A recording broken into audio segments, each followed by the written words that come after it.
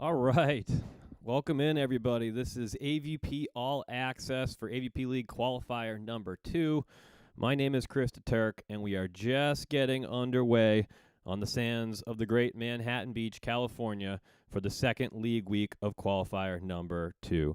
We got eyes on all 4 courts here. Let's take you right away to court number 2, or court number 3. It's Troy Field and Ryan Wilcox taking on Diego Perez and Lev Prima. We are 1-0. Let's head out to court number 3 for the first time today.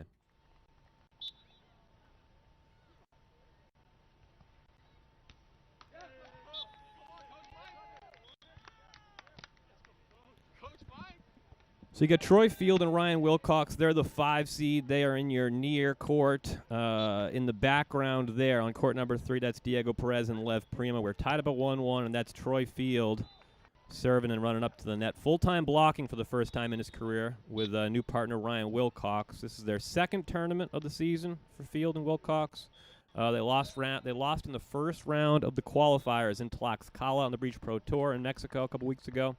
And they lost in the first round of the League Week Qualifier number 1 last week to this very same team. This is the first of 5 rematches in the opening round of 16 on the men's side.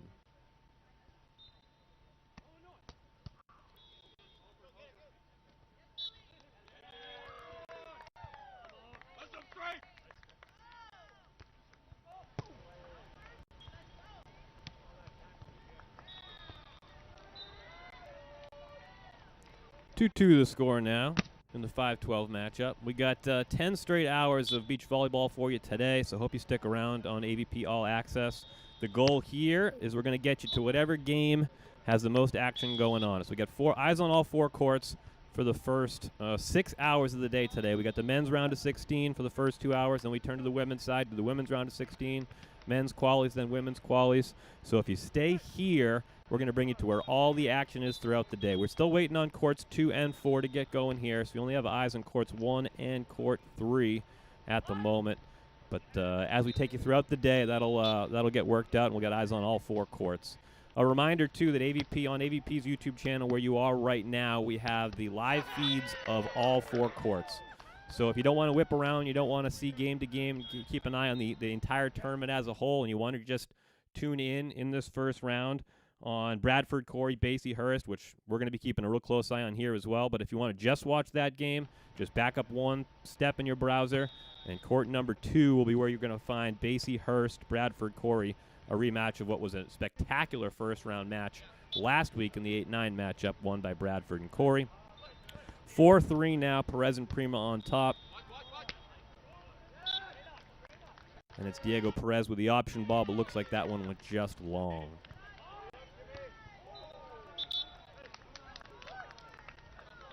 All right, let's move out to court number 1 for the first time here today. It's the 16 seed versus the 1 seed. It is Chase Budinger and Miles Evans, 2024 Olympians. They're in your foreground. Chase on the left, Miles Evans on the right. They are going up against the 16 seed. This was supposed to be Charlie Siragusa and Alex Uckelberg as the 15 seed, but it was an injury sub for Alex Uckelberg. We brought in Jacob Labouliere, the rookie, who has a 15 seed last week, upset the 2-seeded Shock and Shaw. He is now an injury sub for Alex Uckelberg. He's partnered up with Charlie Siragusa. 2 guys listed at 6'9". A lot of height on the other side of the net, but going up against a team in Budinger and Evans that really felt like they would want to be on the top of the podium. This camera feed's getting a little bit choppy right now. So let's head out to court number 2 for the first time. And we get our first look at Basie, Hurst versus Bradford and Cory. Derek Bradford and Evan Cory made a Cinderella run, really, as an 8 seed to the finals last week. Ended up eventually losing to the winners, Paul Lotman and Miles Partain. Congratulations to Paul and Miles. They are in the 2026 AVP League. They won it with a berth last week on a great run through the first league qualifier. But as it were, in this first round matchup, that's Derek Bradford in the blue tank top, serving and running up to the net. In the back row there, in the blue hat, that's the signature hat of Evan Cory. Basie, Hurst, Evan, Cory. Basie and Hurst had a heck of a week as well. Listen to this. So they were at the league qualifier last Saturday morning. Then on Monday, they flew out to Tahiti, entered into a Beach Pro Tour Futures tournament, did Basie and Hurst. then won gold. So they went out and they won gold in Tahiti, flew back, and now they're back out in the sands in Manhattan Beach. And again, yeah, just the physicality winning out for Bradford. He just elevates, finds basically any angle he wants, and essentially makes blockers look.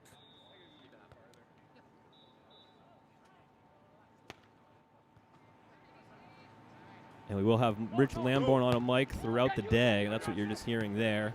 Sounds like he's on court 2 for this opening round matchup. Score is 6 serving 4. Cory Bradford ahead by 2 on our side change. And this is AVP League Qualifier, so we're playing league rules, meaning best 2 of 3 to 15. And that one finds some sideline just underneath the block. Is that Justin Timberlake? No. It's Thomas Hurst. Playing in the. All right, we lost our feed there for a minute, so let's take you back out to court number 2. Almost Peter Panish. Yeah. Let's check in on court number 3 for a minute here. Why don't we? We got a close one, 6-6. First set. That's Troy and Ryan Wilcox in the foreground here. Looks like Troy Field's back to serve now. 6-7.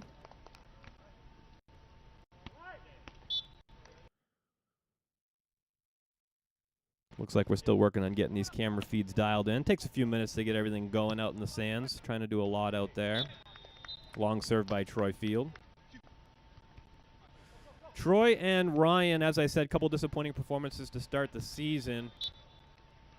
On the other side of the court, Diego Perez and Lev Prima, they ended up with a 5th last week, advanced to the quarterfinals, and then eventually dropped to Baumgren and Drost, who would eventually lose to Bradford and Cory in the semis. All right, we got our first technical timeout there on court number 3. Let's go back to court 1. It's the 1 seed versus the 16 seed, Buttinger Evans, Lobouliere Saragusa. And we are, looks like we are frozen up there as well. Now we're back. Ran into this last week a little bit too. Takes a few minutes for the bandwidth issues to get settled out in the beach there. And we're going to a technical time out there. That's a great opportunity to bring you back in studio here and give you a look at the brackets. So we're going to start here on the left side of your screen. Those are the first 4 matchups of the round of 16 here today in League Week Qualifier number 2. Buttinger Evans, Lobouliere Saragusa, 9-6 at the technical timeout in the first set. Bradford Cory versus Basie and Hurst. That's your 8-9 matchup. And we don't have eyes on a score in that one just yet. In your 5-12 matchup, it's Troy Field and Ryan Wilcox, Diego Perez and Lev Prima. That one just about to come out of the technical timeout in that first set. 8-7 Field and Wilcox on top, looking for really their first good result of this new partnership in the 2026 season. Troy, really a veteran now on the tour and making the transition to full-time blocker, does Troy Field. Sitting at 6'4", but he's got a vertical probably as good, if not better, than anybody else on tour. So while we're talking about him, let's go back to court 3. We're back in action after the technical timeout. First set out on court number 3.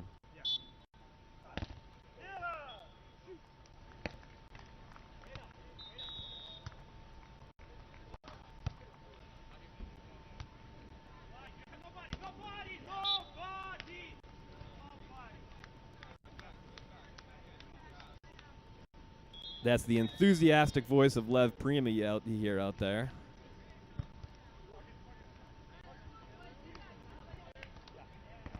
Lev, 8th season on the AVP Tour, took a 2nd in AVP Laguna Beach in 2025. 6'4". Gonna serve and then run up to the net.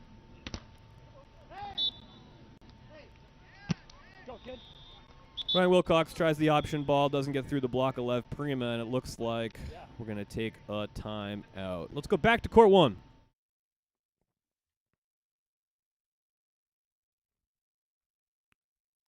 Looks like we're not getting any audio on court 1 yet, so I can do the commentating job for you. 11-6 now, Buttinger and Evans on top. in this first set. Bunninger and Evans, you expected to come out with a vengeance here. A couple of things about Bunninger and Evans. First off, probably a disappointing result for them, taking a 5th as the favorites in week number 1. Secondly, Bunninger and Evans are right now on the entry list for the Beach Pro Tour Elite event in Saquarema, direct into the main draw. That starts next Thursday. So if they can win today, qualify for the league, fly out to Brazil probably Tuesday, skip league qualifier number 3, secure a consistent paycheck through the season, and also get back on the Beach Pro Tour and earn some points. That's the result that Bunninger and Evans are looking for. All right, we finally have eyes on court number 4, so let's go there. It is the 4-seeded Tim Baumgren and Avery Drost coming off a 3rd-place finish last week in league qualifier number 1, the Vets. 38 and 39 years old, respectively. Baumgren and Drost taking on Marcus Carvalhais and Dylan Merrick, the 13 seed. And right now it's Baumgren and Drost on top, 11-8 in that first set. All right, we finally have it, so let's take a look at our first quad box of the day, everybody. First quad box of the day. If you're playing the all-access drinking game, every time you see a quad box, that's a drink, whatever it is, coffee, lemon water, adult beverage, whatever the beverage you're choosing is. When you go quad box, you take a drink. All right, we are in a timeout over on court 1. So let's tune in now on court number 2. Gets both guys to dive, and so Gage cannot recover even on the perfect pass. That'll be a side change, 11-9. Come on. All right, our court feed there is just a little wonky, so let's go back to court number 3. Field and Wilcox on top, 10-9 now. Tail end of the first set.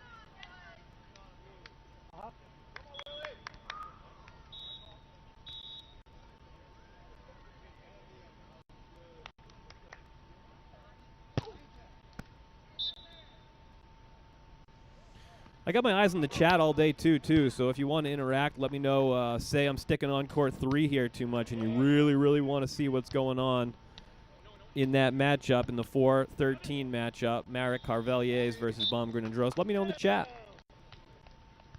It'll be kind of like when you're at the bar and you try to get the bartender to flip to your favorite game. I might be able to do it. I might want to do it. Worth a try. Let me know. 11-9 now. Field and Wilcox.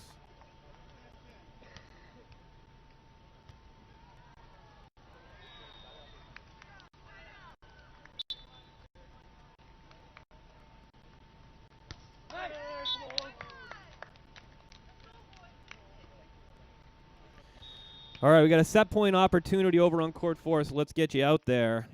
Baumgren and Drost, 14-10, first set point of the day. Opening round of AVP League Qualifier, number 2 on the sands of Manhattan Beach. And Baumgren and Drost looking to take the first set here. It's a jump bump over on 2. Nice little nifty move there. And that staves off the execution on that first set for one more. Back to court 2. Back to within 1.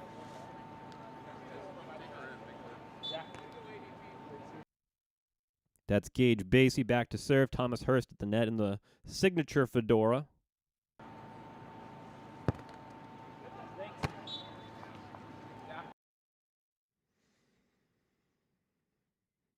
All right, well, let's bring it back in studio then. We got a couple of games getting a little bit laggy here. Getting some delayed feeds. Anyways, let's take a look back at that bracket here because I didn't get a chance to get all the way through it for you. On the right side, coming up here in about half an hour, is the second 4 games of the round of 16. Everybody enamored with their new favorite toy, Andy Benish and Taylor Crab. They skipped League Week Qualifier number 1. They're in for League Week Qualifier number 2 and hoping to make a run all the way to the finals and qualify because they too are on the entry list, although they are in the qualifier as it stands right now in Saquarema. In the 7-10 matchup, Cody Caldwell and Wyatt Harrison going up against Peter Knoll and DJ Klasnick. That's a 7-10 matchup. Caldwell Harrison won that. That's a direct rematch of League Week Qualifier number 1, week number 1. Cook, Miller, Pickett, Schachter, Shockshaw, Lennon, and Mister. Back to court 3. Just in time to see a monster block there by Troy Field. And the score appears to be now 12-13. Field and Wilcox trailing by 1.5. Back to court 2. What a time for it if you're Basie and Hurst. 12-12. Apiece now in the first. Yeah. Thumb? Yeah. That's going to be a miss into the net. Just a little jabby on that one. That's one of those sort of game management type things you hate to see. Just when you put a real point on the scoreboard, you let the other team off the hook with the service error on the follow-up. 13-12 on the side change. Evan and Derek still in the lead.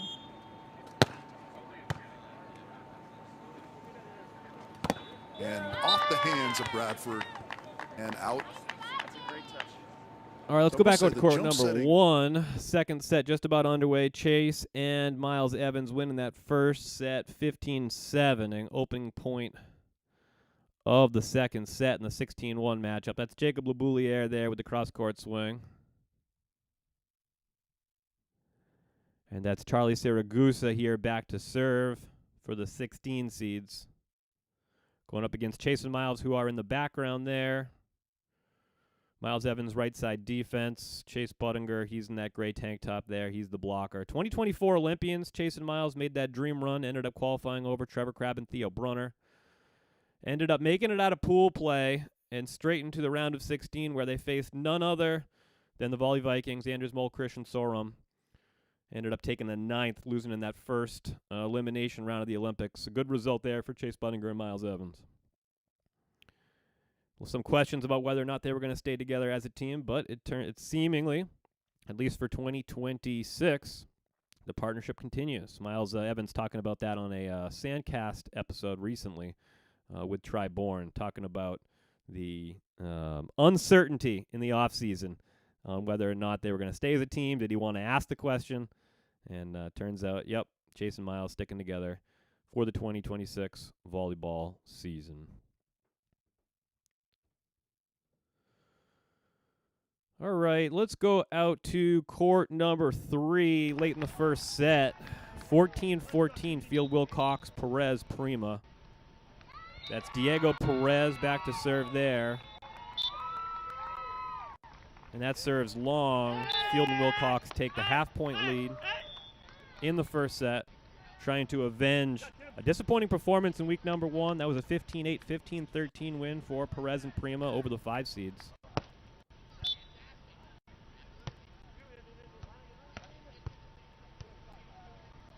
Diego Perez having his best year as a pro last year in 2025. 5 seasons now in the AVP. He took 2/3 in 2025 with a couple of different partners. 15-15 late in this first set. Basie and Hurst ended up taking that first set in the 8-9 matchup over Bradford and Cory 15-13. Little camera issues there, so we weren't able to get you the conclusion of the first set, but we got good eyes on the intermission between the two, and as soon as that one gets back in action, we'll get you back out to court number 2.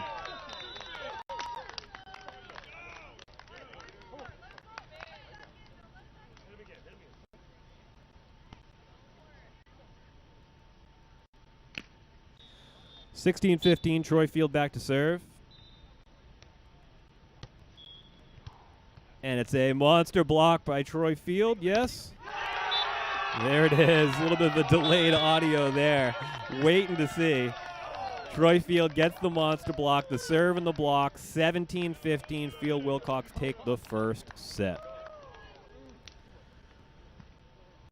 All right, let's go back out to court number 4. Early second set. Baumgren and Jaros winning the first set 15-13. Up 4-3 early in the second set.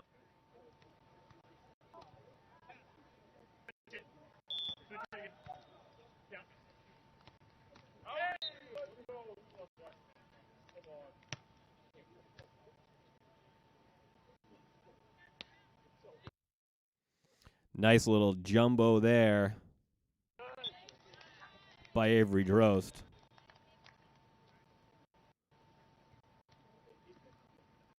Ties it up at 4 apiece. Avery Drost back to serve. That's Tim Baumgren at the net in the background there. Avery Drost back to serve.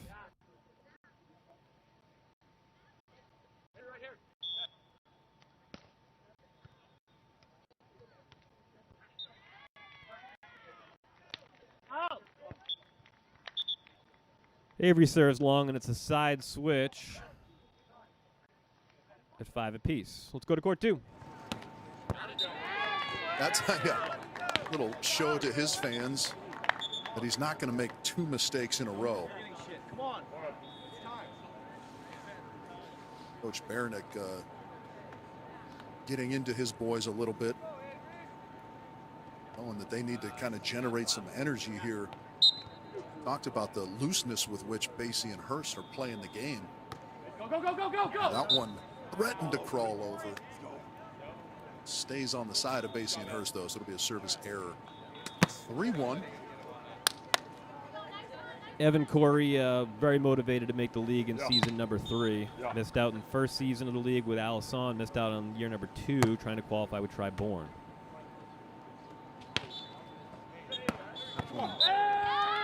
Finding some sideline there for Hurst. Do a nice job spreading the court. Part of the option offense and the jump setting and so forth is to kind of pass balls wide. Get it out to the antenna. Really stress the blocker out as to where the ball's going to come, when the ball's going to come.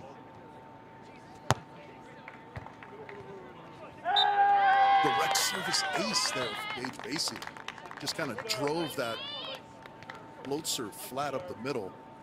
Kind of jumped off of Bradford's arms flat. Didn't catch in the bottom of the tape.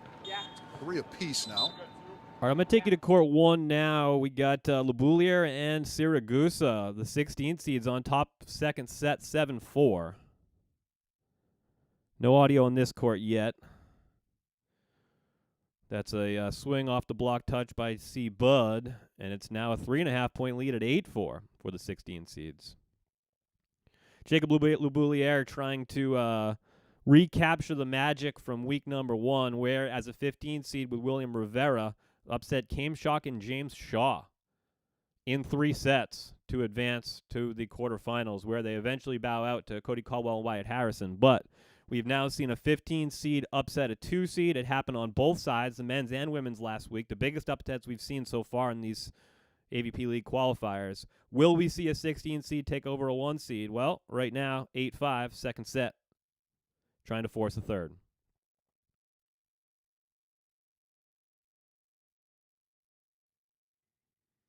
Had to go on the touch off the block was Leboulier. Siragusa doing a great job in a back row for a guy who's probably not often playing defense. A couple of guys listed at 6'9" playing on the same side of the net. A little bit of an overpass there, and blink, and it's a technical timeout, and they've made it 7-8. Let's go to court 3. Nope, let's not go to court 3. Let's bring it back here in studio for a minute. Oh, there we go. We're back in action. 3-2, Perez Prima on top after dropping the first set 17-15 to Field and Wilcox.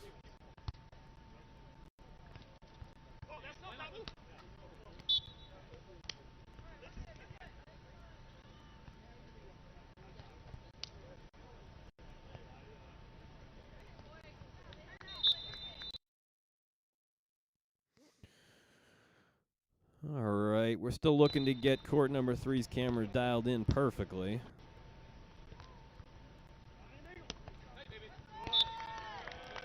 Believe it or not, internet issues on the beach are real. We dealt with this a little bit last week before we eventually got everything dialed in. Not a terrible surprise. Hey, we got eyes on all 4 courts. We're watching volleyball all day long. Who's going to complain, right?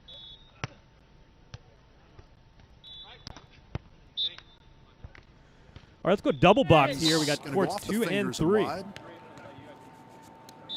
His physicality working the top of the block.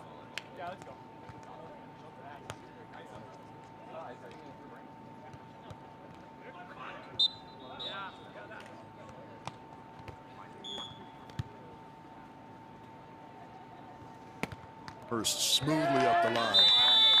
All right, let's stay on courts 2, but let's get you a look at the quad box. To look over across the net at two guys just as calm as could be and having fun out there, and you're grinding to get wins. And that is kind of what Bradford and Cory are facing right now. Basie and Hurst just look like it's any old Saturday out there. Yeah, as I said, Basie and Hurst been playing a lot of volleyball in the last week. League qualifier number 1, flew to Tahiti, won a Beach Pro Tour Futures, flew back to Manhattan Beach for league qualifier number 2. On top, 6-5, Bradford and Cory, the top right side of your screen. 9-8, now 9-9. Evans and Bunniger locked it up at 9 apiece, top left side of your screen. As Evan Cory corrals the jumbo poke there by Thomas Hurst, puts it away. Bottom left of your screen, that's Field Wilcox, Perez Prima. Field Wilcox took the first set, trailing 4-7 second set. Bottom right corner, Baumgren and Drost on top 10-8 second set after taking the first. They're looking to close that one out and be the first team on the men's side to advance to the quarterfinals. Let's take you to that audio. Over on 1, kill. Hurst. Good. Let's dial in on court 4 here. We are late. 11-8. That one did not clear the net, so Baumgren and Drost lead expands to 2.5 points, up 11-8 now. Looks like Avery's back to serve.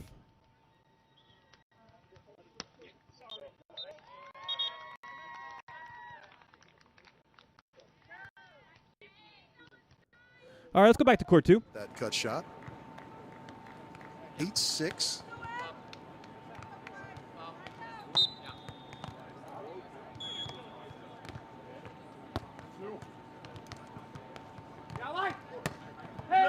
There's a little bit extra heat on that one from Bradford as he goes deep to the corner. That takes us into our technical timeout, but it's Basie and Hurst ahead 8-7. As we move back over to court number 1, 11-10, the 16 seeds on top in the second set. Bunninger and Evans took the first, 15-7. They go at Siragusa. And LeBouliere is able to reach and get to it, to have that reach and those kind of ups. 23 years old, 6'9". Injury sub for Alex Uckelberg with Siragusa. LeBouliere gets second life.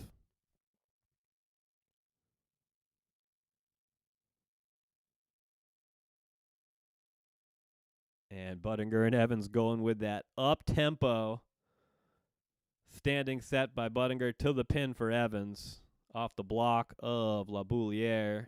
And it's 11-12 now. Olympians trailing by 1 after taking the first.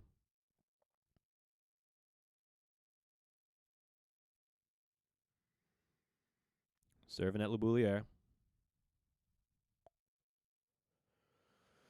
LeBouliere, you got to give it to him in the comments this past week complaining about why LeBouliere and William Rivera were outside. They missed the cut line as far as making it into the 16-team league qualifier number 2.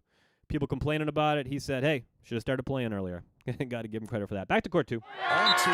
Great ball control on the side of Basie and Hurst. Now, the over-the-shoulder perfect pass set. Gage Basie there, really impressive. Again, the calmness with which this duo is operating has to be a little bit obnoxious when you're trying to grind your way back. You can't rattle your opponents. Let's go, baby. Yeah. Yeah. Got line. Hey, come on.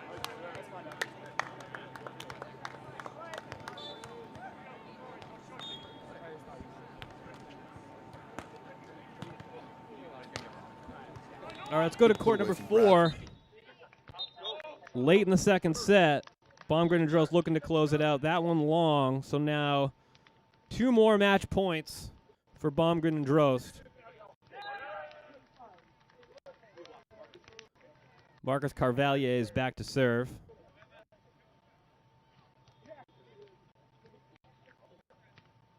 the Brazilian. One of, I think, 7 nations represented in AVP League Qualifier number 2. We had 8 week 1.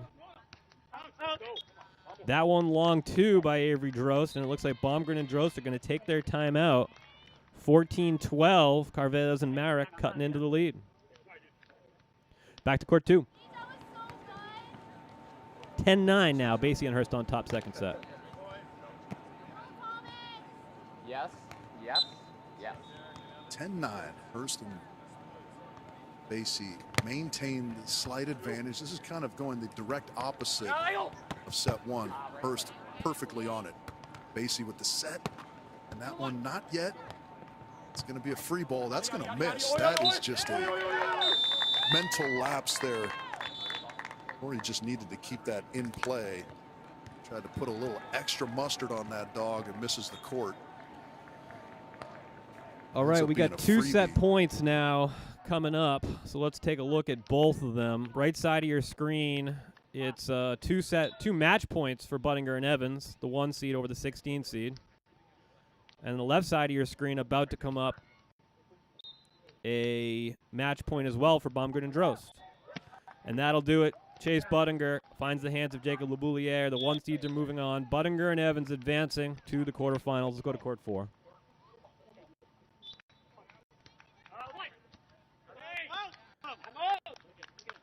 Tim Baumgren a chance to swing for the win. That one's wide.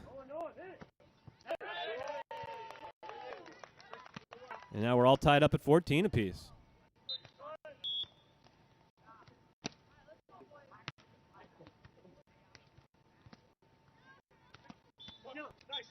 And there's the swing that he was hoping for about 2 minutes or 30 seconds ago by Tim Baumgren. That one does find sand. About 2 feet inside the line that time. He's not messing around. And Baumgren and Drost have a 3rd match point.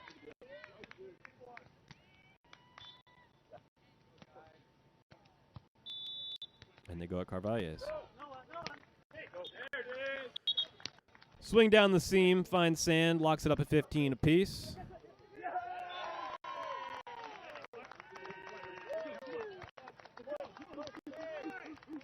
We'll stick here on court 4.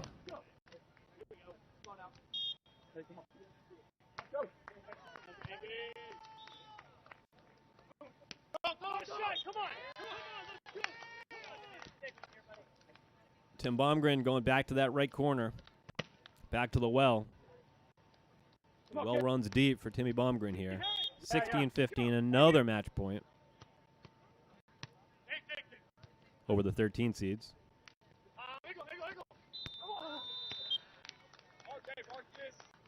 And they stave off another match point, 16 up. Let's look on court 2 real quick. At least for set 2 here, as it is 11-all. Bradford and Cory trying to stay alive. Cory have leveled the score. Still some work to do, though, as they need this set. Back to court 4. 16 apiece. Dylan.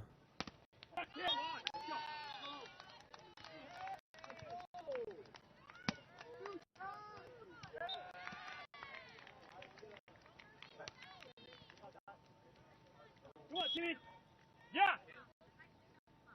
Yeah. 17-16, another match point. That one scooped by Avery. Hit the pin on the way by. 17 up.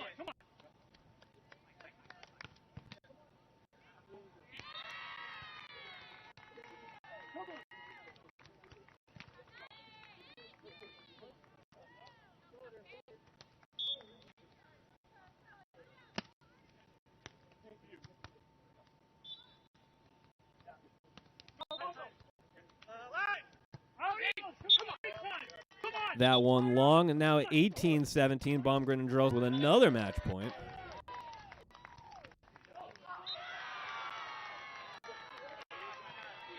And we have another match point opportunity now over on court 2. Basie and Hurst, 14-11 on Bradford and Cory. Let's take you there right now. Finalists, the 2 seeds The very physical Evan Cory and Derek Bradford, who were right on the precipice of qualification last week, and now look to have to go into week 3 perhaps with everything on the line for them as far as qualification for the league. An amazing turn of events here, and you have to credit just the consistent and calm play of Basie and Hurst, but not done just yet. 2 shots at it here. That does find the middle of the court, so an ace serve. Evan Cory, what a time for it.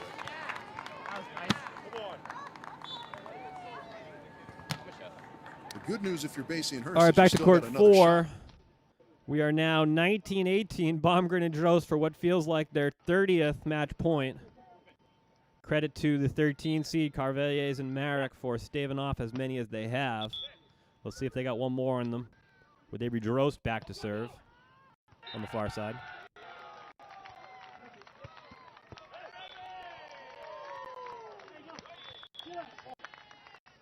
And stave off another match point they do. 19 apiece. Let's go back to court 2. They give up 2 sort of loose plays in reception. Credit the good serving of Cory.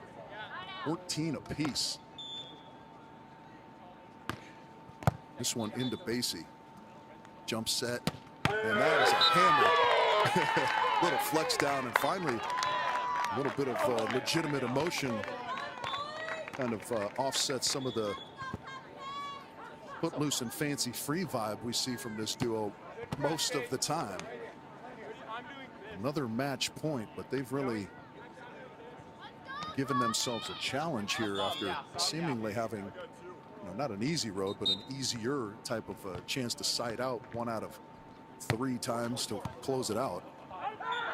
Cory. That one hard up the middle. Hurst gets a hand on it, but it is a put away, and we're at 15 apiece. Just a quick update over on court number 3. Perez and Prima did win that second set, so we're going 3 over on court 3, back to court 2. Desperation moments ago if you're Bradford and Cory. Now you feel like you've got a fighting chance. Again into Hurst. That one tight again. And there it is. Bradford with the swat, and again Hurst looking sort of uncharacteristically just kind of soft in his attack there, tentative perhaps. And that is not how they got themselves to the position they were in set number 2. They just kind of let off the throttle, and now a set point to push it to a 3rd for Cory and Bradford.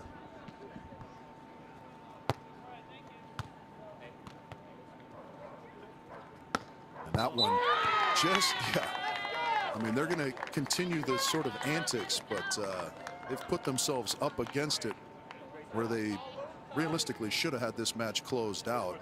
And that one sort of fortunate to wiggle past the right hand of Derek Bradford. 16 apiece. This has been the better of the rotations for Basie and Hurst. Basie in the back court, serving, running around, scooping. Goes up the middle again to Bradford. And how about the block?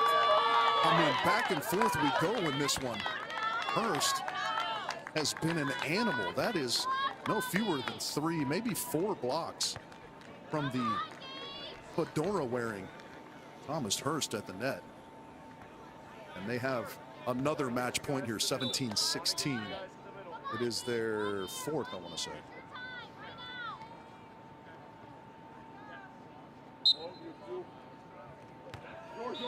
This one's going to go into Cory. He'll be out wide. Come on. What did I tell you? Basie was sliding over there, but Cory had enough pace on that to beat the moving defender. 17s.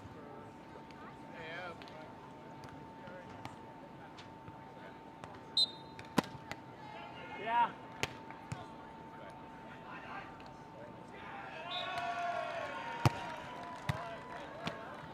First again, out wide. And that one had some pop on it. There's the aggressiveness that you want to see. And we'll stick here, just a quick update over on court number 4. It was a 2-set victory. Ended up being 21-19 for Baumgren and Drost over Marcus Carvalhes and Dylan Marek. Baumgren and Drost for the second straight week, moving on to the quarterfinals. Back to court 2. And Rich? Number 5 here.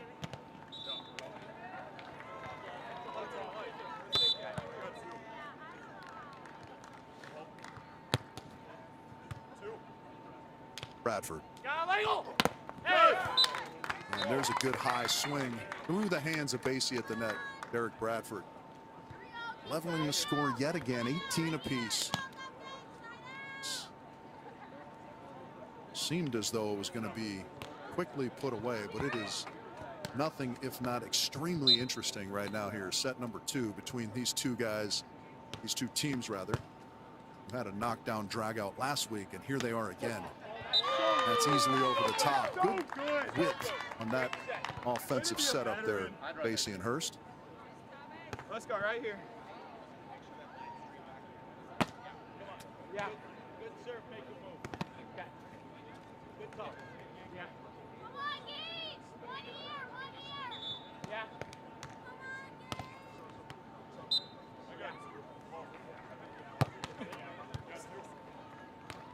Bradford. Hey, that one's wide. Oh, little touch. The way you can clearly tell that that was touched is that would have been the match, and even the subdued Basie and Hurst would have celebrated a little more than that. 19 apiece, Cory. Deep floater this time. Getting into Hurst. That one's close. Good recycle. Jump set. That's going to come over. I like the handset right out of the gate. And that is just a nice look at kind of the modern game of beach volleyball. Basie and Hurst executing beautifully. A little bit tight on the first one, but a good smart choice. Kind of recycle it into the block, reset the offense. Pays off there. They get to match point number 6 here. 2019. And it'll be Hurst.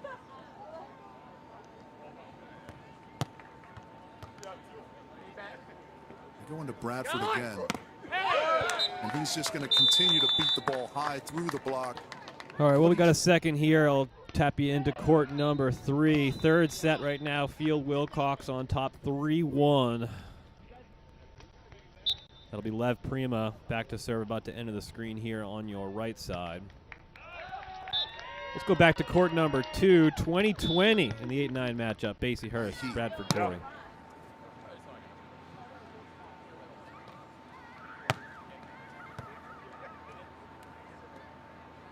This time into Basie. That one wiggles off the left arm.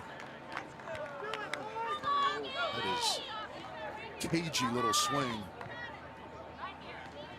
Maybe a gagey little swing by Basie.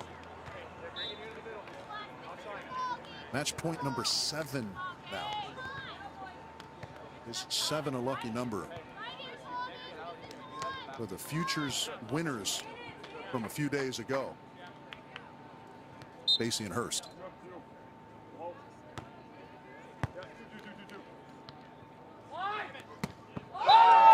That is another excellent step in. Pass was a little errant. Great set from Cory. And Bradford with the put away. That's kind of the only thing missing right now for Basie and Hurst is service pressure. They're obviously trying to make Bradford and Cory earn it.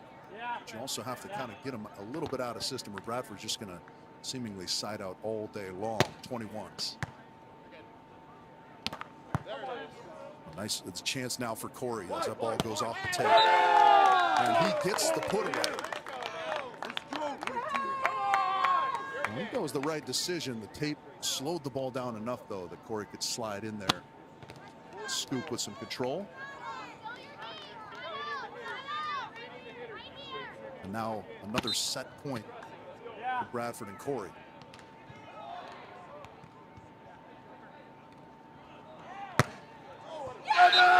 And he finds the corner with the ace. So we will see a third in this match.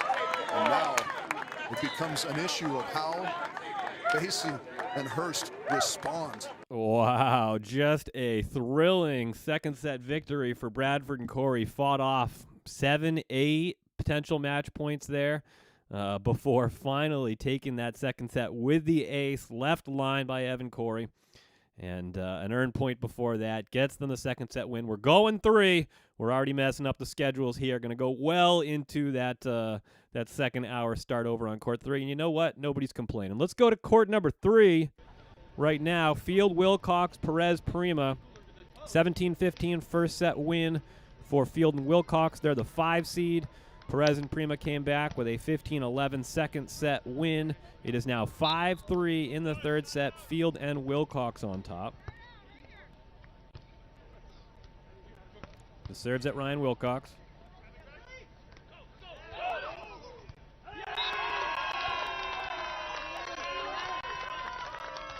And that's an enthusiastic Troy Field talking through the net there. You got to assume, knowing Troy, that that's a good-natured flex and talk through the net.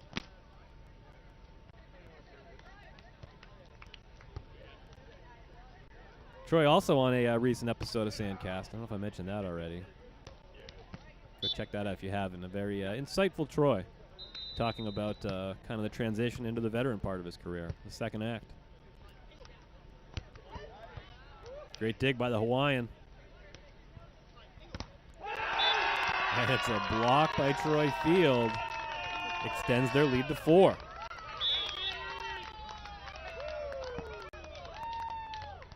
Three matches down of the first 4 in the men's round of 16. 4 more to go.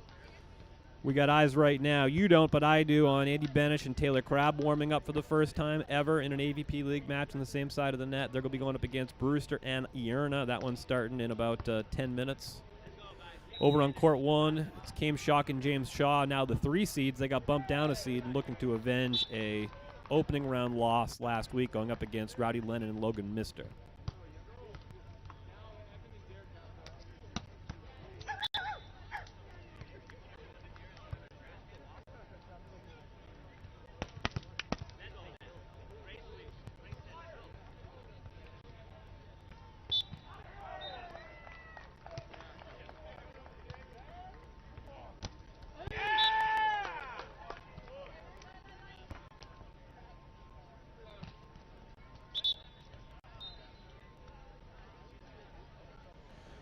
And we go into our technical timeout. Looks like a team timeout there. Probably Field and Wilcox trying to stave it off. So let's get you back in studio here as we take a look at the men's bracket. Got to fill that out for you. Buttinger and Evans moving on to the quarterfinals.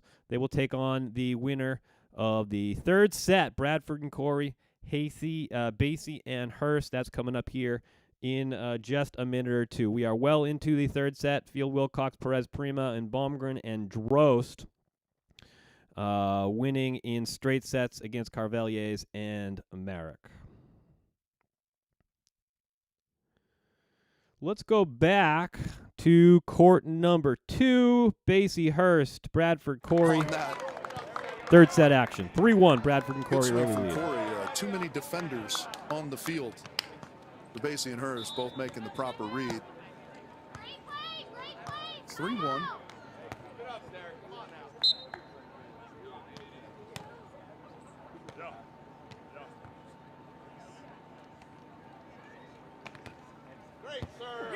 That was a great serve. You could see that thing dancing and diving. And now a 4-1 lead for Cory and Bradford. They are understandably rejuvenated here. Brought back to life late in the second from the service line. And they have taken the momentum and rolled.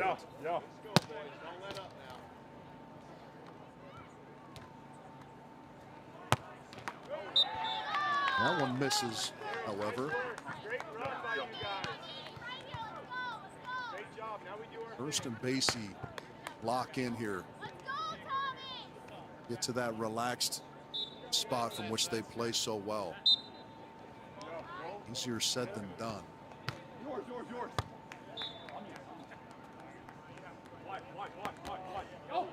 That And swatted. Oh, boy. Hurst a little overzealous there. Had a freebie in his hands and just got a little too excited. Followed through into the net. So off the hook. Just like we drew it up. All right, let's dial into both courts. Both tight and late here. Left side of your screen, Basie, Hurst, Bradford, Cory. 5-2 Bradford, Cory with the lead there. Right side of your screen, it's a 7-7. All tied up at sevens, third set. Diego Perez serving there at Troy Field. Cory gets a hand on it, but can't quite control. That's kind of the first successful jumbo we've seen from Hurst. He's gone to it a couple times. Now we got a timeout over on court 3, so let's dial in on court 2.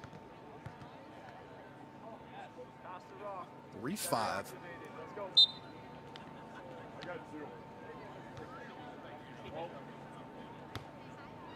Hey! That one's going to sail long.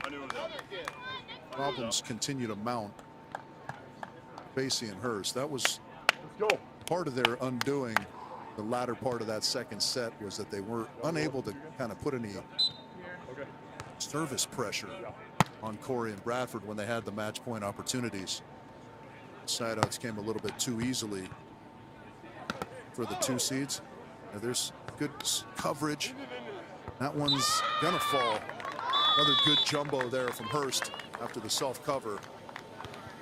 Yeah, and their demeanor is visibly different here, understandably, but something they need to address if they want to get back into this third set. Just trailing by 2.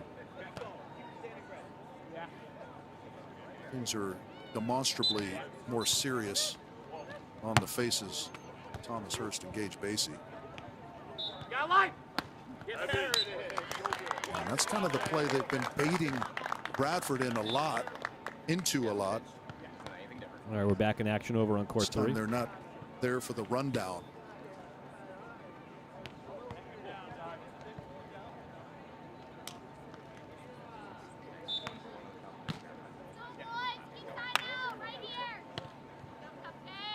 You're listening here to court 2. Rich Lamborn on the mic. International sensation and talent, Rich Lamborn. Cory to serve.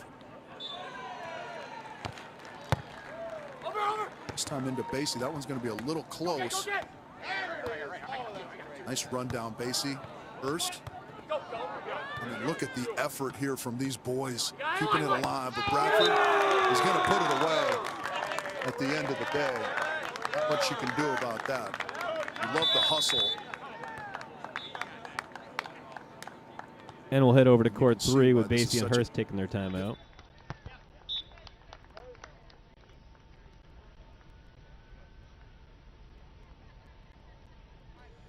All tied up at 9, third set now in the 5-12 matchup. Troy Field, Ryan Wilcox, Lev Prima, Diego Perez. Diego Perez and Lev Prima won last week in this exact matchup in the first round. Recycle off the block, Wilcox with the cutty.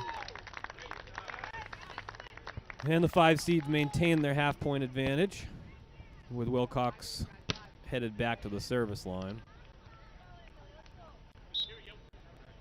2 games down, 2 to go here in the first 4, men's round of 16.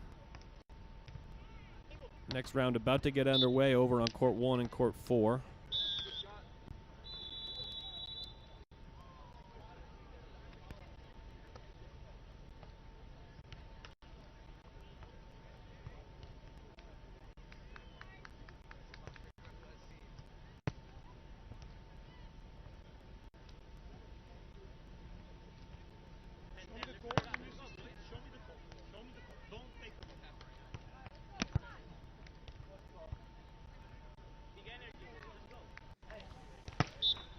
All right, let's dial back in on both as we're coming out of the timeout over on court 2.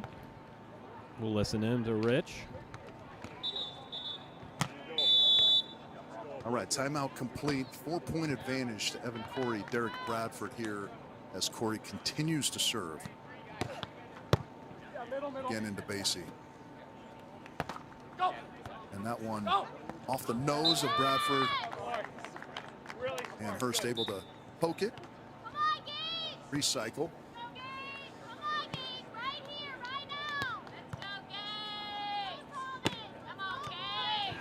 distinctively different vibe to this third set right now. Bradford and Cory look remarkably comfortable in their game.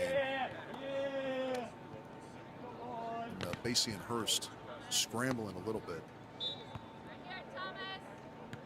When things are rolling your way, you love the relaxed, fun vibe on the side of your court, but when things tighten up, it's hard to stay consistent with that. That's kind of where we're at right now. Bradford, the smooth roll deep. Lots of head scratching going on right now for Basie and Hurst.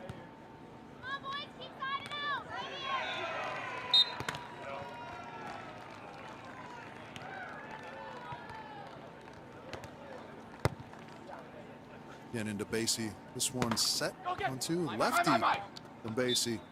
Bradford able to knock it back over the net and get the stop on the line. Great recovery. In my opinion, that's where he is at his best.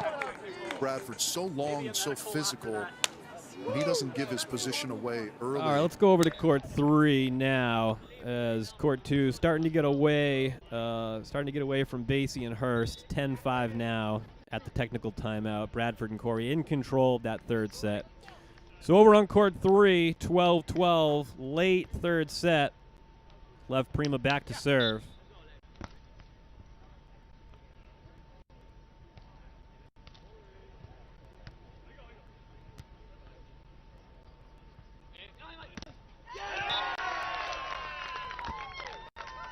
And Ryan Wilcox swings through the block of Lev Prima, trickles down to the sand, and it's now 13-12. Field and Wilcox maintaining that half-point lead advantage they've had now for 5, 6, 7 points.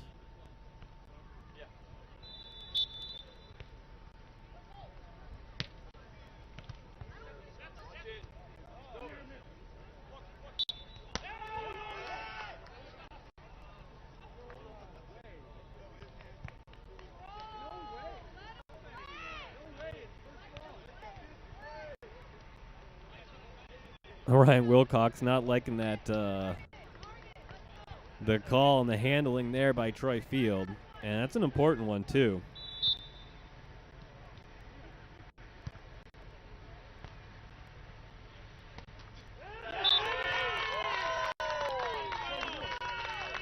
Maybe a ball don't lie situation there for Ryan Wilcox, as Field and Wilcox, the 5 seeds looking to avenge the loss last week, now have their first match point. A win gets them to the quarterfinals. And a date with Tim Baumgren and Avery Drost here in about an hour and a half. And that's what it'll be. Troy Field and Ryan Wilcox. Troy ended the first set on a monster block. Troy ends the last set on a monster block. Field and Wilcox moving on. As I said, they'll take on Tim Baumgren and Avery Drost in the quarterfinals here in about an hour and a half. Let's go back to court 2, the final of the first 4, men's round of 16. Back to Rich. In round 2. That one's going to just miss long. First miss in a long time.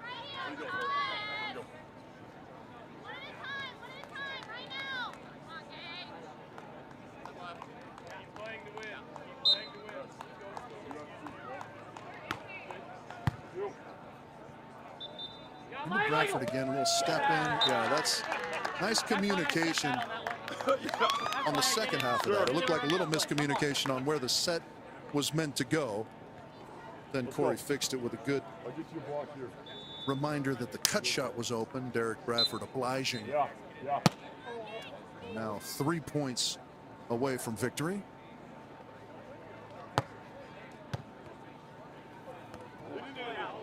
Oh, nice little soft shot. Basie's gonna playfully talk a little trash there. Hard to do when you trail by 4. 8-12 on the side change. Let's do it.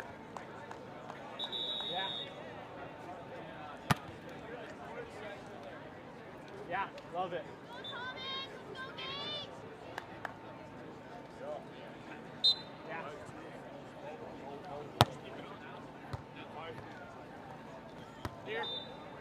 Pick up here, Basie. Oh, The one-arm Kong block attempt from Cory. He almost took one to the jugular. Come on.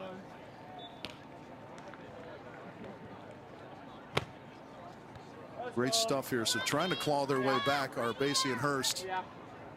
Madison McKibben can't believe that there's already this much excitement this early in the morning. And oh, here we go. So the ace serve, and will we see a timeout? Not just yet. To within 2 now. Basie and Hurst. And will this turn into who's going to give it away more? Bradford. Yes. That one easily over the top into the cross court. So they stop the bleeding and still have a 3-point advantage. At the conclusion of this match, we'll immediately go over to court number 4, where we have Andy Benish and Taylor Crab. And their first appearance in league qualification. That'll be on court number 4 if you want to switch over with us. Streaming all 4 courts all day long today. That one easily picked up Evan Cory. Chance to get it to match point, and he does as he gets the ball through the arms of Gage Basie at the net. 4 match points now for Bradford and Cory. Come on, one here. Yeah.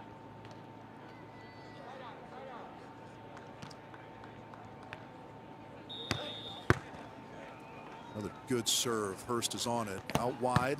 Yours again, yours again. Cory with the dig.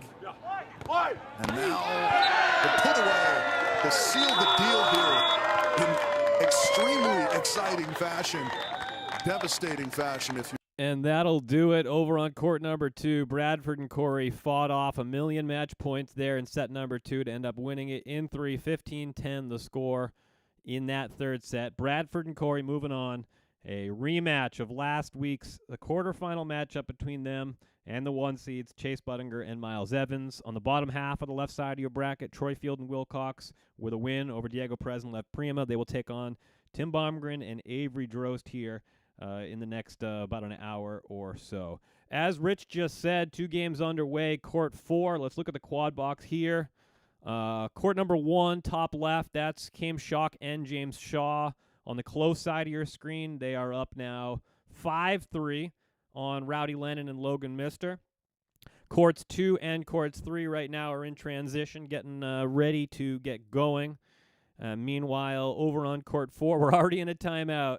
Tim Brewster and Ryan Ierna, the 15 seeds, taking on the darlings right now of American USA Beach Volleyball and Andy Benish and Taylor Crab. I put something up on an Instagram story or an Instagram post this week on who do you think's going to take the whole thing, and a commanding like 80+% of the respondents are picking Andy Benish and Taylor Crab to not only win this match but to win the whole thing. Let's dial in on court number 4 for the first time. Let's Taylor Crab the Bug back to serve with his new partner, Andy Benish. All right, so it's a fantastic start. Crab and Benish 4-0 over Ierna Brewster, and there's point number 1. Brewster and Ierna as we switch sides. Some questionable gentlemen in the boxes for both of these teams. Kidding, of course. We got the legend Superman Sean Rosenthal with Crabby and Benish, and Enrique Bello working with Ryan. Oh, that finds the sideline. So Brewster with a dart up the line, hitting the ace on Taylor Crab's right side.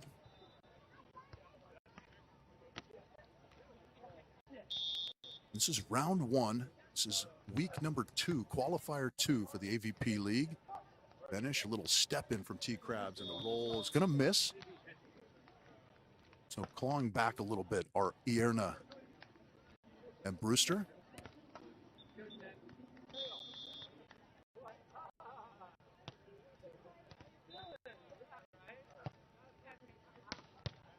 Oh, hammer, nice dig. Timmy Brewster goes over the net, the handset. And little soft touch from T. Crabs. Yeah, that is one of the many things that makes this team of Benish and Crab difficult. They both control the ball so well. You see the hand-setting prowess from big Andy Benish, allowing things like that free ball pass overhand just to set up that transition offense. Into Ierna. Sneaks that one off the left hand of Benish, who was in position. Just better angle from Ierna that time.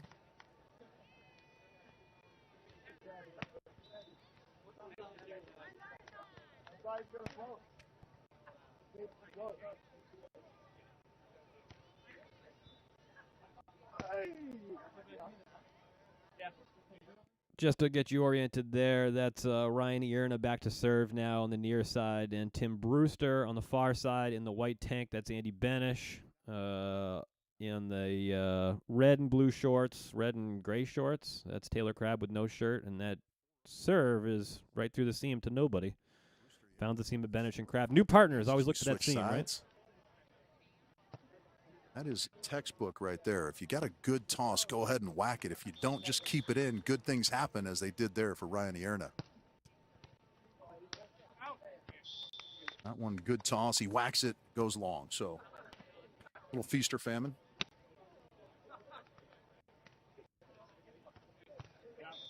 T. Crabs with maybe the worst tan I've ever seen him have. He's on coaching duties up at St. Mary's. His team doing well up there on the beach. Nice little roll shot there from Ierna around the right side. Hasn't been able to spend his typical time in the sun training. So the Islander can't return home until he sorts that situation out.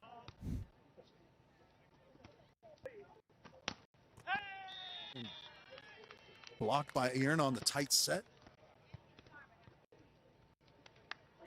And Brewster and Ierna nudge in front.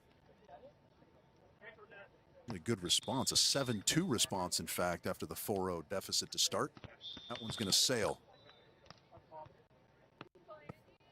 Struggling just a touch to keep consecutive serves on their opponents.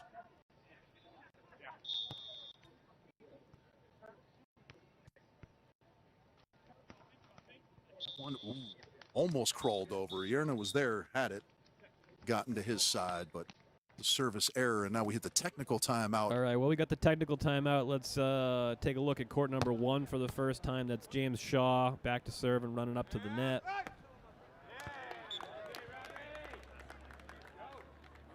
And that's Rowdy Lennon with the high jumbo line shot to the corner. Shaw up now 10-7 first set. Of course, Shaw were the 2 seeds last week.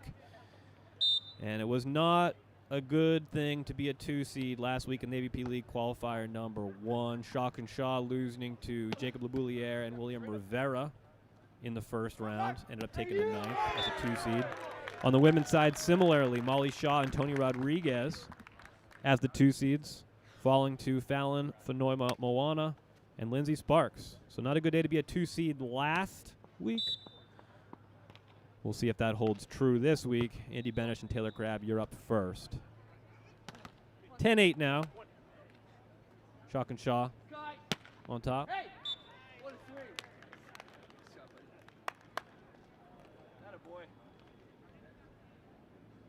James Shaw, first year in the league was 2025. Played on the Miami Mayhem with Cam Shock. Went 3-on-3 on the season. They ended up losing in the semis. Of course, Cam Shock's been doing it for a long time. 39 years old, 6'5". An Olympian for Canada in 2016 in Rio.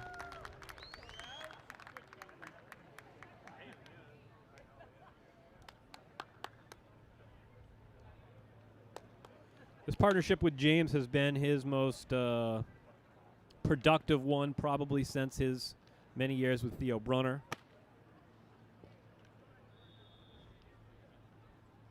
James Shaw, the up-and-coming blocker, 6'8", 32 years old. I guess at 32, you're not up-and-coming anymore, you're here.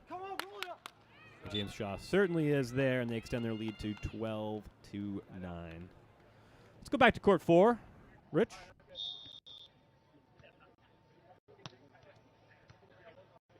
Brewster trying that dart up the line again. This time Crabby's on it. And a little pace in the cross court from the bug.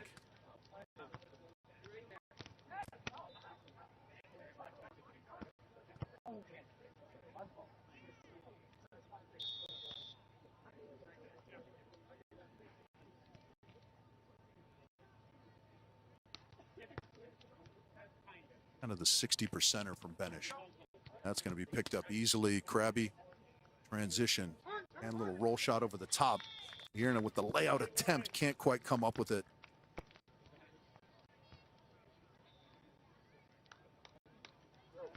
That's one of the question marks for me with this team of Benish and Crab is to what level do they apply service pressure? We know Benish has that great jump serve. Crabby's capable of it, but at times he's sort of risk averse, just kind of, you know, trusting his block and defense and making his opponent's play, which is good. Yeah, that's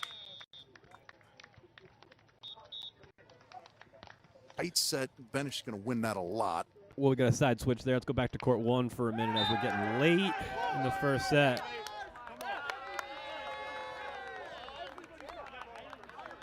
And Shock and Shaw are not happy about a call. I missed what they're not happy about. See if we can listen in. No, it was not, Rowdy. Not at all, man. Oh, all hit the antenna. That's really good. It's like the biggest touch of the antenna. Watch it. I have no idea. Give them the judgment call on the opposite side. All right, here we go. Looks like Len and Mister are going to get the call. Some sort of block touch antenna situation. Best I can interpret from the communication going there. Believe it or not, one team thinks one thing, the other team thinks the opposite. Who would have thought? And James Shaw's going to do what everybody does and use that as a ball don't lie situation.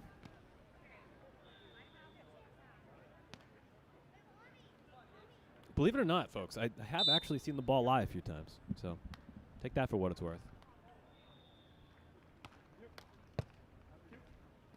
Get that out! Get that out! Let's go! And we're fired up now on court number one. Let's turn this crowd mic up here a bit. See if we can hear a little more of this chatter. James Shaw's fired up. We've seen that before.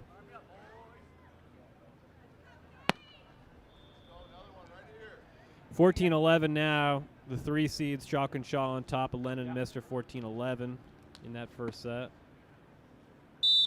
We're getting late on court number 4, too. Nice little cutty there. Let's go double box and tune into Rich over on court 4. That's on the left side of your screen. Benish Crab up 13-11. Again, around to the right side goes Yerna.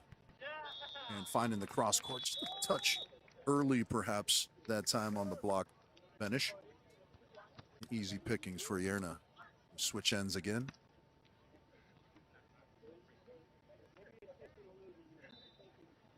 And we are just about to get underway, too, on court number 2. That's Pickett and Schachter, the Canadians, versus Cook and Miller. We'll get you out there as soon as that one gets underway. This is round 1. Again, that bad toss. He got an ace on that one before. Tries to flatten it out for another float serve and just misses the mark this time. Lennon and Mister now fought off 2 set points on the right side of your screen. A couple set points here to Benish and Crab. One into Brewster. Going to be out wide. And Cam Shock gets it done to close the first set, 15-11. Sorry, Rich, we'll go back to you. Keep them for 1. Still a set point to Crab Benish. Brewster find another dart up the sideline, or does he go somewhere else? Goes deep into Benish, who will go around to the right side. This one's a little bit off. That rattles his. All right, first set goes to Benish and Crab. Let's pull back here a little bit. We'll get you a look at all 4 courts for the first time. We got Caldwell, Harrison, Knoll, Klasnick getting underway. Bottom left corner of your screen. Let's dial in on that. And we'll get our first look at court number 3. Second game's men's round of 16.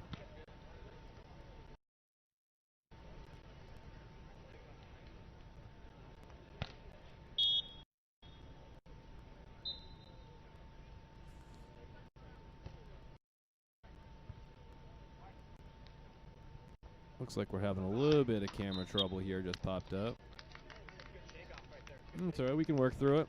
Let's get you back to the brackets here for a minute while we get our feeds going again. Buttinger and Evans, Bradford and Cory, both winners. They will match up in the quarterfinals here a few minutes from now. Field and Wilcox beating Diego Perez and Lev Prima. They will face off against Tim Baumgren and Avery Drost. On the right side of your screen is the second 4 matches in the men's round of 16, all now underway. And I am watching everything get reset from California here, and we'll get you back out to the courts here in just a minute. But we are just about to get underway on 2 of the courts. That's Cody Caldwell and Wyatt Harrison in your 7-10 matchup. Caldwell and Harrison taking a 3rd in week number 1. Good to see Cody back out in the sand after injury slowed him down a little bit in 2025. Wyatt Harrison playing in the league last season on the Austin Aces in 2025 with Avery Drost. Went 0-8 in the league. Wyatt looking to get back in the league and get back to a winning way is Wyatt Harrison. They're going up against Peter Cano and DJ Klasnick, the 10 seed. DJ been playing in the league for quite a while here. He's played on the Beach Pro Tour for 10 seasons, played for Serbia, Mr. Skyball, at least the AVP's version of Mr. Skyball at the moment. Of course, nobody's going to take that from Adrian Karambula. And then on the bottom corner of your screen, Sean Cook and Brian Miller. They played in this league in 2025, the Brooklyn Blaze. Sean's been in the league both years, played with Cody Caldwell in 2024, played with Brian Miller in 2025. They went 1-7 last season. Cook and Miller looking to qualify again. They lost in the first round, took a 9th last week to the team they're playing right now, Johnny Pickett and Sam Schachter, the Canadians. Sam Schachter, 2-time Olympian for Canada on the beach, played with Dan Deering most recently in 2024 in Paris. And Johnny Pickett, his partner now, the youngster, 24 years old, 6'5". These two did play in AVP Huntington Beach last year, the single-elimination tournament. They took a 9th, did Pickett and Schachter.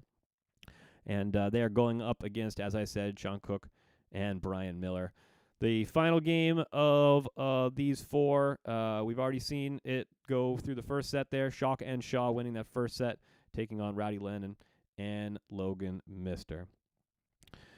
All right, let's dial in now to court number 4, and we'll listen to Rich. Cover from Benish there. And that one sneaks in between the arms of Irna, and the net was just a tad away from the standard. Apologies, a little bit of buffering going on. Coach here Rosenthal lamenting how frequently he's got to change sides as we switch on multiples of 5. A lot of walking for the retired legend. Tell you what, let's take it back to the graphics here as I show you what's coming up on the women's side while we wait for these feeds to buffer out. Coming up here in about 40 minutes, the first 4 games of the women's round of 16. Your 1 seeds, Kelly Cheng and Megan Kraft. Everybody had them winning the whole thing in week number 1. Not to be. Betsy Flint, after a year off for the birth of her second kid, partners up with Kylie DeBerg, and a combination of service pressure, of course, Betsy Flint, multiple-time AVP best server, and some pressure at the net by Kylie DeBerg, employing that option ball effectively were Betsy and Kylie, and able to get the 3-set win over Kelly and Megan, and force Kelly and Megan back out onto the beach here, trying to qualify for week number 2 for the league. And as I said with Andy Benish and Taylor Crab, they were your overwhelming favorites from the public to win week number 2. Kelly and Megan, the same on the women's side. Going up against 2-time Olympian Tina Gradina. Funny to see her as a 16 seed, but they're a wild card draw into the qualifiers here, partnered with the Nebraska Middle. University of Nebraska played for the Omaha Supernovas. 1 season there. The indoor convert out to the beach. Not sure if it's full-time. I think it might be. And at least for 2 weeks now, partnered up with one of the greats of beach volleyball, Tina Gradina, 28 years old, 6'0", and Lauren Stivers at the net, 27, 6'4". Looking like we're starting to get some of our video issues worked out, so let's test that. Why don't we? As soon as we test it, we're gonna know. Let's go to court 4 and see if we can dial back into Rich. In real time, if it was going to land in or not. It's always better to play that than let it go and watch it land on the sideline.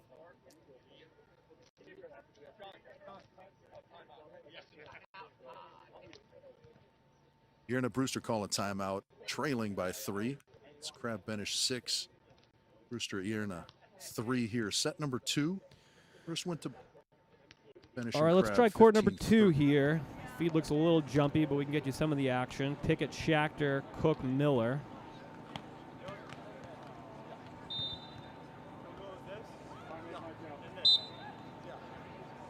Don't know that score can be right. See if I can get you a score in that one.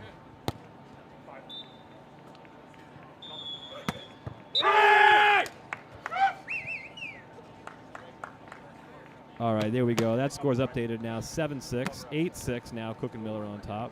As I said, Cook and Miller dropped last week to Pickett and Schachter, the Canadians, in straight sets.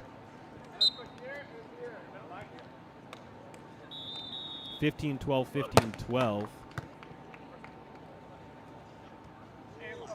Sean posting on social media about the challenge of these sets to 15 and the single elim really forces you to get out of the gate early. And we are in a timeout there. Let's go back to Rich on court 4. Again, Ierna's really good with that kind of no-looky sizzle.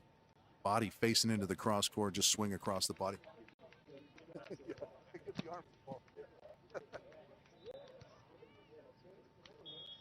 Second set action. Benish and Switch Crab ends, took the 4 first. looking at 6.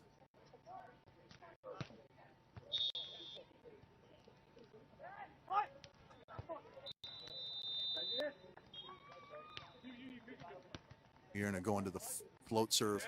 Yeah.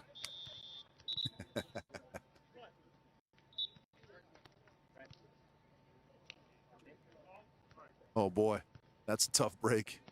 If you're Ierna and Brewster, a little inadvertent whistle stops that action.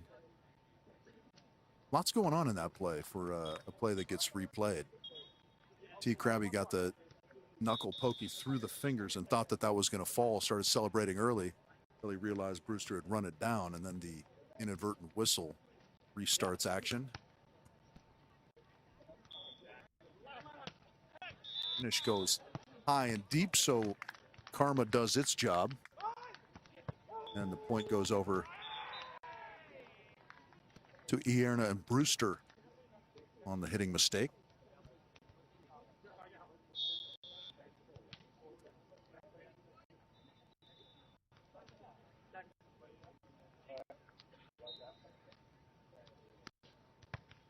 Ierna, that one's going to go over the net. Keep play alive. And Brewster with the put away from the body. It's a nice response here. 6 apiece.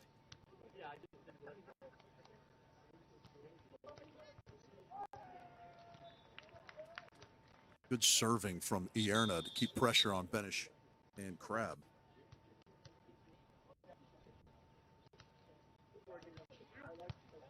This one hard into, oh, how about that? It's alive, but it's wide.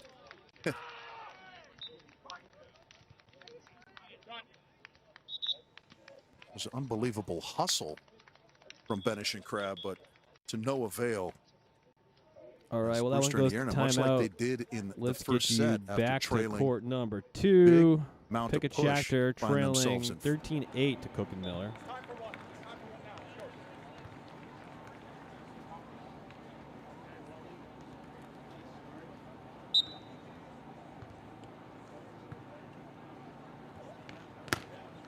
Let's go. Come on, come on. Yeah, let's go. Come on, Johnny, right here.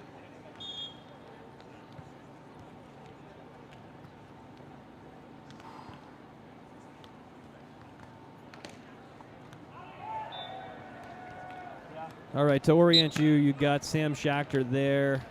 Going to play some defense. Johnny Pickett back to serve, trailing 9-10. Johnny Pickett's going to run up to the net. And it's an overpass by Brian Miller. And Brian Miller's fired up on that one. 11-9. Cook and Miller extend their lead to 1.5 points.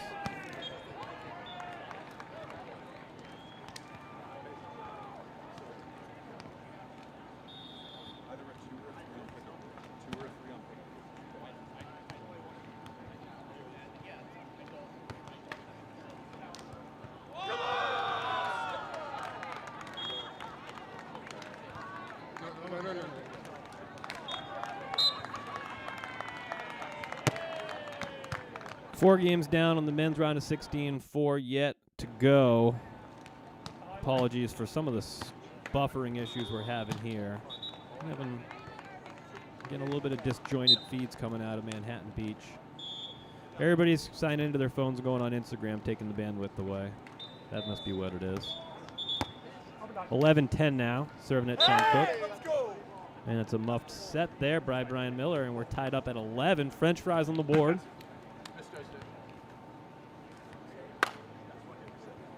Copyright Kevin Barnett, copyright Rich Lamborn, copyright Mark Sherman, the great Mark Sherman.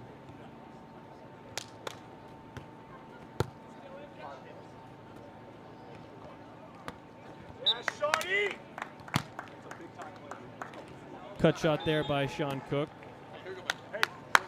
And Cook and Miller hold on to a half-point advantage. Getting into the business end of the second set over in court 1. Let's head out there.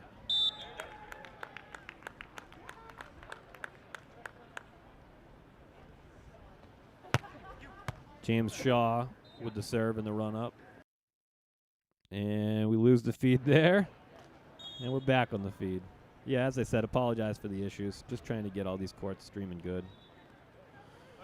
I have the ability here to pop around to the games that the best feeds come, so if you stick with me, you're guaranteed to get the eyes on the best court.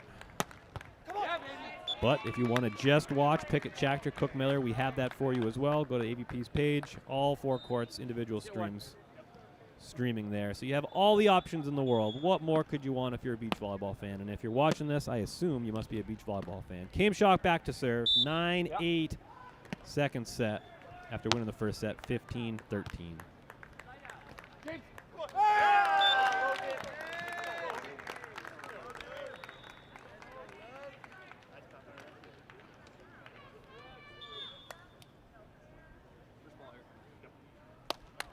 9-9 now, second set.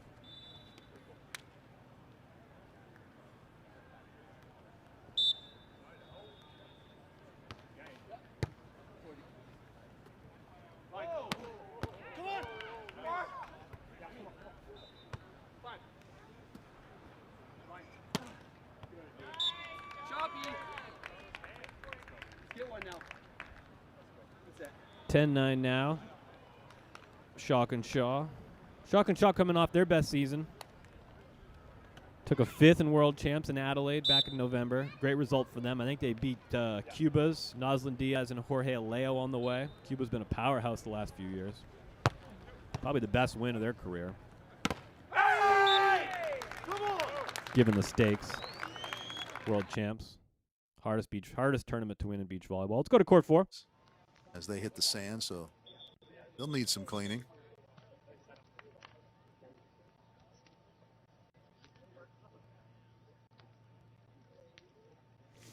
Let's go to court 2, actually. We're in the business end of the first set. Pickett, Schachter trailing Cook and Miller. First set point for Cook and Miller, and they got a swing for it. Yeah! Let's go. And the block of Johnny Pickett. No, apologies. Had it flipped around. That was a Canada swing. Hit the block out, and we're tied up at 14. Again, Pickett Schachter won this first matchup, the same 2 teams last week. That was in straight sets. 15-12, 15-12. Serving at Brian Miller, the jump set by Sean Cook. And Cook and Miller retain that half-point lead.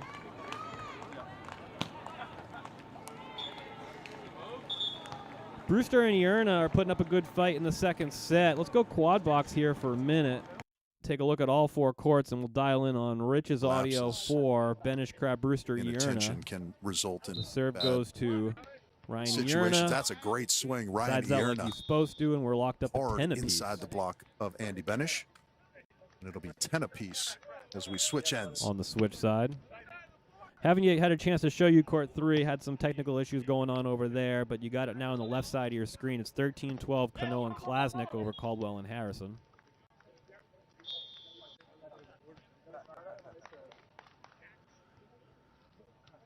All right, back to court 2 for the tail end of the first set.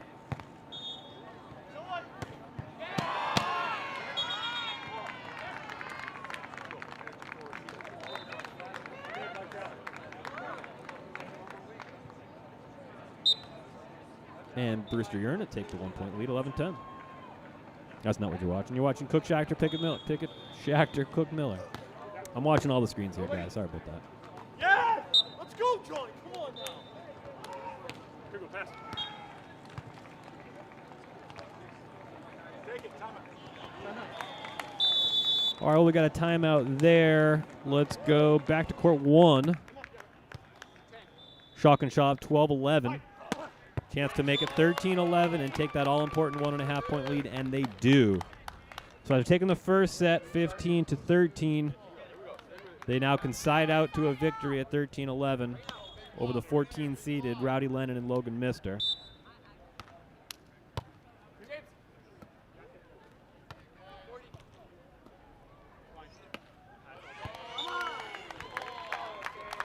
And it's that Came Shock high line that brings them to their first of 3 match points. The 3-seeded Shock and Shaw looking to rewrite the story of an early first-round exit last week. They're now 1 point away from a trip to the quarterfinals in AVP League Qualifier number 2.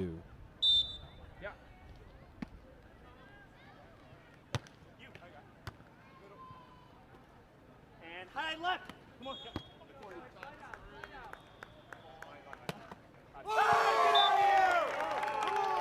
Big block there. Staves off the first match point. Let's go out to court 4. First, they're looking to close 12-12 this late. opening round out in 2. Timmy and Ryan looking to extend it to a third as Ryan goes around to the right side. Peter, Crab can't quite control it.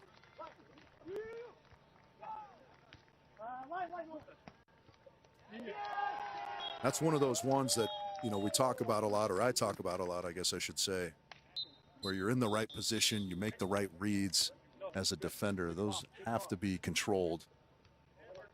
When they're in your lap, when they're in your sort of circle of influence, 13-12. so to speak. Again, flattening this one out. Benish high on the pass. And that one going to go off the hands of Ierna. Tomahawk attempt in the backcourt from Timmy, no good. Quick look at court 2, 17-16. Pickett and Schachter with a set point. Sam Schachter at the service line. They go up Ryan Miller. Sean Cook takes the option ball, and it's in the net. And it's a first set victory, 18-16 for Pickett. Schachter back to court 4. That one, again, off the hands and nose, and that's going to fall. So great job at the net by Andy Benish. Only imposing his will, but then as those balls are kind of rattling through and hitting his head and all sorts of stuff on the upper regions of his body, he's able to find that and put up a good set for Taylor Crab and bring the duo to their first match point here in set number 2. 14-13. It's been Brewster and Ierna since kind of the first third of this set, in front the whole way, and Benish misses their first opportunity to close out. And we're going to stick here, but just a quick update. Shock and Shaw has gone final. The 3 seeds winning in straight sets, beating Rowdy Lennon and Logan Mister, moving on to the quarterfinals. Back to court 4. That's going to be a jumbo picked up by Tim. And Benish, again, big into that cross court, but the arms are just a little bit shaped to the outside of the court too much. And now Brewster and Ierna with a set point here in the second. It's one of the reasons you never want to miss a serve on match point is crazy things like this seem to happen. And that is just an unbelievable play there. Andy Benish to save that point, the running lefty. Just a quick update on court number 3, first set in the books. 16-14, Knoll and Klasnick. The 10 seeds taking the first set. Second set just about to get underway. Back to court 4. Influence from Coach Rosenthal, who was one of the all-time greats, pioneer of feasting with his offhand. And that on-2 offering from Timmy Brewster finds the baseline. Puts them again in set point position here in the second, 16-15.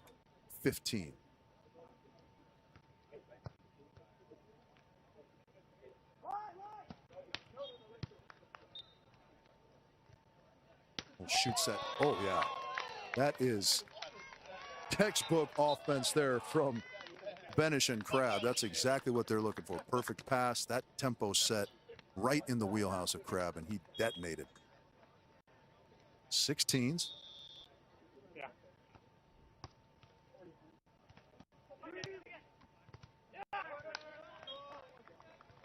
Iron out of the middle.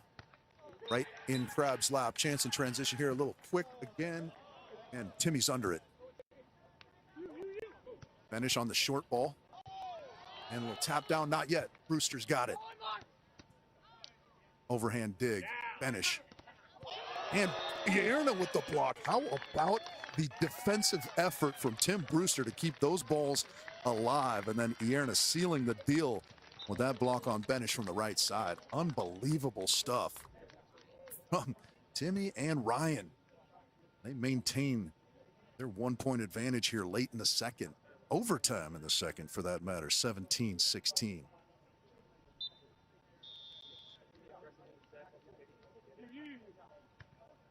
Benish short. Oh, that one's going to be tight. That is some phenomenal work.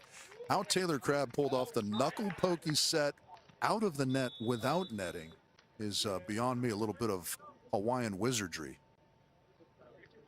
from the bug.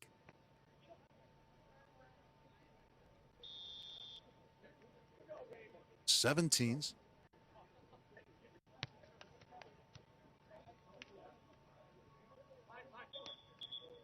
And the smooth cut shot falls for Brewster. We'll switch ends. Another 8-7. All right, as we switch ends, let's go triple box. Triple box right now. Top left of your screen's court 3. Caldwell, Harrison, Cano, Klasnick. Second set action, Cano and Klasnick won the first. Top right side of your screen, it's where we just worked, court 4. Late, Brewster, Ierna, Crab, Benish. Brewster and Ierna with a third or fourth set point. As Andy Benish has a swing, finds sand, tied up at 18 apiece. And then in the bottom of your screen there, second set action, Cook Miller up 5-1 on Pickett and Schachter after dropping the first set, 18-16. Let's go back to court 4. Timmy just stealing balls off the top of the sand. Can't quite come up with that one.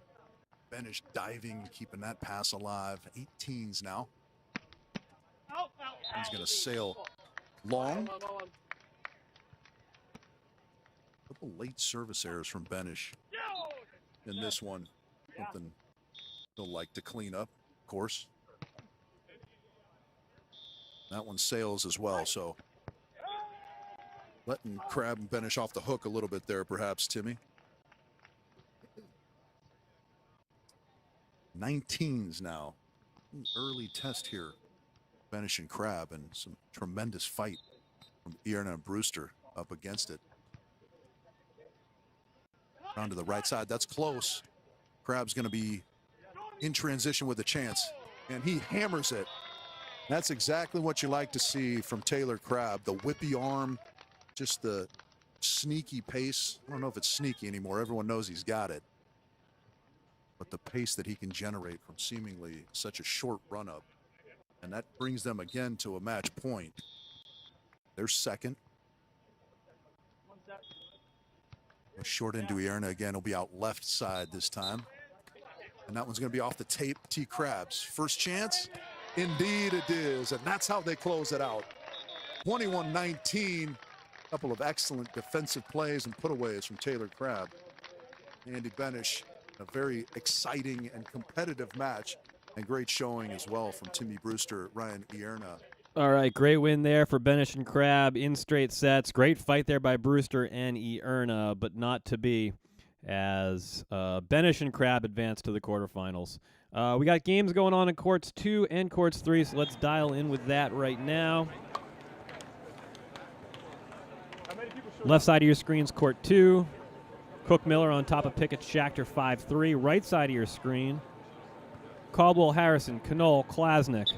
Caldwell Harrison, after dropping the first set, off to a big second set lead, 7-2.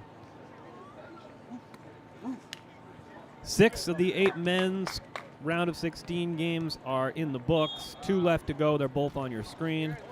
As the women take the court and start to warm up for their first matches of the round of 16. We got beach volleyball all day long. This is AVP All Access.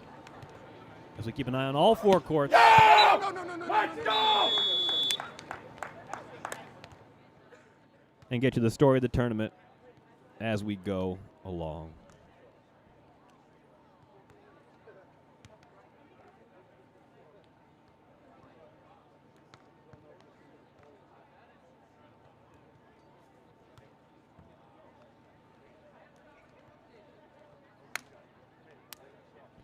All right, let's dial in on court 2 here, shall we? On the near side, you got Johnny Pickett in the white backwards hat receiving serve. Little cut shot swing, finds sand. Johnny Pickett, 24 years old, 6'5". This is a new partnership, or at least a relatively new partnership.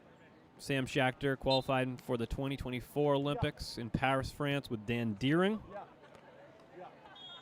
Coming out of that quad, he's partnered up with Johnny Pickett. It's a pretty decent success as a partnership. Last week, Pickett and Schachter won this match in the first round, then took a 5th, losing in the quarterfinals to Lotman and Partain. A 3-set match with the eventual Week 1 champions. Congratulations to Miles Partain, Paul Lotman, Betsy Flint, Kylie DeBerg for securing a spot in the 2026 AVP League. 32 teams, 8 men's, 16 men's, 16 women's came to the sand today hoping to get that bid in the league. Only 1 team on the men's side, 1 team on the women's side will leave here tonight as the sun starts to set over the Pacific Ocean with the summer booked up in AVP League events. Season number 3.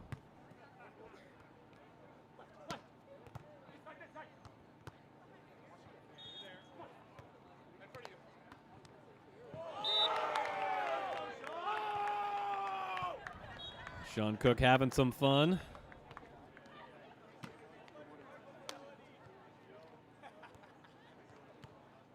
(9-5) Cook and Miller looking to take this to a 3rd set.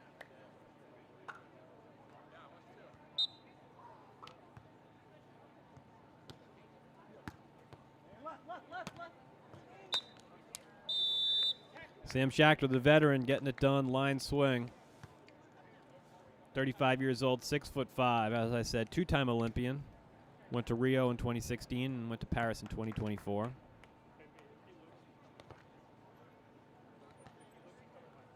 Let's back up and go quad box here for a minute so you can see the women's match is about to get underway. Over on court 1, which is where I would expect Rich Lamborn to be in the first matchups. Don't have confirmation on that yet. But looking at the matchups, it's either that or the 5-12 matchup. But court number 1, Kelly Cheng, Megan Kraft took a 2nd qualifier number 1 week ago, losing to Betsy Flint and Kylie DeBerg in 3 sets. Tina Gradina, 2-time Olympian for Latvia, playing with Anastasia Samoilova on the Beach Pro Tour. Took a 4th in the Olympics in 2020 in Tokyo. It became 2021, losing the bronze medal match. Took a 5th in 2024 in Paris, losing to the eventual champions from Brazil, Ana Patricia and Duda. Bottom right side of your screen warming up, that's Macy Jurger and Jaden Whitmarsh. They're going to take on Chloe Lorene and Corin Quiggle. That's a 4-13 matchup. That'll be getting underway in a few minutes. But we still got a couple of men's games to get through. Back to court 2.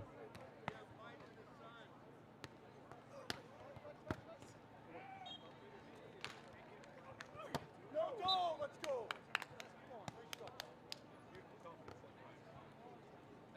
7-9 the score now.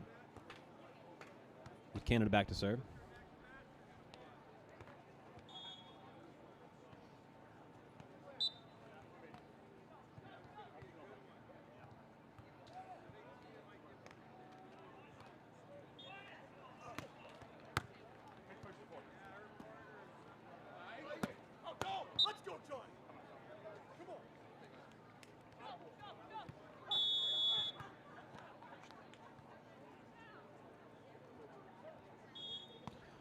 As we go to a timeout, let's move over to court 3. Caldwell Harrison on top 11-6, second set, looking to force a third.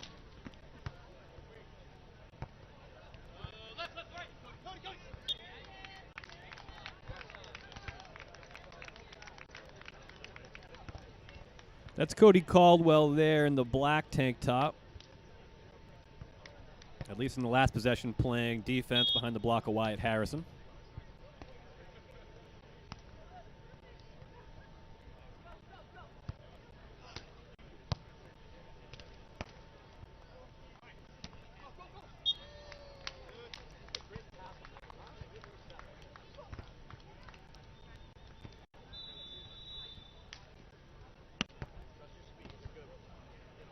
One step, Cody, one step. All right, let's move the double box. Courts 2 and 3. Approaching the tail end of the second set in both.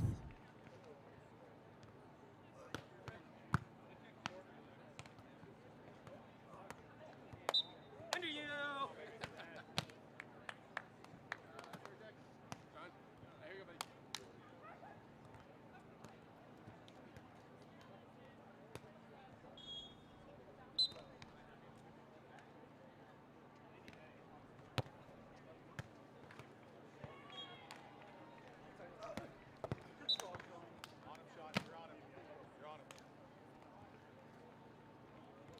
Johnny Pickett's crossbody swing gets past Sean Cook.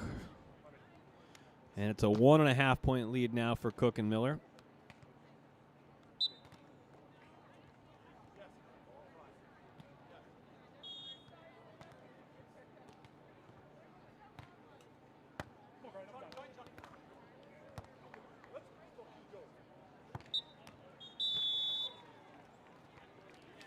That's the one, baby. 10-10 on the side switch. Over on court 3, we have a timeout. Caldwell and Harrison up 12-10. Second set. Let's focus in on court 2. Yes. Okay.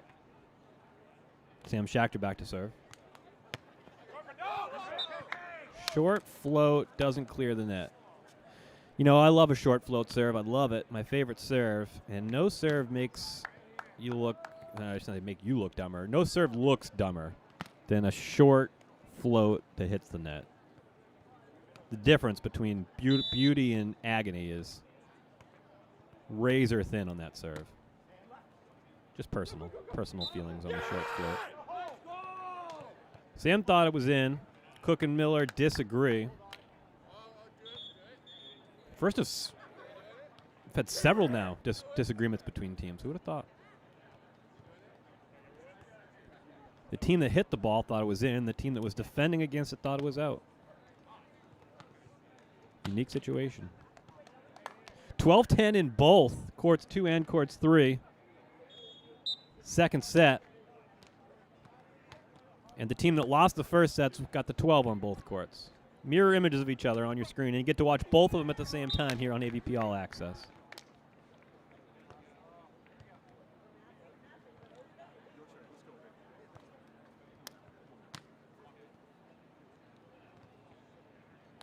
Stick around.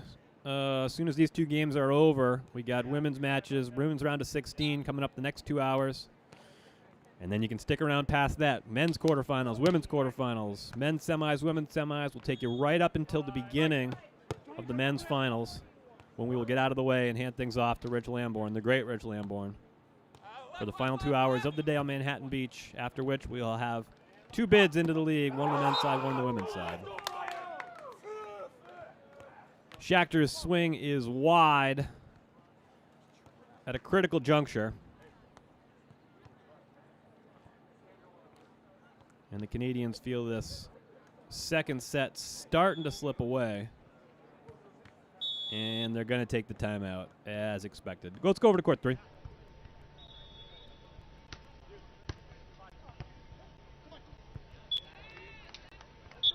DJ Klasnick with the little option knuckle cross court. Kind of a break glass in case of emergency touch there. And Caldwell and Harrison, holding on to the 1.5-point lead, can side out to a second set win and force a third.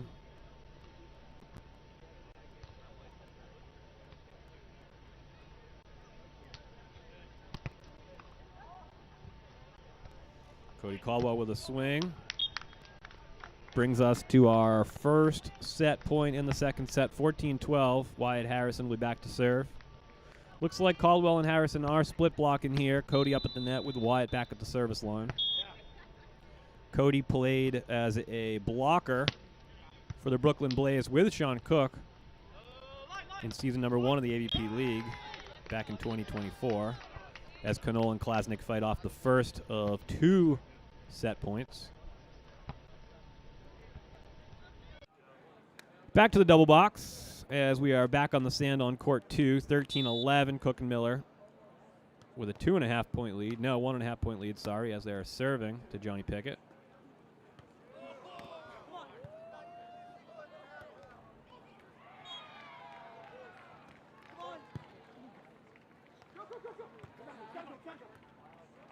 Oh, Brian Miller with a nifty little bump kill over. Takes the second set. No, doesn't take the second set. 14-11, side switch, sorry. And now Cook and Miller will have 3 set points to force a third. Let's go back to court 3.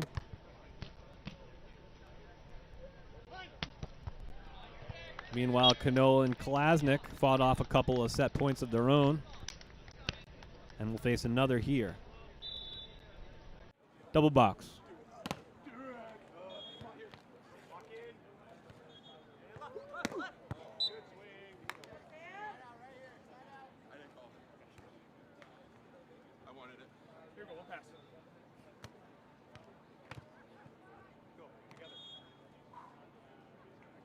Cook and Miller a couple of set points here, 14-12.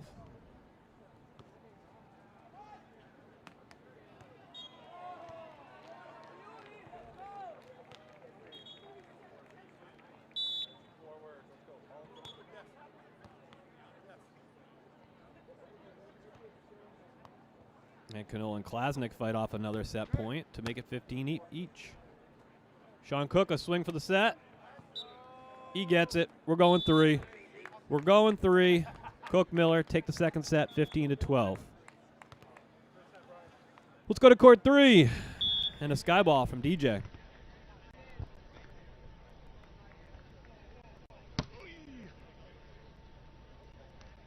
AVP All Access drinking game. A sky ball is a drink as well. Whatever you're drinking, I got a coffee right here. Doesn't have to be an adult beverage to play a drinking game.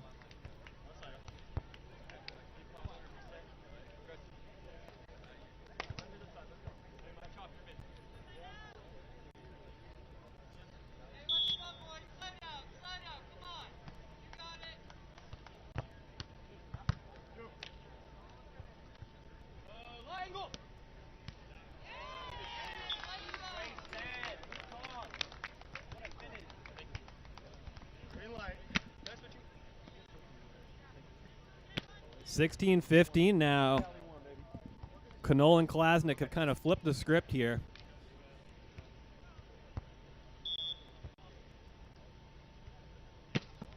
Sorry, 16 all looks like.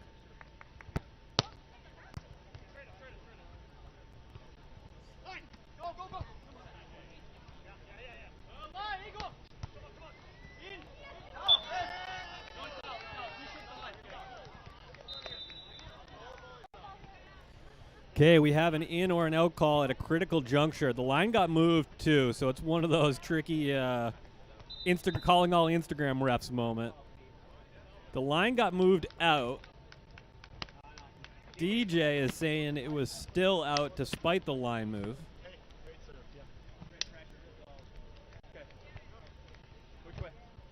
And it looks like the call is going to be out. That's what it looked like from here. No disagreement from Caldwell and Harrison. 17-16 now. Knoll and Klasnick with a match point. They're first. With Peter Knoll at the service line. They'll run up to the net.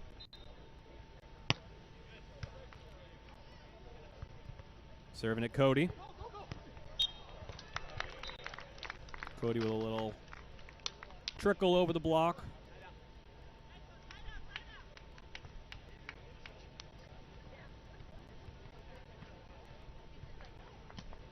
Third set now just underway on court number 2. Pickett, Schachter, Cook, and Miller will get you back there as soon as we reach the conclusion here over on court 3.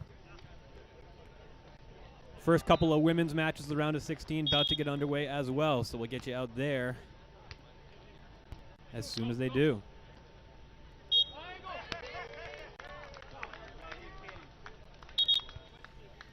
And a handling call. Stays off a match point.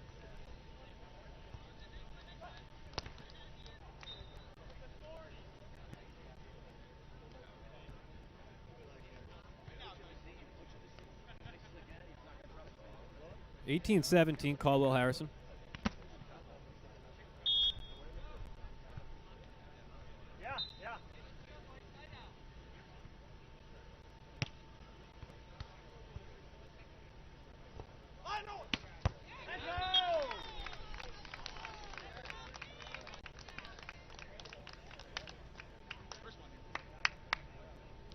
Level set back now at 18 apiece.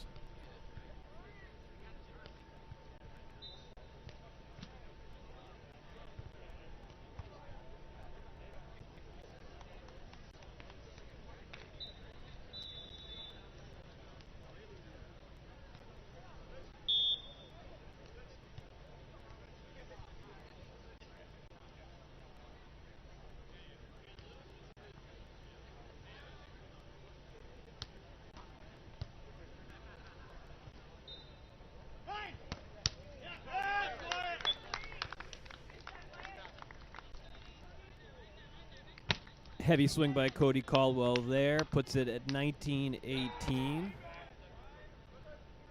And a set point opportunity to force a third for Caldwell and Harrison. 7 seed. Took a third last week, losing to the eventual champions, Miles Partain and Paul Lotman. Excuse me. Quick look in on the quad box here.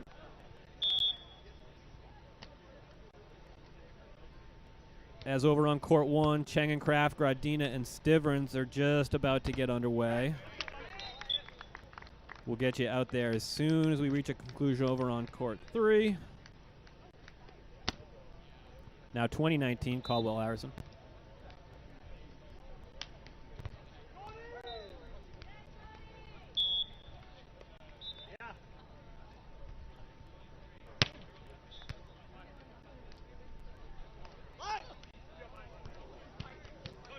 And an opportunity here, a swing for Harrison for the set, finds the hands, and we are going 3 on court 3. It's a 21-19 second set victory for Caldwell Harrison, and we're going third over on court number 3. Back to court 2. Third set action now 5-3, 6-3. Pickett and Schachter on top of Cook and Miller. Pickett and Schachter won this matchup last week over Cook and Miller. A straight set victory, 15-12, 15-12. So already Cook and Miller having a better day than they did last week. But now down 3 in an all-important third set. Winner moves on to the quarterfinals to face Kame Schock and James Shaw.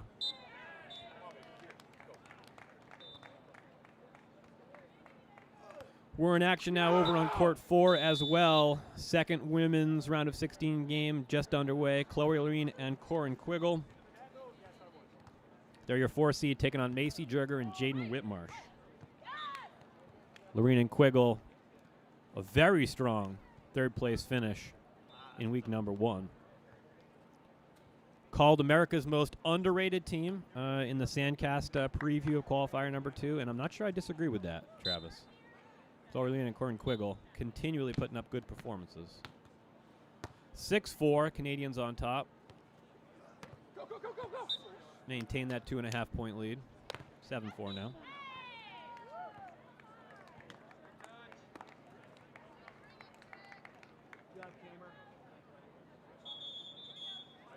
First side switch over on court 1. Cheng and Kraft on top of Gradina and Stivrins 3-2. We'll get you there as soon as court number 2 here comes to its conclusion.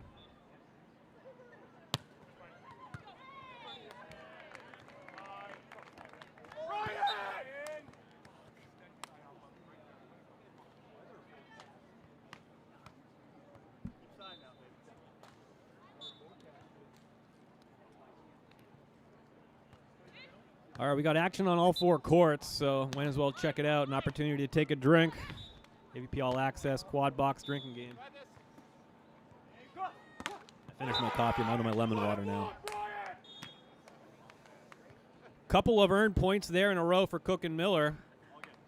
Narrows the gap to 1 point as Johnny Pickett tries to calm his team net down, saying all good, all good. 7-6 now. 1.5 point lead for the Canadians.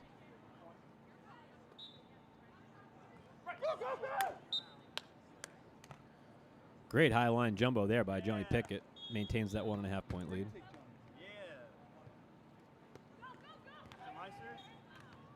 Let's dial in on court 2.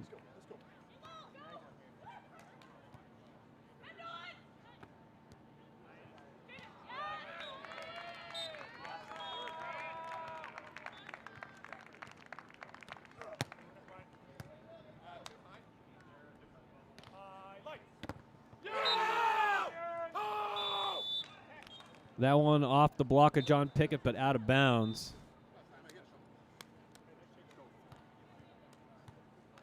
And it's 8-7 on the technical timeout. Let's go to court 3.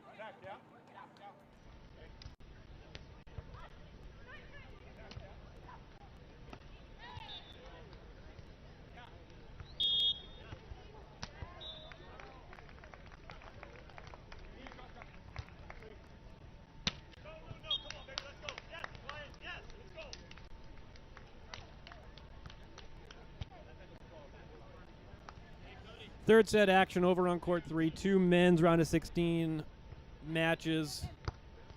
Wrapping up here, 3-1. Caldwell Harrison on top of Knoll Klasnick, trying to repeat their performance from qualifier number 1. A straight set victory for Caldwell and Harrison in the first round.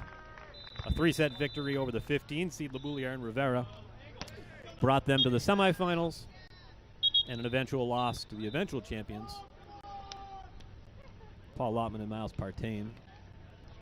Back out of our technical timeout on court 2.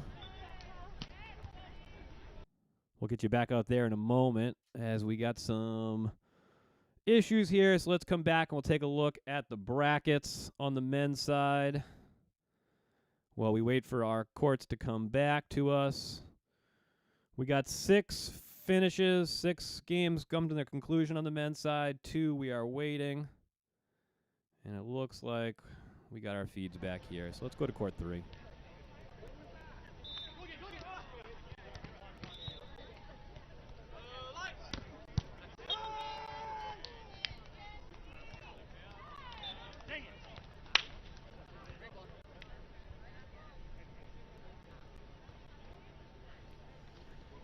Cody taking a moment here to gather his breath and move the ball off the side of the court. Pro veteran move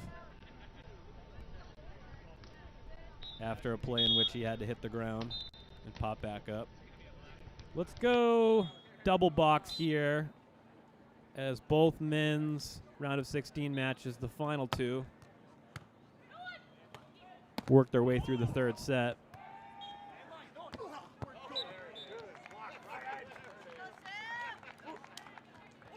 9-8, Pickett and Schachter with the half-point lead on the left side of your screen.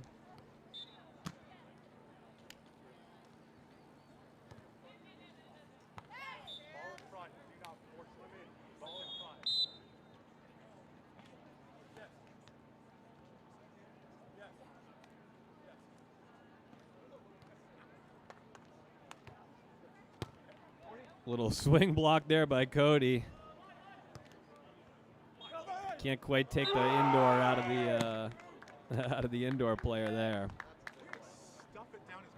It works, it works. 5-4, Caldwell Harrison on top. Cody's back to serve. On the left side of your screen now, 9-9, entering the business end of the third set. Let's dial in there for a minute, shall we? Brian Miller back to serve. He'll run up to the net. Looks like they're going at Pickett. Miller gets the touch, got to go. Schachter's there. And an open net for Sam Schachter is not a formula for prolonged success.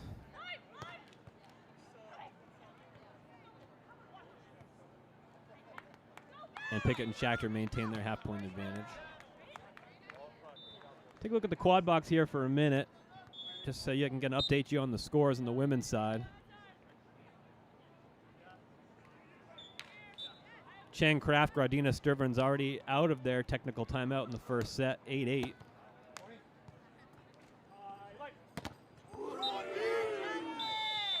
And that's a big block for John Pickett at an important time.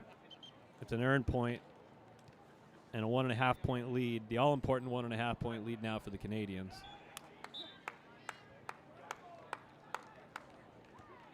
All right, we better fucking win after that. Let's go, let's go. Back to court 2. That was the voice of Johnny Pickett you may have just heard.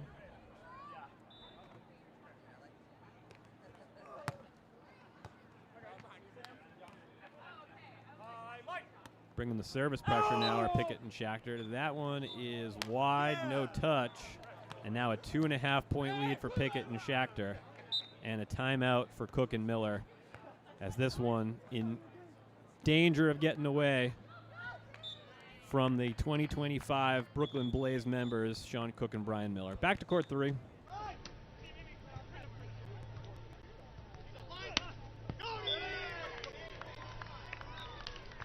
Cody's cross-court swing is well inbounds. And that's an 8-6 lead for Caldwell Harrison.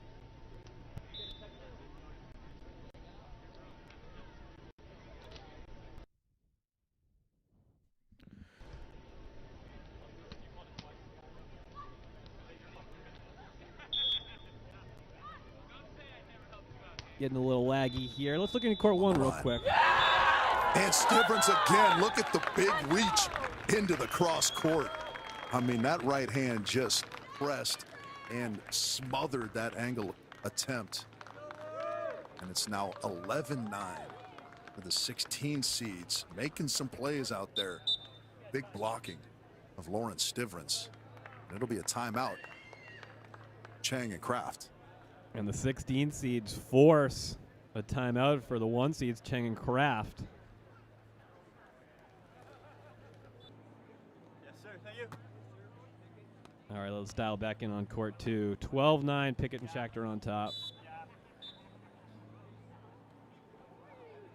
Again, apologies for a little bit of lagginess on these camera feeds. And Brian Miller gets the all-important side out there. They're going to need to earn a couple of points here if they want to extend their day, move on to the quarterfinals.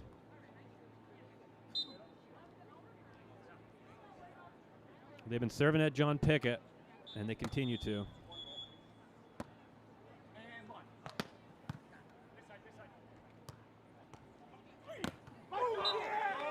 And that's an earned point there by Sean Cook off the block of John Pickett. And it's now 12-11.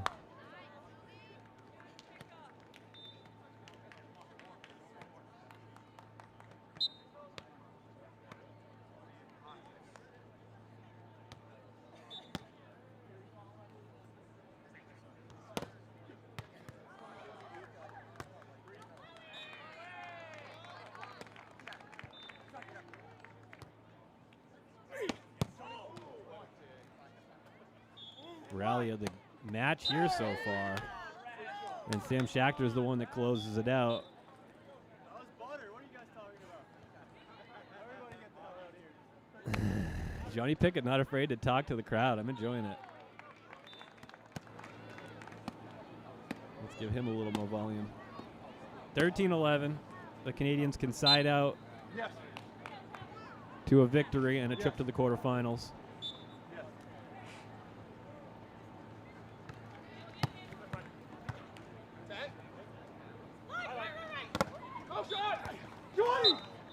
And it's an important block by Johnny Pickett there to make it 14-11. And Cook and Miller are in trouble here as they're going to have to fight off 3 match points for John Pickett and Sam Schachter if they want to keep playing volleyball today.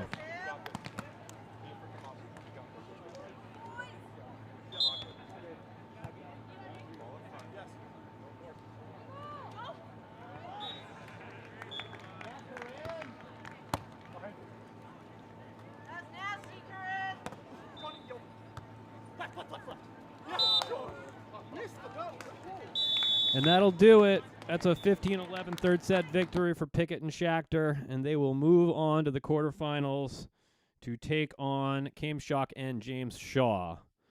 Let's go to court one right now. Kind of things you want to kind of keep your eye on. Cheng Kraft trailing Gradina Stivrins 12-13 first set. Let's listen into Rich Lamborn. Skill that you completely control as far as there's no outside influence stopping you from making your serve. The court's the same, the net's the same.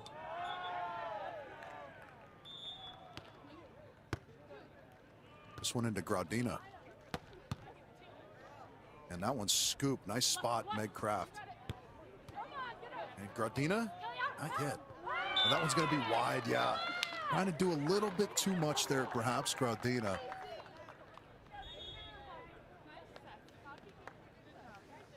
Kind of unexpectedly, a couple of points have come from Kraft and Cheng going Gradina's way. Nice. All right, well, we get the opportunity. Let's get you back out to court three. It is 10-10 third set. Peter Knoll at the service line.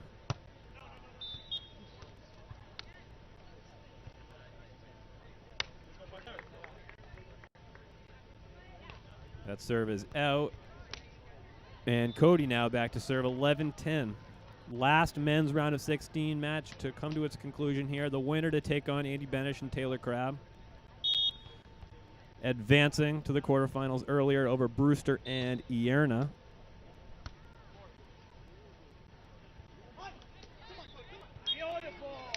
Benish and Crab winning that one 15-13, 21-19.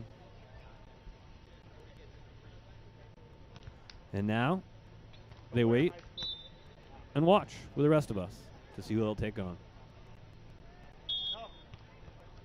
So Pickett and Schachter advance with another win over Cook and Miller. That's 2 straight in 2 consecutive Saturdays. And it's the sky ball of DJ Klasnick that sails wide. And now Wyatt Harrison back to serve.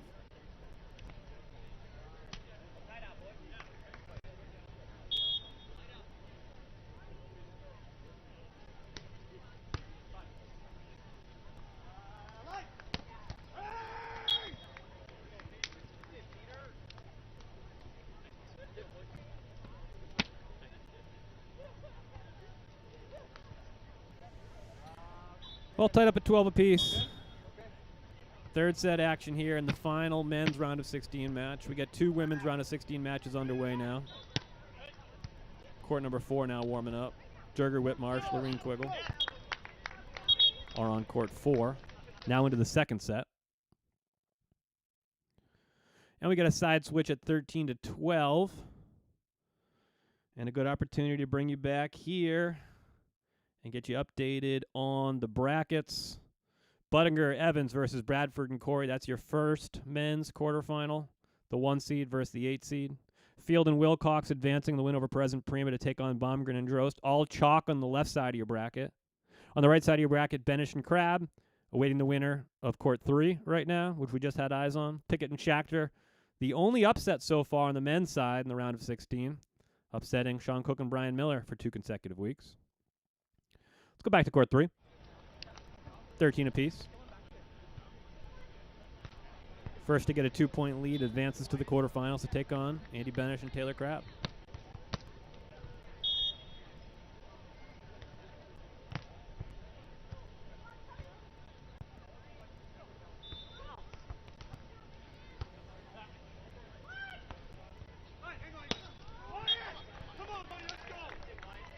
Nice swing by Wyatt Harrison leads them to their first match point at 14-13. Women's round of 16, the 16 seed versus the 1 seed. Tina Gradina and Lauren Stivrins, the 16 seed, with a 16-15 first set lead, have a set point on Cheng and Kraft.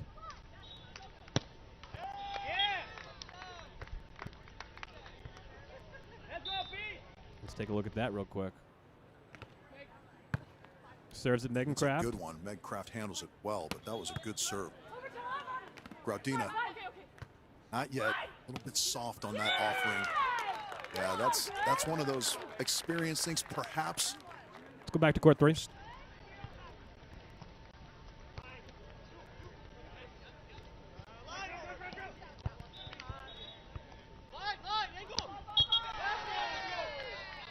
We got a ball on there.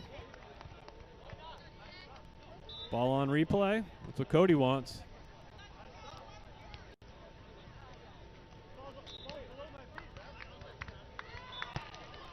Yeah, it's a tough one there. Cody wants a replay. That ball was right at his feet. It's a valid argument, I think, if you're Cody Caldwell, and a worthy cause. Let's go back to court 1 while they work that out. Gradina. Nice line shot there, Meg Kraft.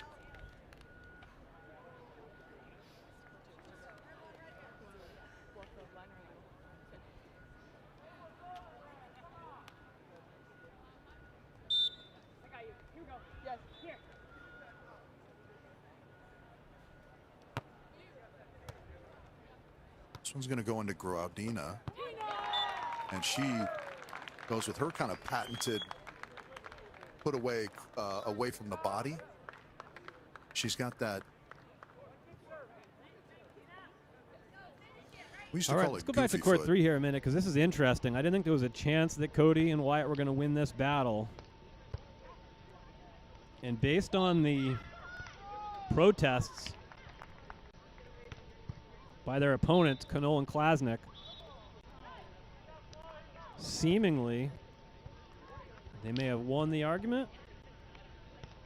And take a look back on court 1. But the discipline on the block. That's a first set victory, 17-15, 19-17. Tina Gradina and Lauren Stivrins where take she the was first. just solid, composed, disciplined on the line, and swatting that one to close out set number 1 here against the 1 seeds.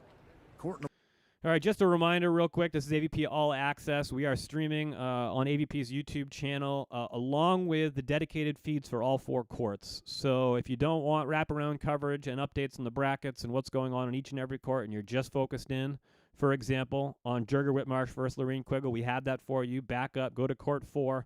That's where you'll find the dedicated feed for that. If you're looking for Anderson, Shea Collin versus Phillips and Van Winkle, we got that for you. That's over on court 2.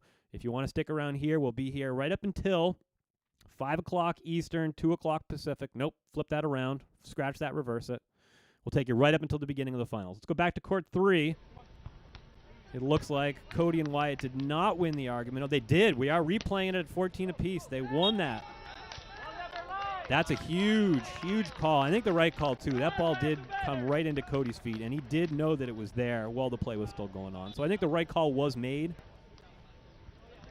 Sometimes when the right call is made, even if it's late, it can be a little bit frustrating if you're the team that doesn't get the benefit of that call.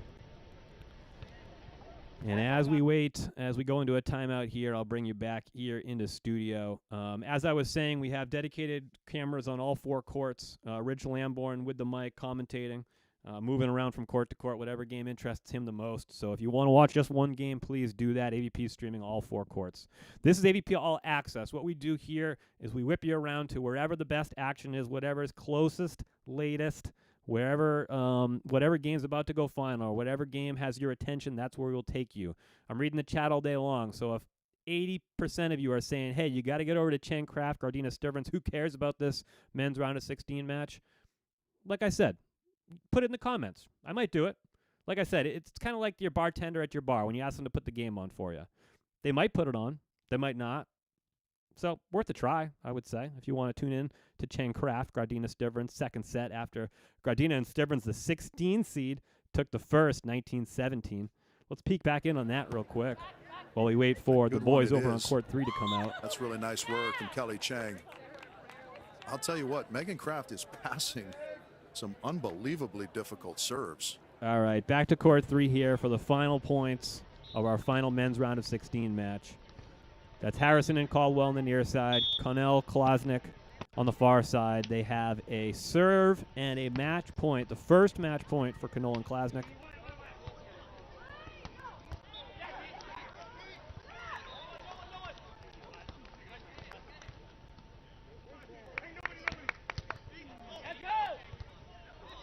Oh, almost. Great hustle there by Connell and Klasnick, but Caldwell Harrison not to be denied. 15-15. We got another side switch, and we get extra volleyball. Back to court one. A one. little bit inside, and that one's going to miss the end line. So Graudina, tough chance there. Early 3-0 lead.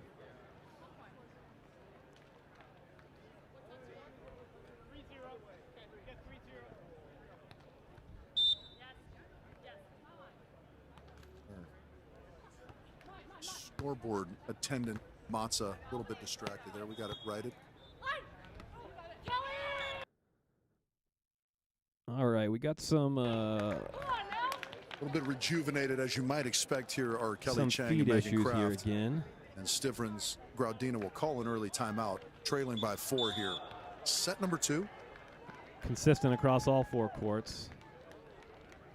So let's get you back up to court 3. 16-15, Caldwell Harrison now on top. And it looks like they will have a match point from the service line. Cody Caldwell back to serve.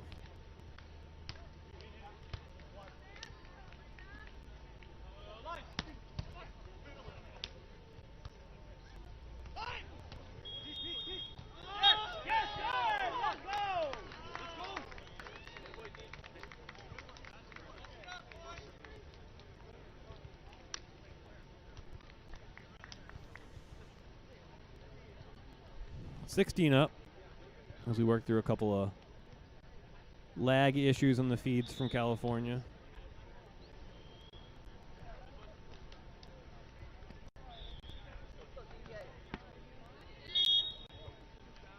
Caldwell and Harrison holding on to a half-point lead.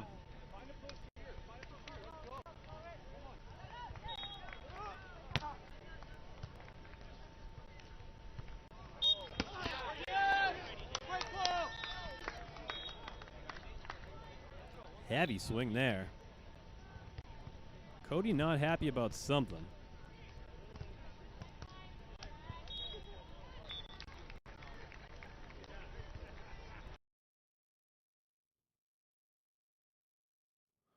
And we're losing the feeds there. Let's go to the brackets here because I did get a request for the women's bracket. We'll take a look at the women's bracket here. The left side of your screen are the first 4 matches on the women's side. We got eyes on now 3 of the 4. Chang and Kraft, Graudina, Stivrins are in action. Chang and Kraft a 4-1 lead second set after Graudina and Stivrins took the first set 19-17, so a little upset alert there in the 16 versus 1 matchup. As I said, last week we saw 2 15 seeds upset 2 seeds, so that has been done now. We have yet to see the 16 seed beat the 1 seed, so that's what we got our eyes on right now. The 8-9 matchup, Phillips Van Winkle versus Anderson and Shea Khan. Phillips and Van Winkle off to an early 2-1 lead there in the 8-9 matchup. Harward, Hodel, Baton-Horst, and Hughes. That's your 5-12 matchup. That's going to get underway on court 3 as soon as we get to the conclusion here of our final men's round of 16 matchup. 17-16 right now, Knoll and Klasnick on top. Let's take a look back onto that court.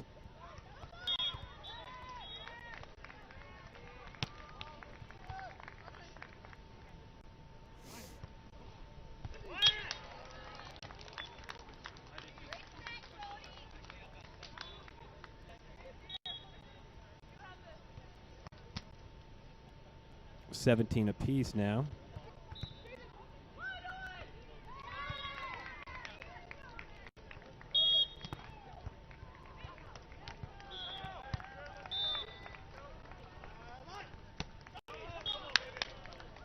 And that swing is long.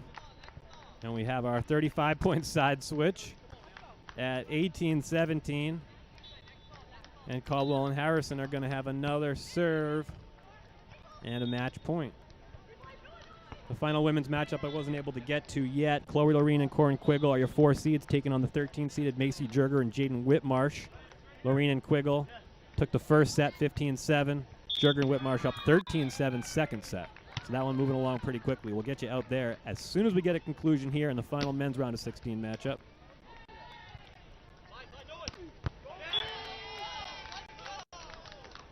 And we continue.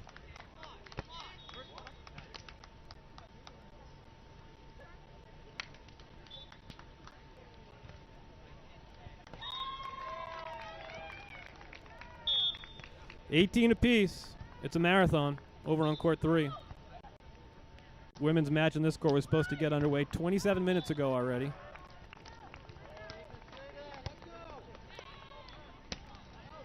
Nobody told these guys that. And that's a potential unforced error there by Wyatt Harrison, although they're going to challenge it. Let's go quad box here for a minute. Top left of your screen, that's the 116 matchup, Cheng Craft, Gradina Stivrins.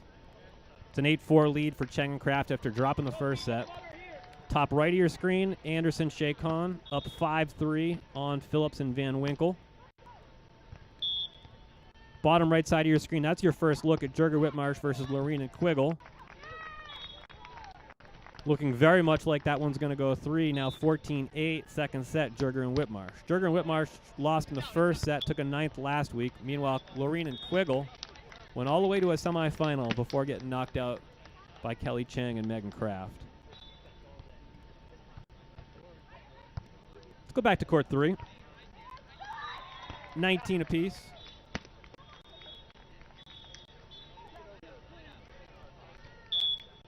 Cody Caldwell back to serve.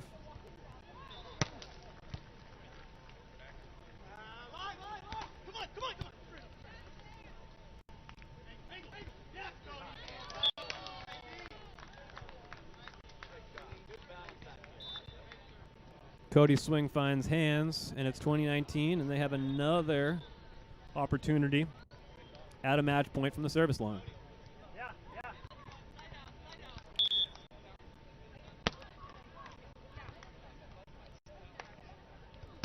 They do need to tell everybody out there to get off the Wi-Fi.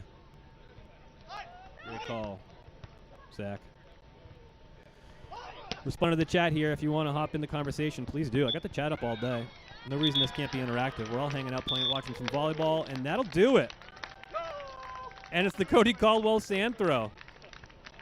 We love a Cody Caldwell sand throw here in the program. A great, great match there. The 7-10 matchup. Caldwell Harrison, Canole Klasnick won by Cody Caldwell and Wyatt Harrison. Let's go to court 2. Anderson, Shakon, Phillips, Van Winkle. 6-5. Lead now for Anderson and Shakon.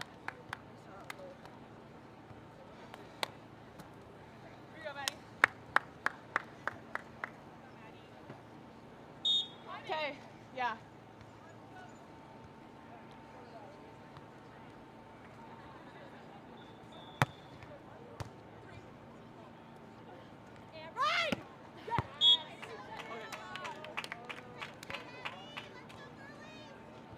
Here we go. 7-6 the lead for Anderson and Shakon. First set. Women's round of 16. Let's go back to court 1. Listen in to Rich. Court Megcraft uses all of it beautifully. Yes.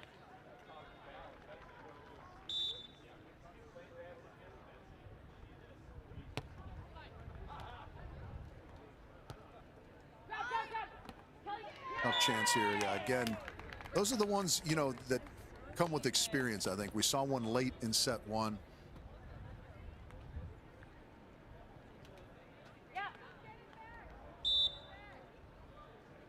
You just need to be a little bit aggressive, but it's hard when you kind of lose your position on the court where you are. This one into Gradina. And softly over the top. You can see all of that shot right there set up by the few that preceded it where she went hard away.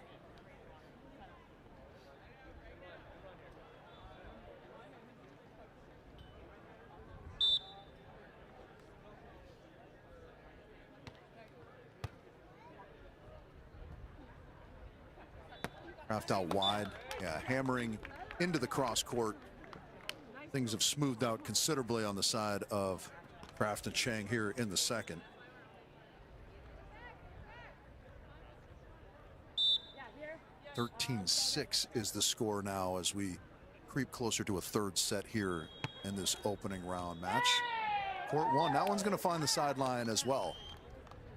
So all but a foregone conclusion. We will switch ends likely for the last time in the second here. Stivrins and Gradina have come back to earth a little bit, so to speak. And perhaps it's more a factor of Chang and Kraft imposing their will a little bit more strongly here in this second.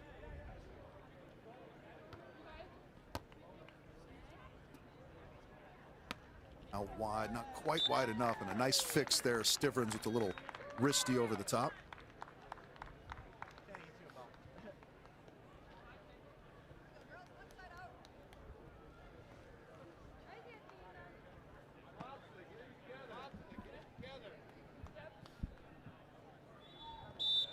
Oh, here we go. A little sky ball action from Gradina. And a fantastic one it is. How about that? The world champ can kind of do it all. Unfortunately, Stivrins was about an hour and a half early on that jump, and so it doesn't work out. But at least we got to see a sky ball that. We do love a sky ball by Tina Gradina there, capping off a second set that Chang and Kraft did what you'd expect them to and really bounced back after dropping that first one 19-17. All eyes are really going to be on a potential upset, 16 seed, 1 seed, got an Olympian as a 16 seed, but we aren't there yet. Let's take you back to court number 2 and listen in to Anderson and Shakon versus Phillips and Van Winkle.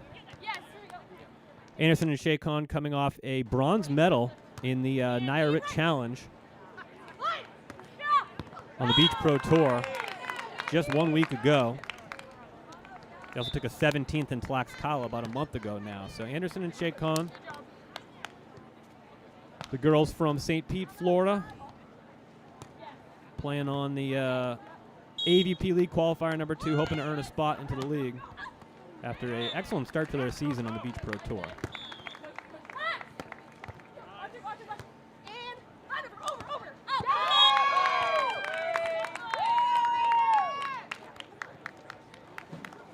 On your near side here, that's Molly Phillips in the white visor.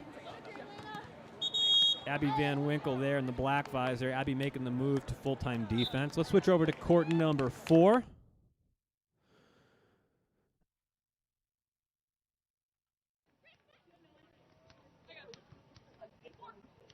Third set action now. Laureen Quiggle on top.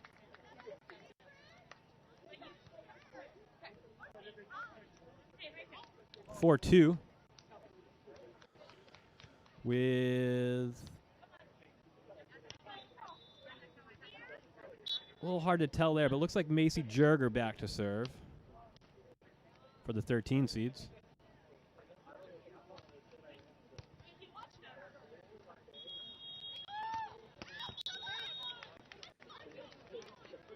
And that's an aggressive line swing, but just wide by Corinne Quiggle. Corinne Quiggle, a member of the 2025 New York Nitro with partner Megan J. Rice. We'll see Megan coming up here in the second round of games, women's round of 16.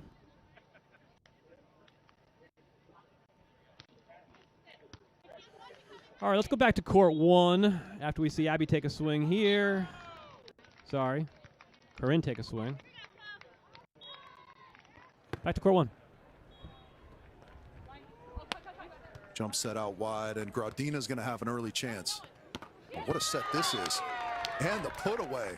That is a massive improvement from last week to this week. Lauren Stivrins has laid up some beauties in transition, bump setting. And that, in my opinion, one of the hardest things to do when you don't have a lot of those kind of repetitions and you're just making your way newly out onto the beach. So big credit to her. Off the top of the hands, turn. Can she get some wood on this one? She does find the deep corner. Yeah, Kraft had kind of sucked in. She'd been somewhat tentative on those turnaround plays where she was stuck at the net in a couple different instances in this match, but really makes a nice shot there. And now a quick 3-0 lead. Tina and Lauren. No. That one's going to sail, however.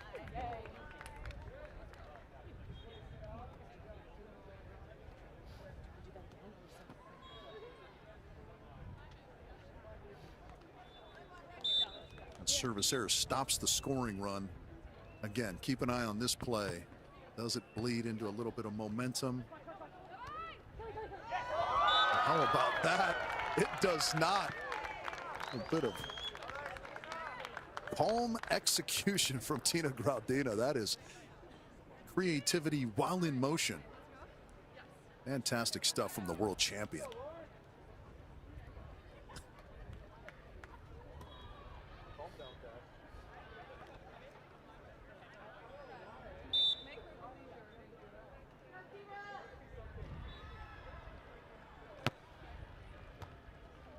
That one deep into the corner. Tough chance here for Kraft and Chang.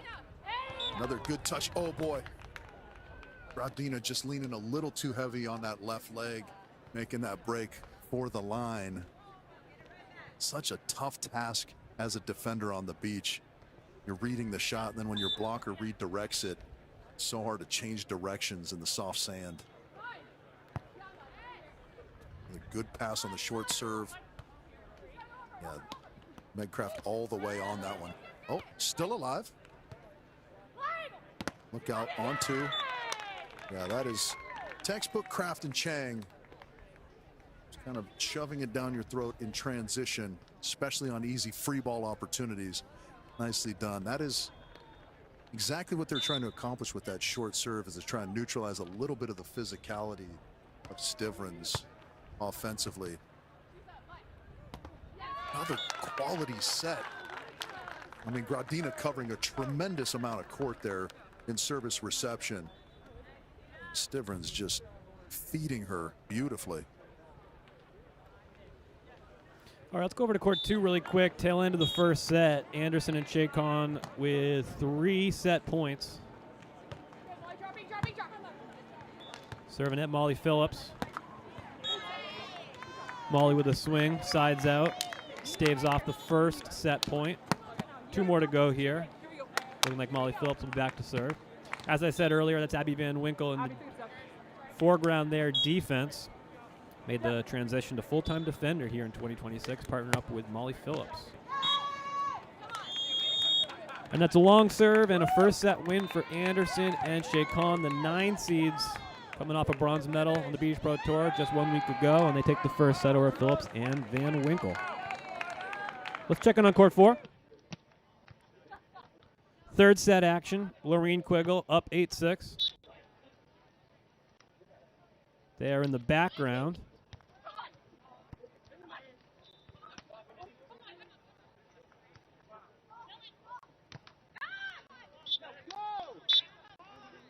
That was your classic ball on the court, but the team that got the point and it affected didn't want the ball on call because they earned the point. So if you're the ref there, I think you got to blow the whistle a little earlier, but we got a replay at 8-7.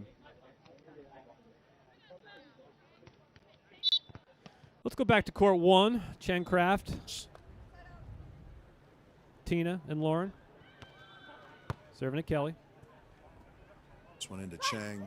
Gonna step in, and there's a big move. Good cover, Kraft. Graudina's got a chance here. Another quality set. It's a little tight, and the little viper over the top. How about Tina Graudina making that work? 7-5.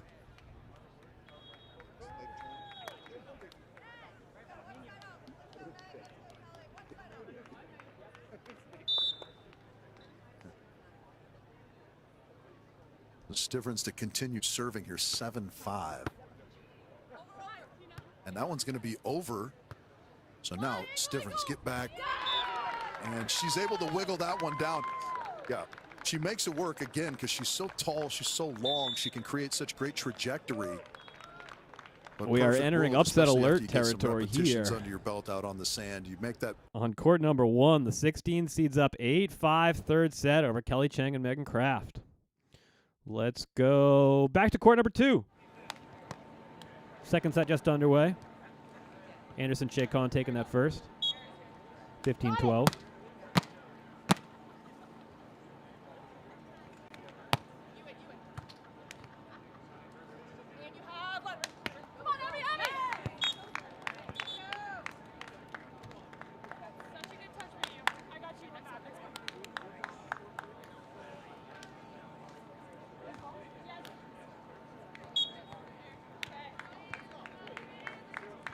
And let's slide over to court 4, shall we? Third set, coming out of the timeout. The technical 8-7, Lorene Quiggle.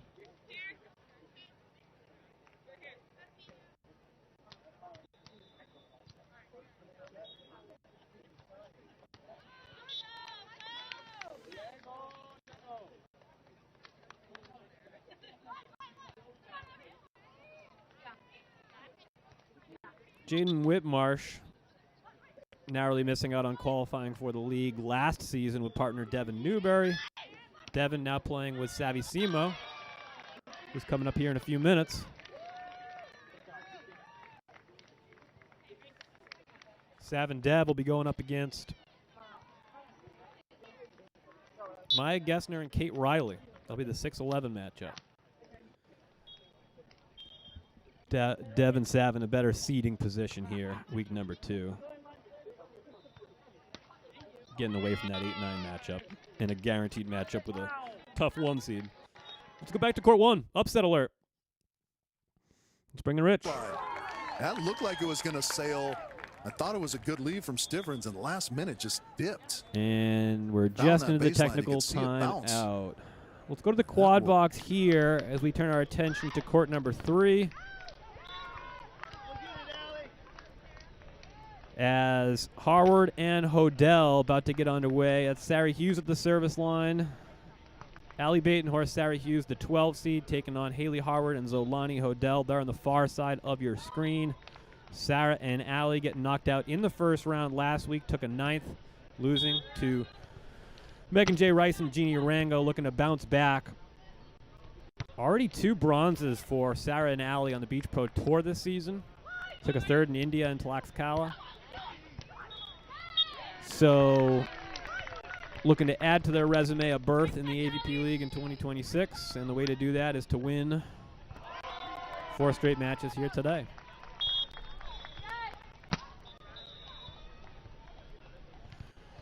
All right, let's go quad here. As our 116 matchup is coming out of the technical timeout on your top left. Opening points of Harward Hodel versus Batenhorst Hughes, your 5 seed versus your 12 seed in your bottom left. We are locked up at 10 apiece on court number 4 in the bottom right. Jurger Whitmarsh, Lorene Quiggle. And we are into the second set now on court number 2. Phillips and Van Winkle dropped the first set, but they have the 1-point advantage in set number 2. Let's go back to court 1. And here we are level on 8. So good response since the timeout that they were forced into, down 3 from Kraft and Chang.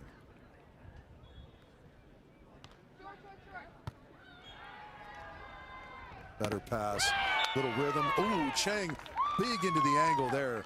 I like the aggressive swing from Stivrins. She's been so good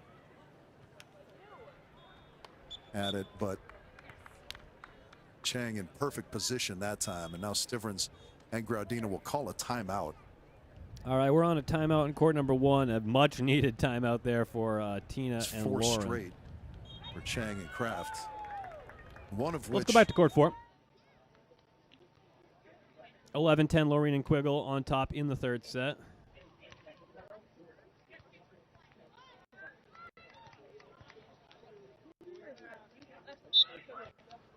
Lorene and Quiggle took a 2nd in the challenge event on the Beach Pro Tour in 2025 in Veracruz.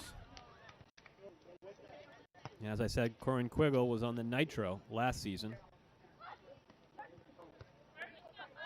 No stranger to performing well in a league qualifying event. It was her and Megan J. Rice that won the first league qualifier last season and earned that berth into the AVP League.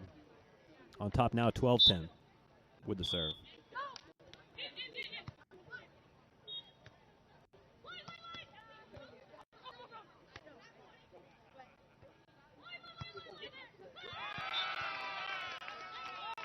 And that's an important block there by Chloe Lorene to extend the lead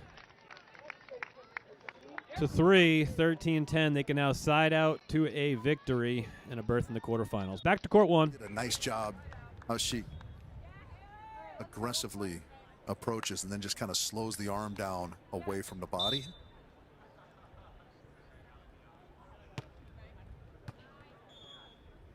Sends that one into Kraft. And Kraft just goes softly into the cross court. Nicely seen by Megan Kraft. It was a good defensive scheme from Graudina and Stivrins. But as is so often the case on the beach, good offense beats good defense.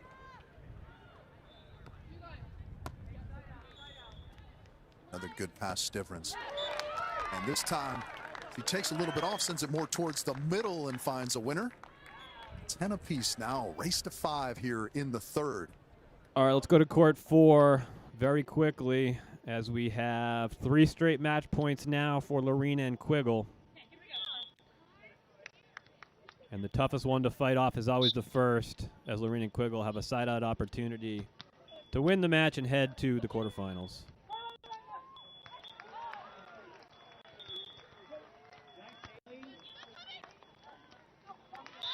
And they do it. That's an option ball there by Chloe Loreen. And Loreen and Quiggle are moving on to the quarterfinals of the win over Macy Jurger and Jaden Whitmarsh. Back to court 1. Hand put away. Unbelievable stuff. And now 11-10, they eke back out in front.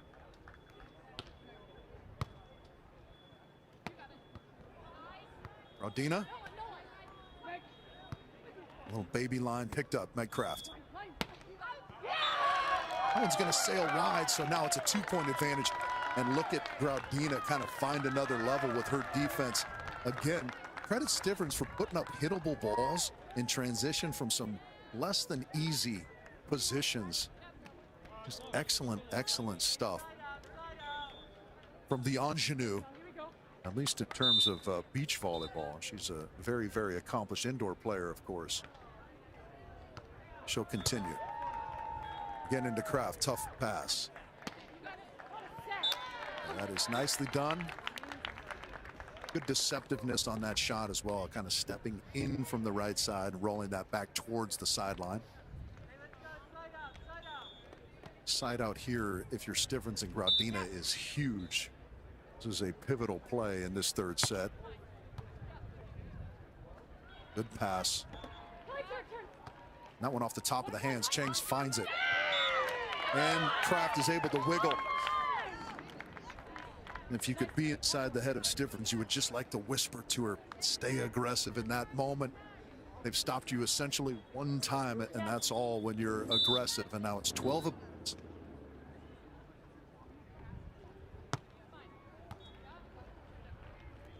Tough chance here. There's the aggressive swing, and that is precisely what Stivrins and Graudina needed. They'll take a 3-2 advantage into the side change.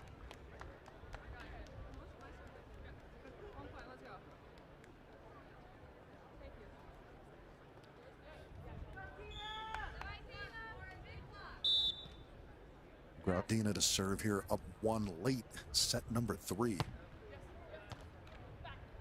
She gets it in deep. That one's close. Touch on the block. Stivrins, can she come up with something? Oh, little baby line. It's a good one. That one's close again. Oh my goodness. That ball just dribbles onto the side of Stivrins and Graudina. Lauren can't believe that fell on her side of the net. Heartbreaker, kind of earmarked that play. Could have very easily gone the way of Graudina and Stivrins and led to a couple match points. They have a chance to side out now to get themselves there.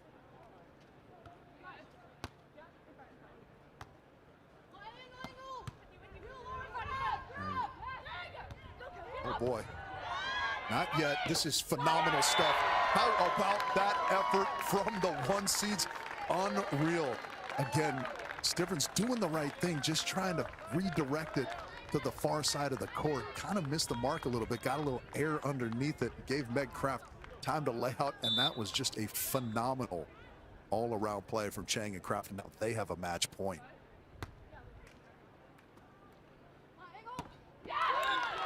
That is an absolute hammer by Stivrins.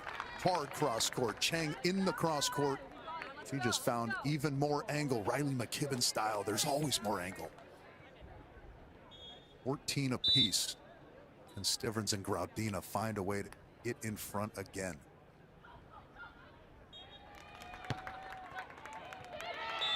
That one just missing the end line. Tina's going to challenge. It's going to be waved off. I think it was a half-hearted challenge at that. And match point number 2 now, Megan Kraft. This one's going to go short. Stivrins. Hammer off the top of the block.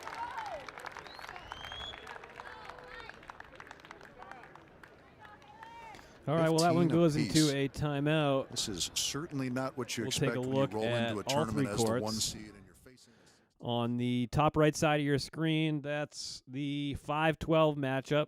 On the near side, that's Haley Harward with the pass and the swing.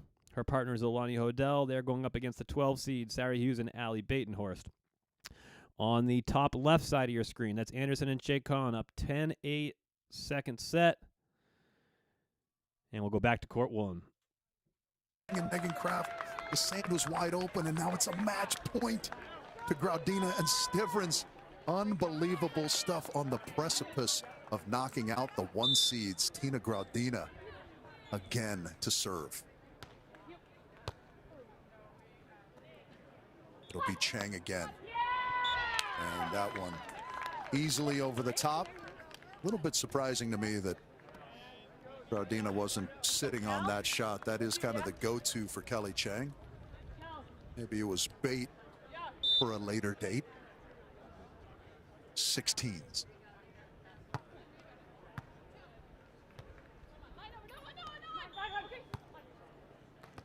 Soft shot picked up Megan Kraft.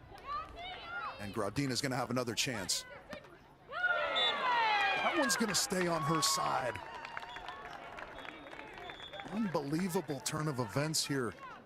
2 hitting errors from our 2 on-court world champions. Kind of ping-ponging the match points back and forth, and now it's Kraft and Chang who have another.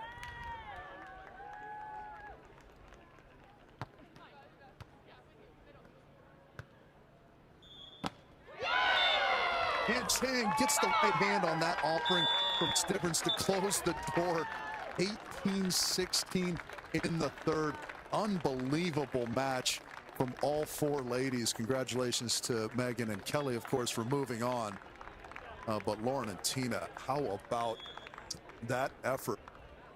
Very nearly an upset there, about as close as you can come. An 18-16 third set win for the 1 seeds. So the 1 seeds stay alive here today.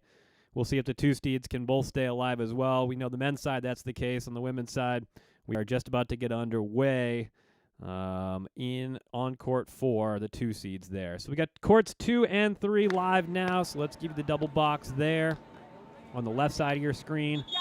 That is Anderson and Shay Khan versus Phillips and Van Winkle. That's your 8-9 matchup. Anderson and Shay Khan right now in control.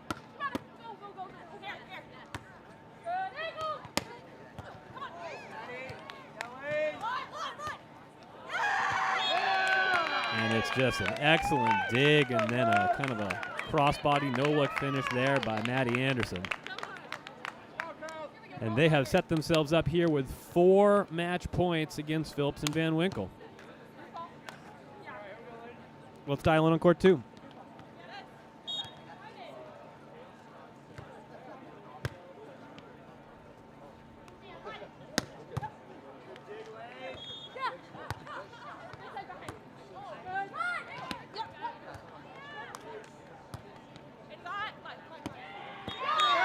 Oh, and what a finish there by Elena Shay Khan. 2 great digs on the final point. Gives her team the victory. Sends Anderson and Shay Khan on to the quarterfinals. Their excellent week continues. Took a third just 7 days ago in Nayarit, Mexico, and Beach Pro Tour. And the youngsters from St. Pete area in Florida are moving on to the quarterfinals to take on Kelly Chang and Megan Kraft. Let's go to court 3.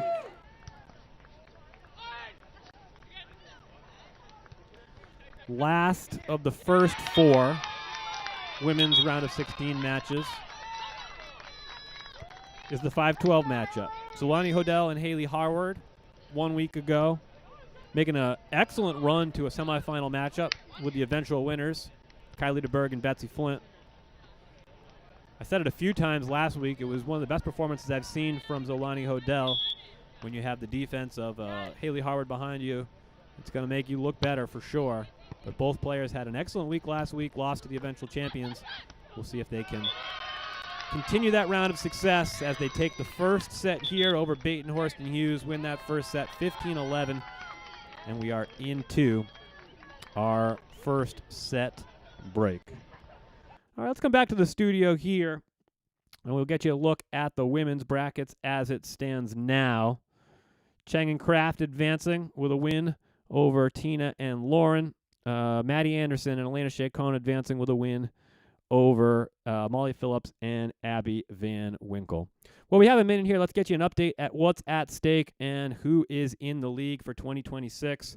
We'll start on the men's side. Your auto bids from their performance in league week season number 2. Trevor Crab and Phil Dahlhauser of the Palm Beach Passion winning the whole thing in Chicago. They get the auto bid. Hagen Smith and Logan Weber won the regular season and then came in second in the championships in Chicago, so they have an auto bid as well. And, of course, last week, the qualifier bid handed out to Miles Partain and Paul Lottman. Congratulations to Miles and Paul. Good to see those two playing together again. That leaves 5 spots remaining, 1 to be handed out today, 1 to be handed out next week. And a reminder, we'll be right back here on AVP All Access next week as we get you the league qualifier number 3. On the women's side, 3 auto bids given out based on performance in 2025. That's Lexi Denneberg and Julia Donlin, who made just a dream run through Chicago last fall to win the AVP League season number 2 for the women. TKN, Taryn Brasher and Kristen Cruz, they're an auto bid. Brandy Wilkerson, Melissa Humana Paradis, the defending silver medalists from the Olympics in Paris.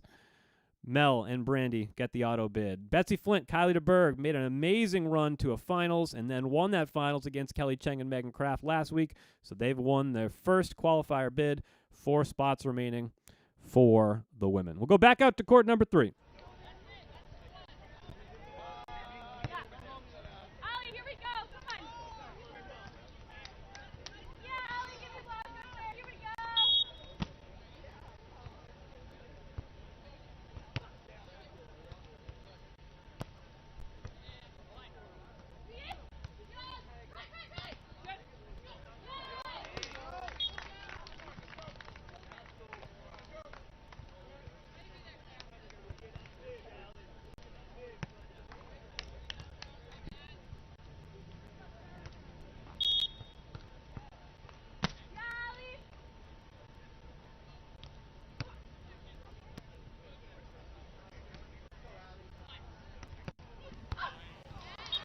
Sarah Hughes tries to get a hand on it, can't quite.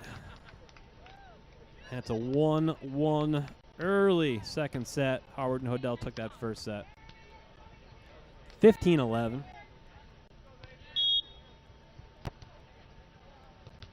We're now warming up on courts 1, 2, and 4. I see you guys in the chat. Good game. Good game. Thanks for all the updates. Happy to do it. A reminder, if you want to dial in on just one game, we got that option for you too. Streaming all 4 courts all day long. But here at AVP All Access, we get you what games are late, what games are tight, where all the action is. That's where we go here on AVP All Access. My name's Chris the Turk. If you want, go ahead and give me a follow. Instagram, Twitter, TikTok, YouTube. It's at Bet the Beach. We will happily take new followers today. Today's our day. 2-2.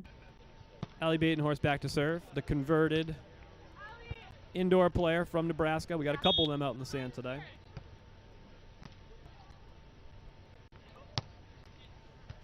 Looking for a men's bracket update. We'll get you that in a minute here. With the men's quarterfinals about to get going. Next break in the action, we'll have to take a look at that.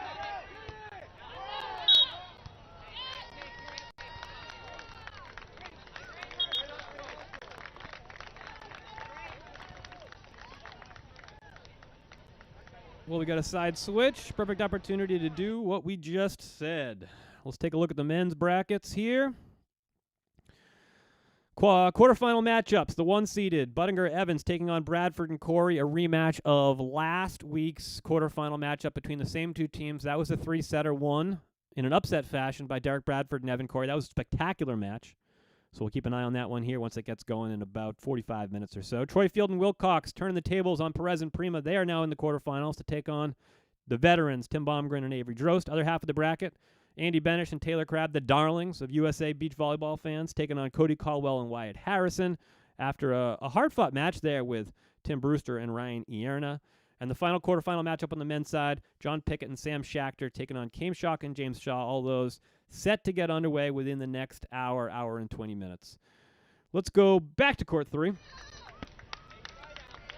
4-2, Harvard and Hodel on top in the second set after taking the first, 15-11. We are about to get underway on court number 4.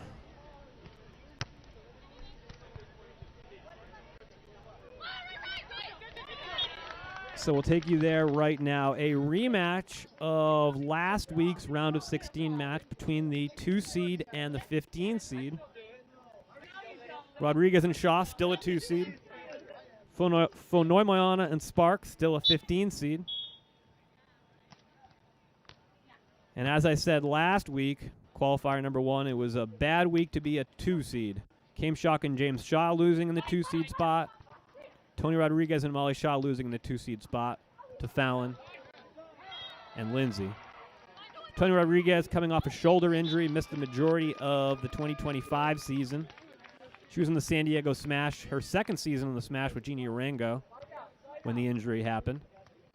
Molly Shaw coming off probably her most decorated season, playing with Kelly Chang.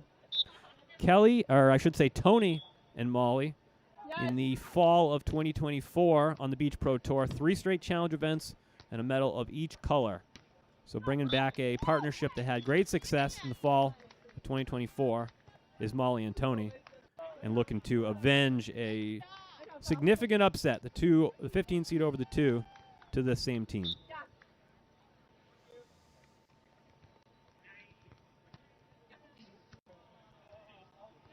That's Lindsay Sparks from the service line you just saw. Fonoimoana at the net in the white visor. Far side of your screen, that's Tony and Molly. Looking like that's Tony back to serve. She'll serve and run up to the net.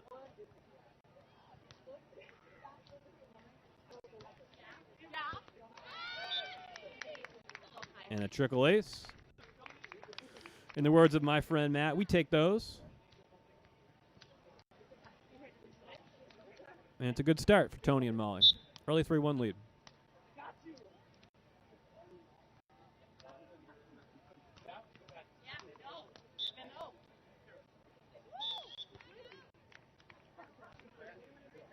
Batenhorst and Hughes have taken their timeout, down 3 in the second set after dropping the first 15-11. Trying to collect themselves. Batenhorst and Hughes, 2 really tough draws. Of course, Allie Batenhorst doesn't have the AVP points. So they got seeded 13th last week. Seeded 12th this week. Last week, first round match with Megan J. Rice and Jeannie Urango. A 2-set victory for Rice and Urango. This week, they move to a 12 seed. And they get the defending third place finishers from week number 1 in Haley and Zolani. So tough seeding there. A lot of discussion, chatter, I think, over the past week about seeding for these tournaments. I don't know. Personally, I mean, AVP made it clear from the beginning that there would be no reseeding, right? These points don't count for any, or these qualifiers don't count for points. So if they don't count for points, then you're not going to reseed, obviously. Whether or not you think they should reseed after the first tournament, I think there's an argument to be made there, possibly if you want to. My feeling is this is a single elimination 16 teams. So if you want to win the whole thing, you're going to have to beat everybody. You know, so it's hard to get buried. If you get out of that first round matchup, you're going to play a top 4 team in the United States in the second round, especially on the women's side. You're going to play a top 4 team or a top 20 team in the world probably. So, does it matter? Sure, a little. I think in reality, the teams that get the bids are the teams that go out and take care of business.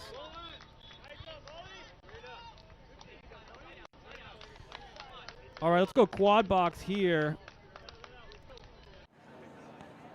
As we're starting to fill up the courts for the second round, the final 4 matches in the women's round of 16. 3 of the 4 are done. 1 left to start. Top left of your screen there, that's Megan Rice and Jeannie Urango, the aforementioned Rice and Urango, taking on Madison Shields and Camilla Tan. Camilla Tan and Madison were not in the qualifiers last week. They are now in. A couple of teams out. Furch and Van Gunst not playing this week. Betsy Flint and Kylie DeBerg already qualified, so that's opening up a few spots. One claimed by Camilla and Madison.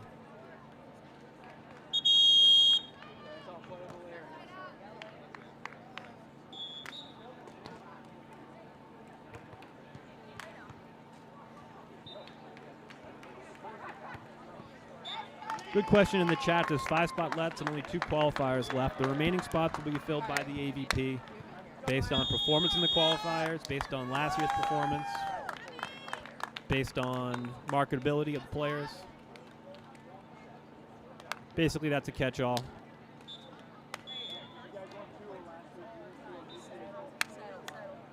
I think what you want to do if you're one of the players that's on the bubble is you want to go far. That's the trick. And if you're on the wrong side of the bubble, you got to win. You got to win 4 matches in a row, either today or next Saturday. All right, we're getting late in the second set over on court 3. Let's head there.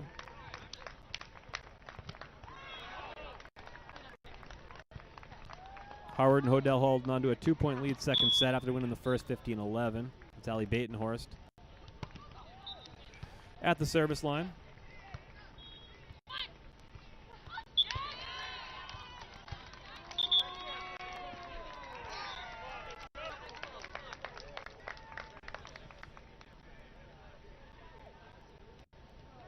All right, let's go quad again. As we have all 4 courts now underway. Maya Gessner and Kate Riley, the 11 seeds, taking on Devin Newbury and Savvy Simo. Now Savvy Cory. Congratulations to her and Evan Cory on their nuptials. And that's Savvy with the deep corner jumbo to extend the lead to 3-0. Sav and Dev played an excellent tournament last week, I should say. Winning their first round matchup against Devin Sowers and Maureen Kinna in 3 sets. Went up against Kelly Cheng and Megan Kraft, and sometimes you run into a buzzsaw. Dropped in 2 sets to Megan and Kelly. Ended up with a 5th in league qualifier number 1.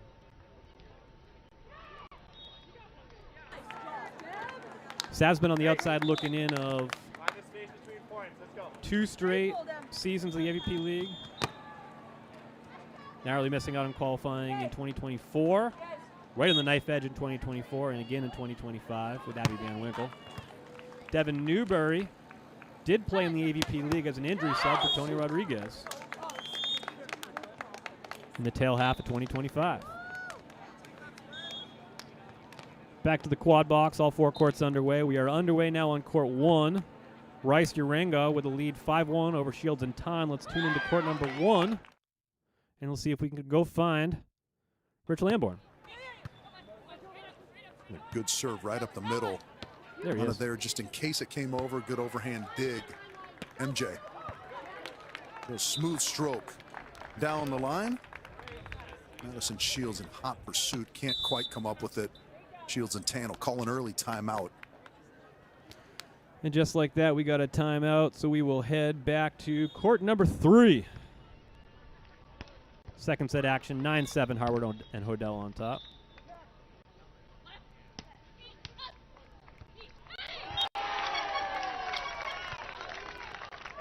Creative little poke over there by Allie Batenhorst forces Hodel and Harvard into a timeout, and the lead is cut to 1 at 9-8. Court 2.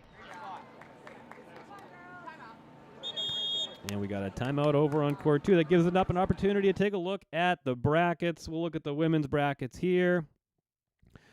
And we have one side pretty much filled out. We're waiting on the final of the first round. That's Harvard, Hodel, Baton-Horst, Hughes, which you were just watching.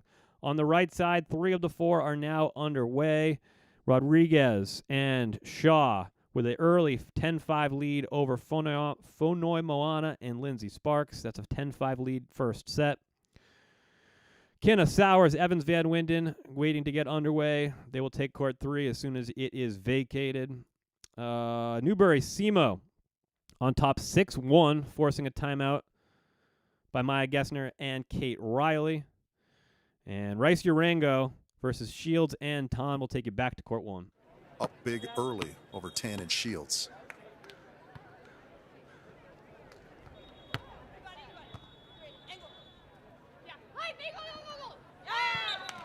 And that a little bit of improv, probably not exactly how she drew it up, but Maddie Shields will take it just the same.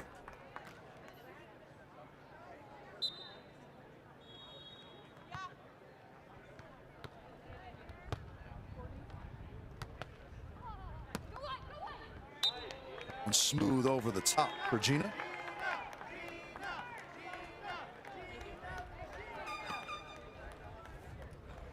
Well, we got all 4 underway. We'll get you a look at the quad box, but we'll stay with Rich on court number 1.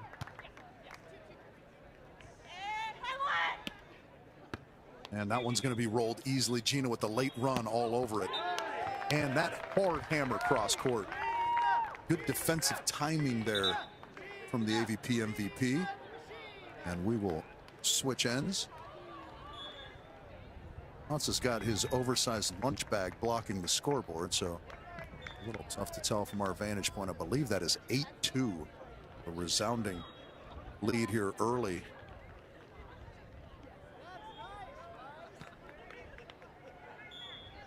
Let's move to court 3 right now as we're approaching the business end of the second set. 10-9, Harvard and Hodel on top after taking the first. Zolani can't corral that off the block, and we got a side switch at 10 apiece. Back to court 1.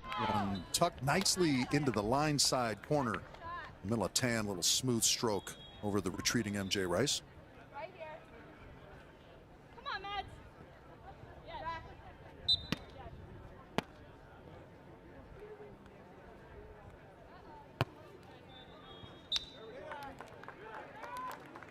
Serve sails long for Tan.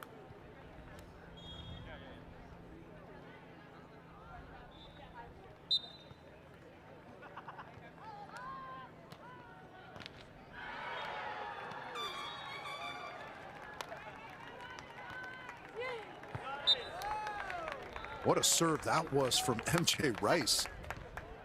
Just got that one to dip right over the net and find sand. Back to court 3, Allie Baton-Horst back to serve. Now with a 1-point lead over Hodel and Harvard. Make that 2. Service pressure getting to the 5 seeds.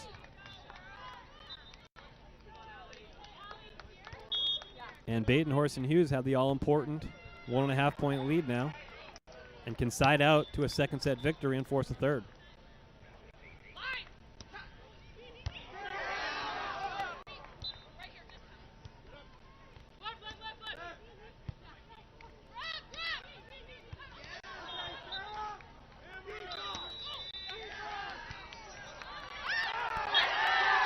Just a spectacular rally. Rally of the day, possibly. That's a rally of the day candidate, which if you're following along on the AVP All Access drinking game, whether it's a coffee or a soda or a lemon water or an adult beverage, anytime we award a rally of the day, and yeah, there's going to be a bunch of them.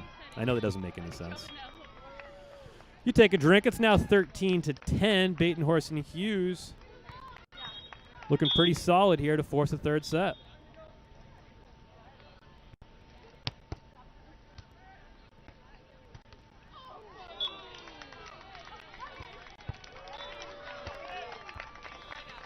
Over to court 4 real quick as the first set wraps up. That was a 15-7 commanding victory for Rodriguez and Shaw after dropping in straight sets last week. They fight back and take the first set 15-7. Back to court 3.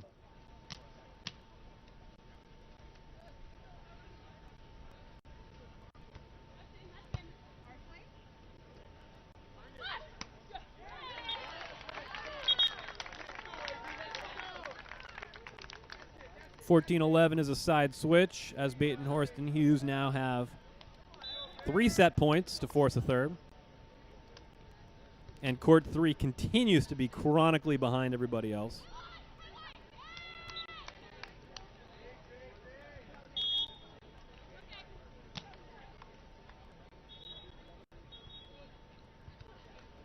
Sarah Hughes serving for the set. It's just a nifty cross-body pokey by Haley.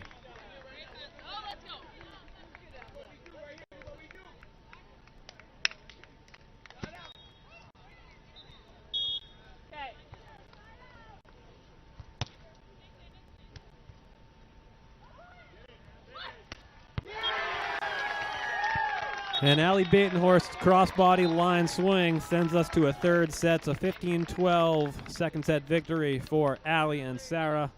And we are going to a third set on court number 3. No surprise to anybody who's been following along on court 3 all day long. Court 3 is the court that goes long and late, and you get bonus volleyball. All right, we are just underway in the second set on court number 4. Tony and Molly looking to close out the 15 seeds in straight sets here.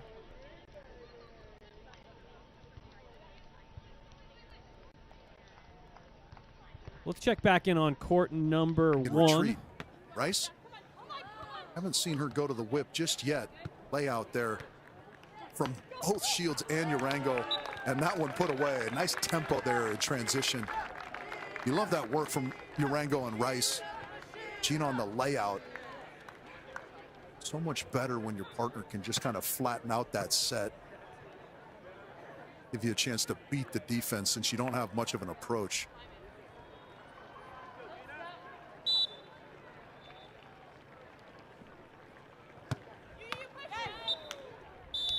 One finds the net for Urango. It'll be 13-7.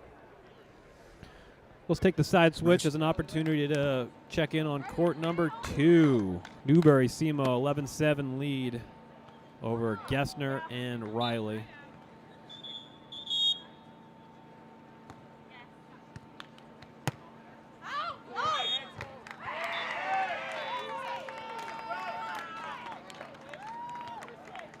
And that serve is out. And we got Sav back to serve with a 12-7 lead.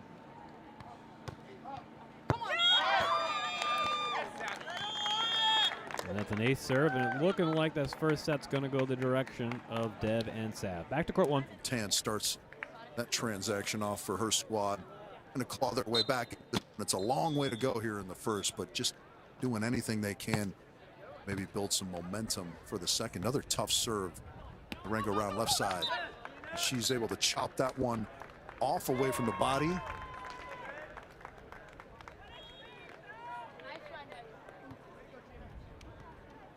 And now 1, 2, 3, 4, 5, 6 set points. Megan Rice, Gina Urango, set number 1.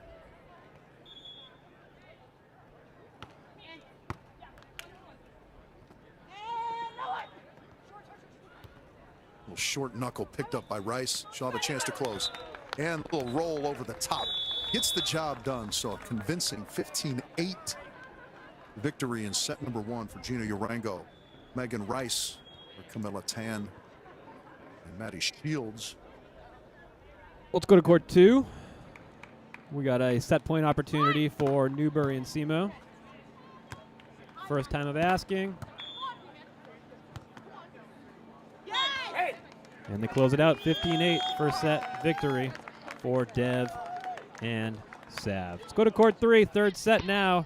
Batenhorst, Hughes, Hodel, Harward. Harward and Hodel, the 5 seeds, took the first set 15-11.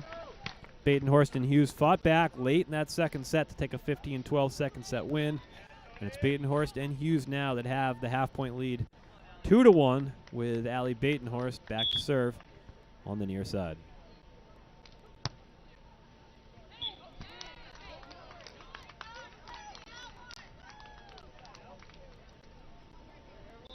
Let's go double box here for a moment.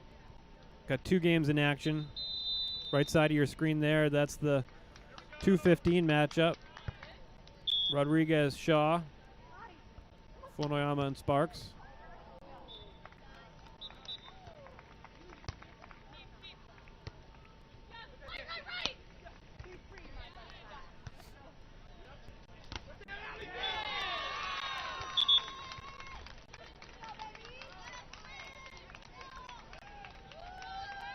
And let's dial in on court 4. We got the side switch opportunity.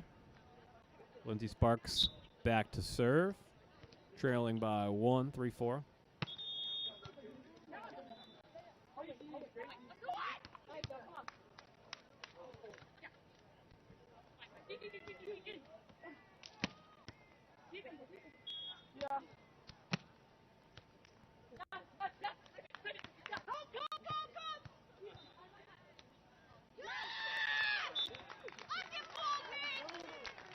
And the 15th seed ties it up at 4 in the second set.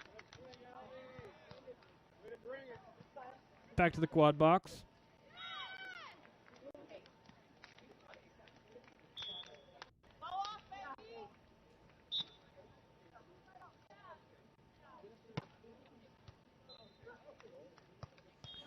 Approaching midday over on the Pacific coast.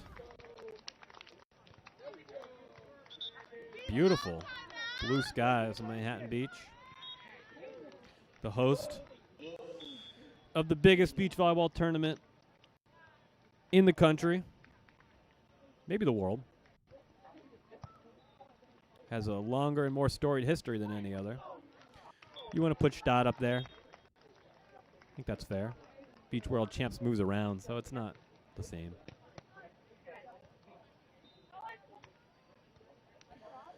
A great place to hold our AVP League qualifiers for season number 3. Let's go to court 3.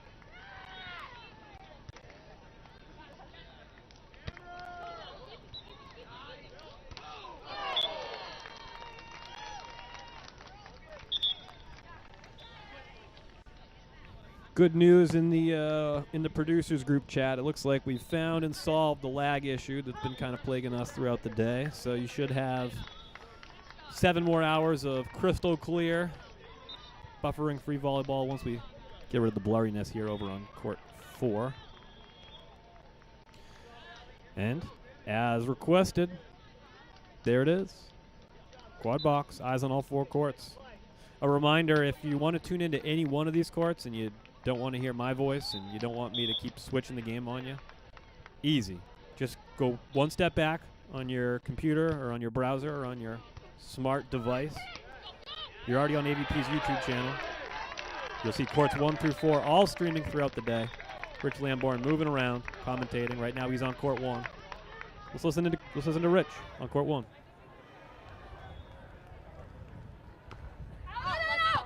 That one's going to sail. Yeah, again, that's kind of the only weak spot, if there is one, for this team. A couple too many service errors for Gina and Meg, more than they would like anyways. That one on 2 picked up easily. Shields in position and tries to go with the sharp cutty away. Transition set got a little bit off the net. All right, let's get to court 3 now. Third set, 6-6. Haley Harward at the service line. Going at Sarah Hughes. Boy, I shouldn't have said anything about the lag there, huh? That serves me right. Back to court 1.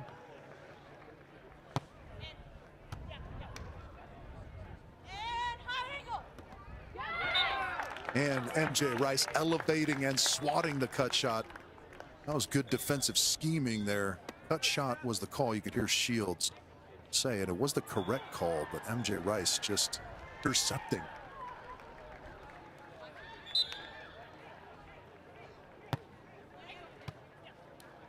Another tough flat serve from Urango Militan again. This time she corrects the trajectory. Gets it to go up and over Rice for the winner.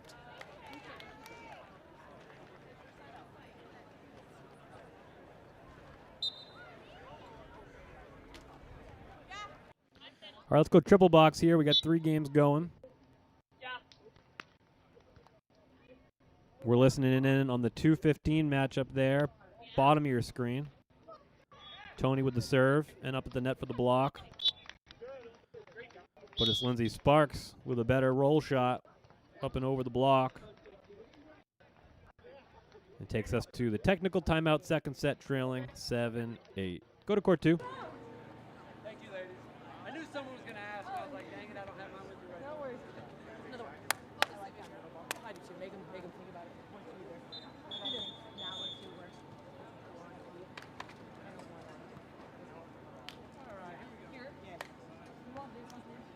Yeah. Good call.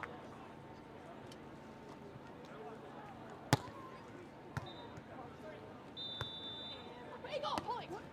Get up, get up there, get up there. No one's up, no one's up. Come on, hey, go, Polly. You? Come on, come on.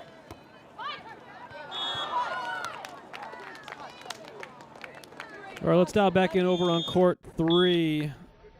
Coming out of a timeout, 8-6. Batenhorst and Hughes on top third set. Serving at Hodel.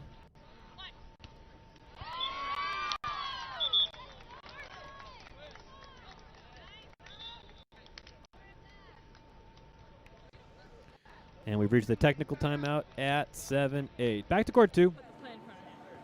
Yeah, one at a time. Yeah. Maya Gessner, 24 years old, 6'1". This is her 5th season on the AVP. Took a 3rd in AVP Denver last year, 2025.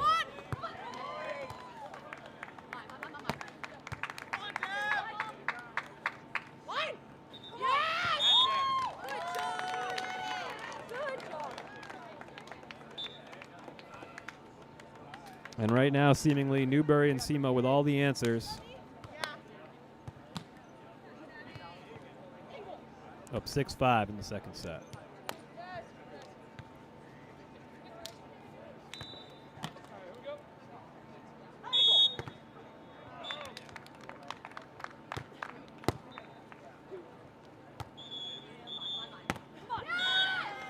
All day! Come on!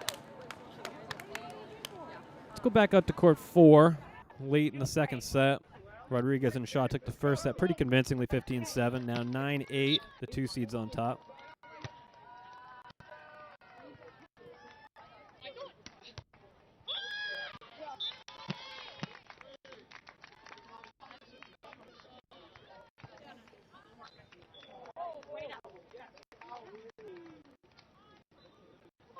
We go quad box as our court 1 comes out of the timeout. And let's listen into Rich. Hurting their comeback case temporarily anyways. That's Shields and Ton on the near side. Megan J. Rice serving and running up to the net on the far side. On your That one close top over left. the net. Here. And yeah, it was awkward, just awkward enough to kind of confound MJ Rice momentarily. Earn a winner for Camilla Tan, so sometimes it works out like that. It looks like it's going to go badly, and then it's great. You take the good breaks where you can get them, especially when a team is playing extremely well against you, as Gina and Megan are against Camilla and Maddie here. That one just overset, and they've leveled the score, Camilla and Madison. Let's go back We'll to court switch 3. ends. Batenhorst and Hughes have extended their lead. Now a 2.5-point lead.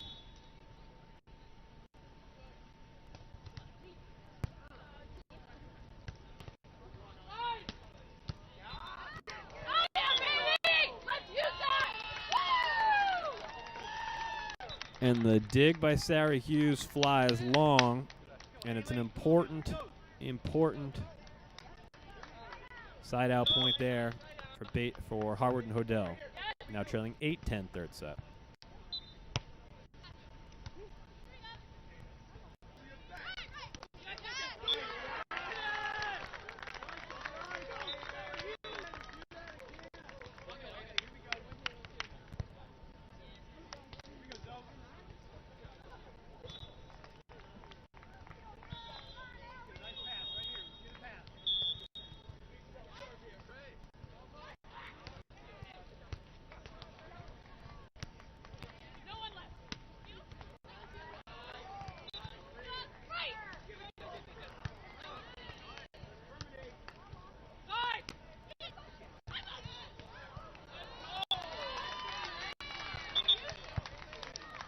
All right, point for Hodel and Harward on the side switch. Let's peek back in on court number 1. Rice and Urango with the half-point lead after winning the first set, 15-8. Little knuckle pokey, well read. Megan Rice got what she wanted on the pole. And there's the high heat. And that'll take Gina and Megan to 13-11. And that was one of those schemes that pays off immediately. Shields and Tan will call a timeout. With that timeout, we'll go back to court 3.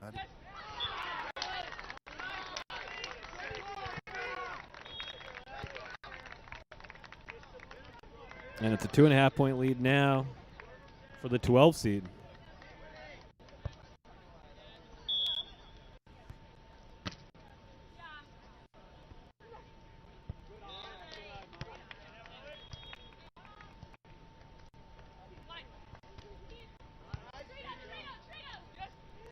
Whoa.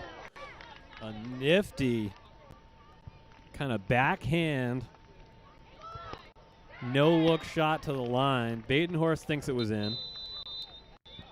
Ref's going to go over and take a look at the ball mark. It's an important call here late in this third set. Which ball mark is it? Show me the ball mark. Pick one that's in.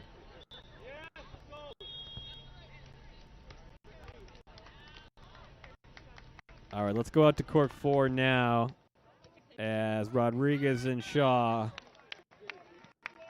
up 13-10 second set after taking the first 15-7. Looking to avenge a upset loss in week 1 qualifier 1 week ago.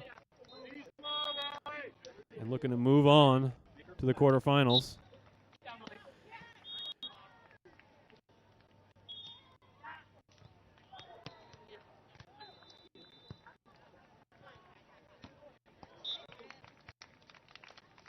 Now 14-10, Rodriguez and Shaw in control. Let's keep an eye on 3 and 4, shall we? Let's go over to court 1, an opportunity here. Her squad do 3 for Rice and Urango. Match points as we switch ends.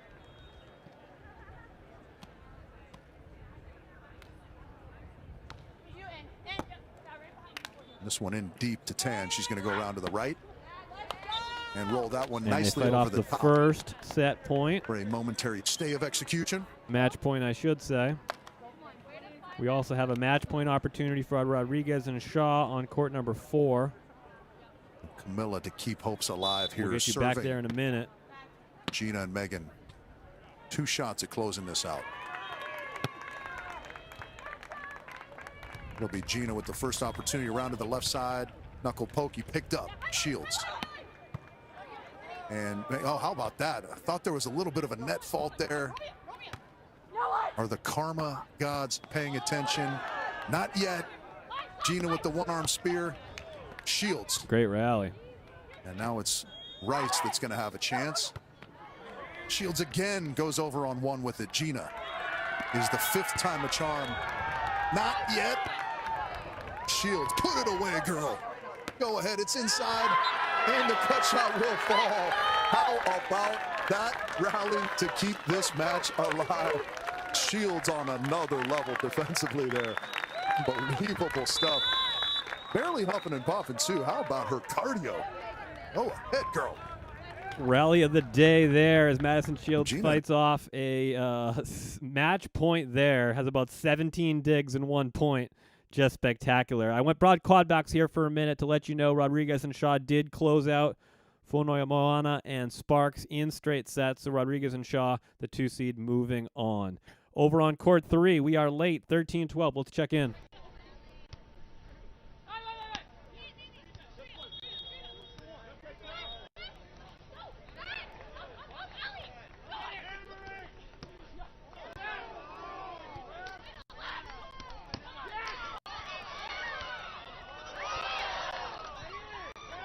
Just another spectacular rally.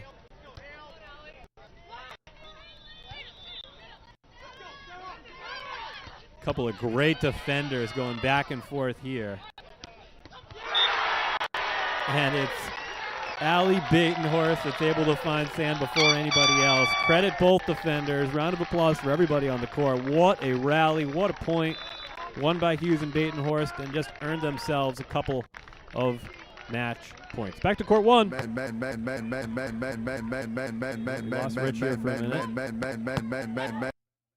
We'll bring him down and we'll just watch. And it's a cut shot there by Madison Shields, and she is unconscious right now, folks. Tying it up at 14 apiece and trying to send her team to a third set. Let's go! 14 apiece. Let's go back to court 3 for a minute. As we have a match point opportunity for Hughes and Batenhorst. Fought off by Hodel. Back to court 1.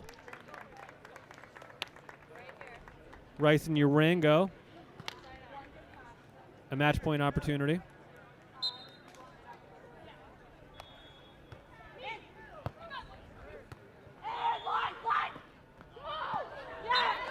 And Camilla Tan. What a nice little nifty poke shot. Back to court 3. And it's a final. Sarah Hughes and Allie Batenhorst, the 12 seed, fighting their way back. Dropped the first set, 15-11. Won the second set, 15-12. Won the third set, 15-13. And through no fault of Zolani Hodel and Haley Harward, who played a great match, they are headed home. And you'll see them back out in the sands for qualifier number 3. But it's Batenhorst and Hughes moving on. Back to court 1. Let's do a third. And it's going to be a tough chance at that. Megan Rice.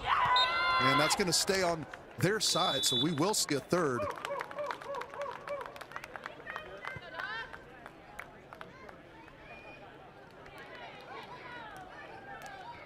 We'll go double box here. Urango and Rice had a stranglehold on this match. 2 or 3 match points, in fact, in that second set, and kind of failed to close, and now they've got to go.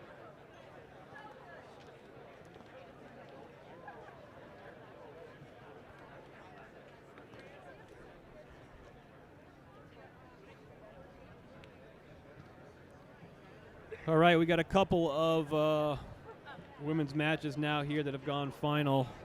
The first 4 all in the books, as our delinquent tardy court number 3 continues to lag behind. And we have our last women's match to get underway, the 7-10 matchup, Maureen Kinna and Devin Sowers taking on Anaya Evans and Tori Van Winden. That's the 7-10 matchup. That'll get going here in a few minutes. Let's tune into court number 2. Maya Gessner and Kate Riley fighting back here, and an opportunity and a set point from the service line to force a third.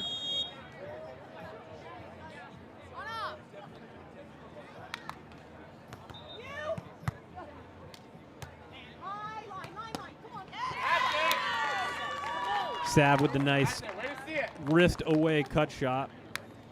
Reset. All you Dev, smooth. Smooth, let's go. Is that Hagen Smith in the coach's box for Devin Sav? Looked like it. believe they're coached by Dan Wayner this year. If you're not familiar, he coached Chase Buttinger and Miles Evans on their Olympic run. Looks like Hagen, right? In the white t-shirt? What do you think? Nice play. Yeah, that's it. Talk it up. Hagen and Logan already in the league. Took Phil and Trevor to a exciting men's finals in Chicago last season. Another set point opportunity for Gessner and Riley. And we are going 3. Sav's shot just wide. And we're going to a third set over on court number 2. Let's go back to court 1. Third set action now. Rice Urango versus Shields and Ton. Madison Shields and Camilla Ton putting together 5 or 6 huge points at the end of set number 2 to force a decisive third set over on court 1. Starting to loosen a little bit.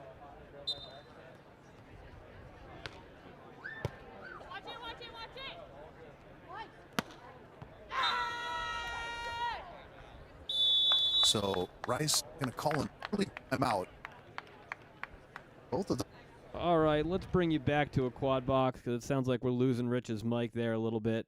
Just get you updated on where we're at. Top right corner of your screen, that's court 1. That's where we just were. It's a 3-0 lead for Shields and Ton. They seemingly have figured it out over the course of the last like 10, 15 minutes, and they put together just a stretch of just unbelievable beach volleyball against Rice and Urango, who would be a very heavy favorite going into this one.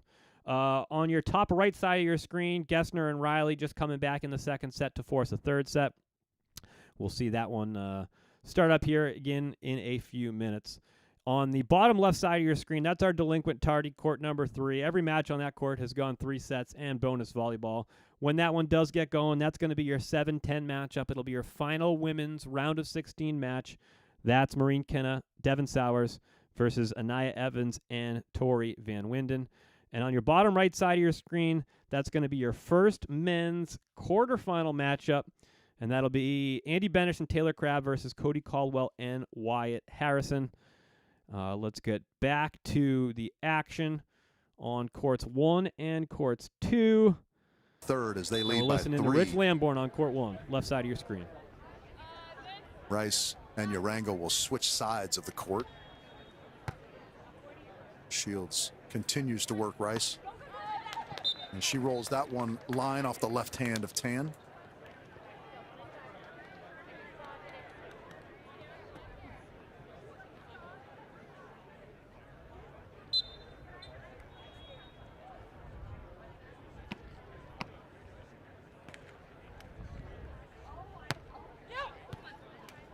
Good serve by Rice, just driving that one into the middle. And that's one of those ones that's just a little bit of a bad break if you're Rice and Urango. Good shot from Tan, however. And Rice getting the touch, and it just kind of falling short of the diving Urango.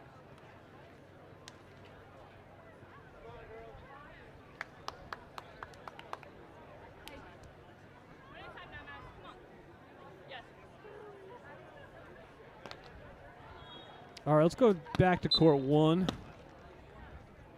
Shields and Ton with an early 4-1 lead over Rice and Urango. And driving that one up the sideline, Rice handling it well. And hammering that one, finds the range this time.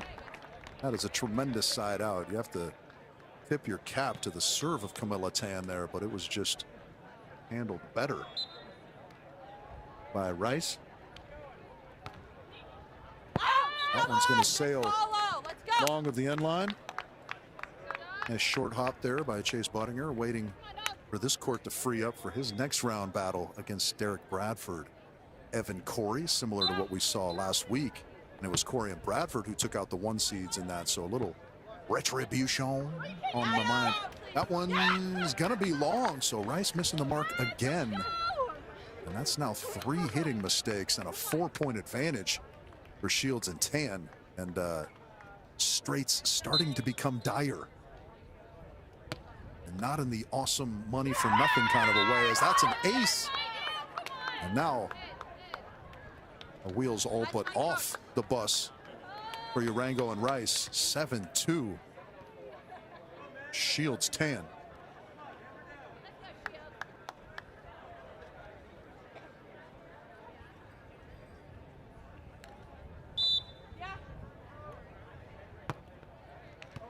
Driving that one up the sideline, a good one it is for Shields.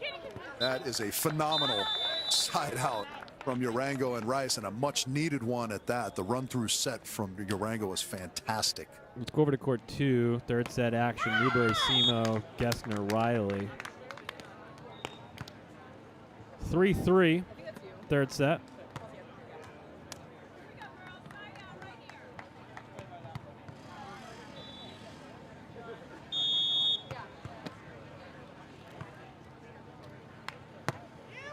Gessner and Riley lost their first round match last week to Lorene and Quiggle.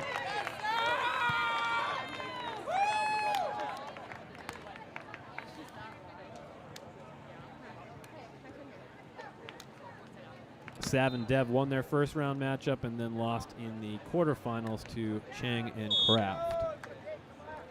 Let's go double box. This one attempting to go short, missing the mark. 8-4.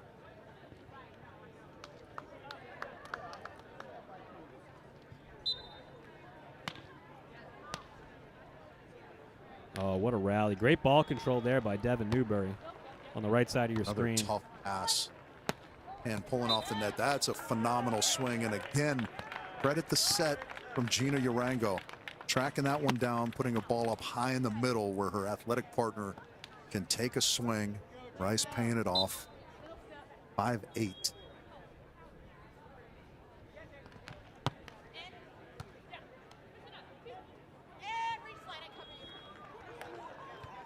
Good self-coverage there, Tan. And the cut shot is going to fall. That is, yeah, a little mini flex down there from Tan as well. Beautiful work on the self-coverage to keep that play alive. That was in MJ's teeth, and that's kind of one of those bad bounce, good bounce, depending on your perspective. Bad bounce if you're Megan Rice, was all over that. Good bounce if you're Tan, and great self-coverage. Tough chance here. Tan. Easy into Rice. And that cut shot will fall. So there's a little bit of a missed opportunity. Maybe. Well, we switch put a sides check mark. here very quickly. Let's give you a look at the women's brackets in their current form. We are 3 more games to go, 5 down, 3 to go.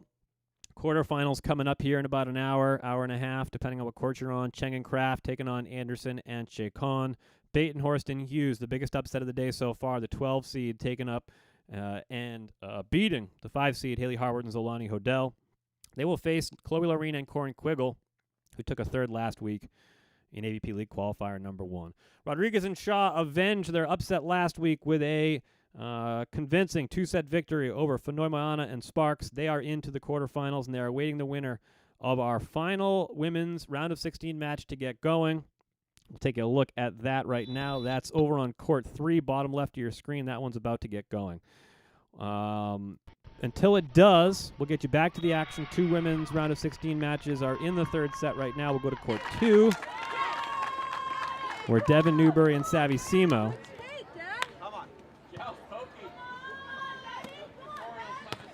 lead Gessner and Riley 7-5. Devin Newberry back to serve. Devin Sav, an 8 seed last week, moved up to a 6 seed this week with the departure of Betsy Flint and Kylie DeBerg. Piper Furch and Tegan Van Gunst moved up a couple of seeds, take that 6 seed spot. A lot more favorable for Devin Sav. Double box again. And instead, she just drives that one deep to the line side for the winner. And Shields and Ton now with a 4-point lead. Let's go to court 1 here, as we got a pretty significant upset alert. Shields and Ton making a run. Rich Lamborn on the call. Their tough pass here. That one's close to the net, but Rice able to step in, get it high to the corner for the kill. 7-10 now.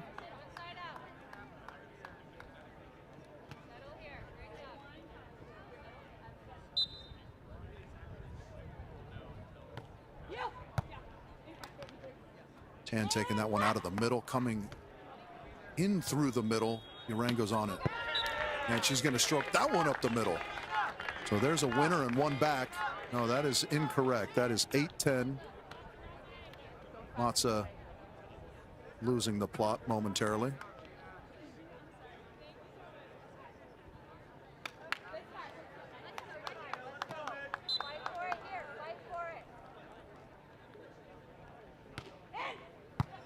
Again into Tan. Good pass this time. Left side. And she finds the baseline. I don't think she saw that one land. Kind of had to look to the up official for the signal. But it did bounce the rope. So that is, again, a 3-point advantage as they tick into the double digits. 11-8.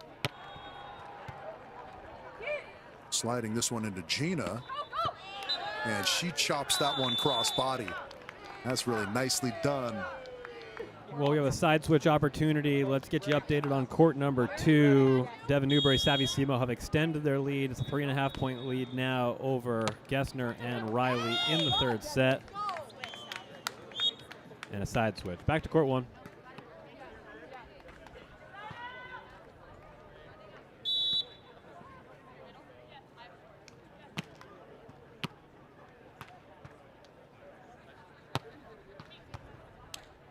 Driving that one through the middle. Tan around to the right side. And she's going to put that one down the line for the winner. You could hear Shields, even while sort of diving to bump set that over her shoulders, with a good, loud call, accurate call. And Tan responding.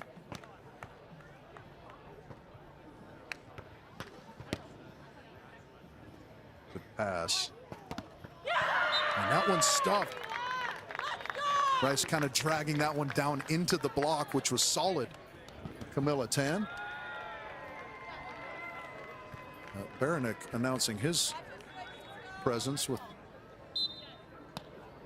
loud hair metal music in the background here as we creep close to it. Oh boy, how about that? Good fortune off the top of the tape and down for the ace to give Tan and Shields 5 now. Count them, 5 match points here in the third after they were facing elimination in the second. It looked like a certainty, the level at which Rice and Urango were playing, and it just all fell apart. It was tremendous unity and effort on the side of Tan and Shields, and they have found themselves in this position on the back of that hard work. They drive this one in. Will it be an ace to finish? Not yet. Shields will have an opportunity. Off the top of the tape, Urango. Lefty, Shields into the into the net with the tomahawk attempt at the Ludwig kill for the win. Either way, they'll still have 4 shots at it. And Urango come up with something magical from the end line.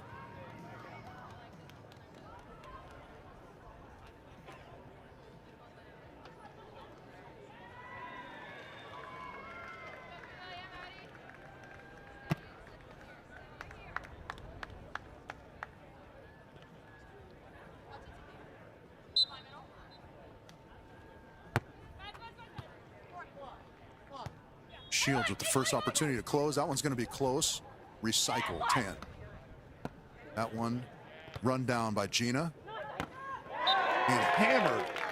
A little extra oomph on that from Gina, and we will switch sides. It's going to be 11 serving 14. Side switch there gives us an opportunity to check in on court number 3. Kinna and Sowers, Evans and Van Winden, the 7-10 matchup just underway. Evans and Van Winden a early 3-2 lead. But it will stay on court 1 and Rich Lamborn.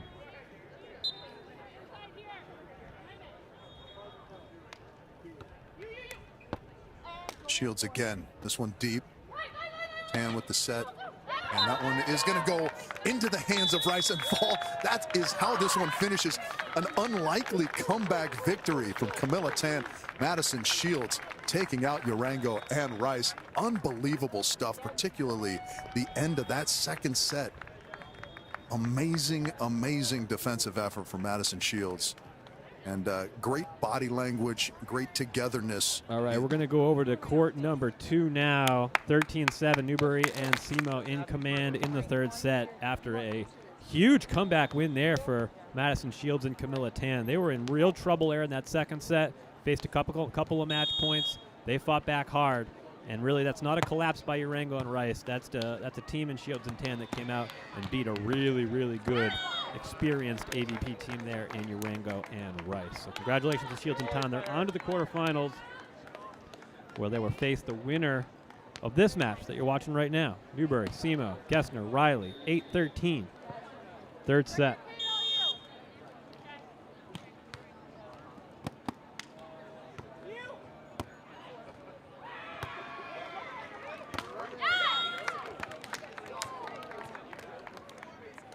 Sav muscles that one through, and that brings us to match point. No, does not force that one through. That was blocked.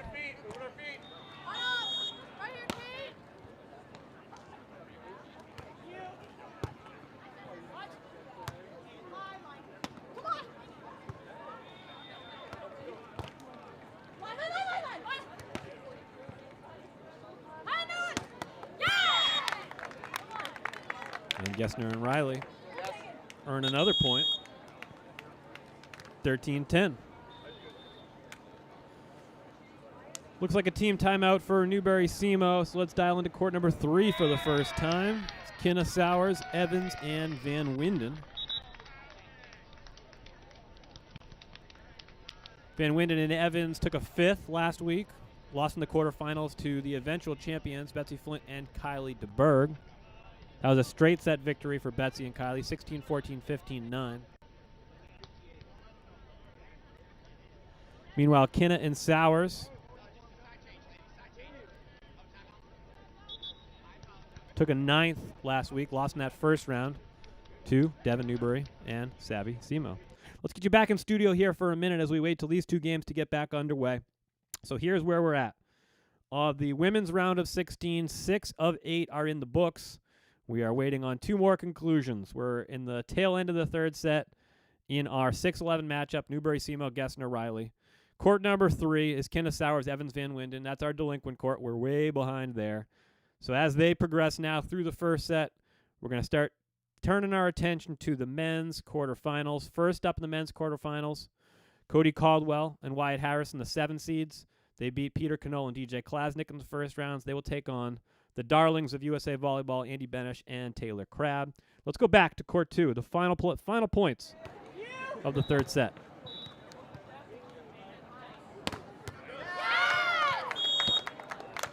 And Gessner and Riley earn another point. Some pressure at the net.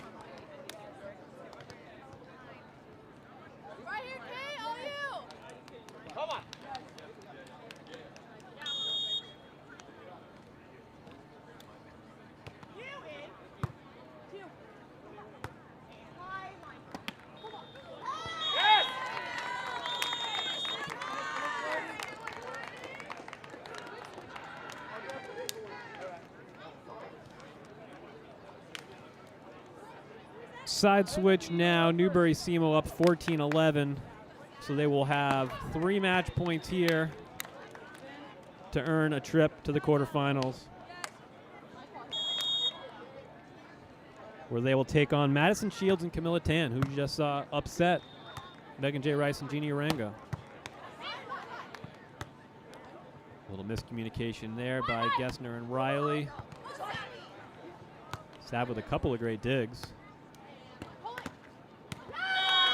Can't dig that one, though. 12-14. Earned point there for Gessner and Riley. Good talk, Maya.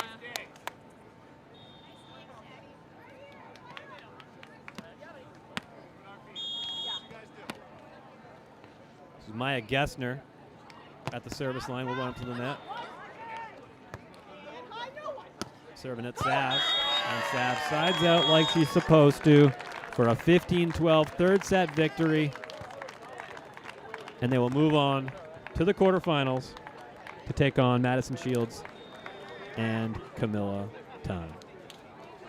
Let's go to court 3, our final women's round of 16 matchup. Maureen Kinna, Devin Sowers taking on Anaya Evans and Tori Van Winden. Tori and Anaya near side here. That's Anaya Evans with the set push over on 2.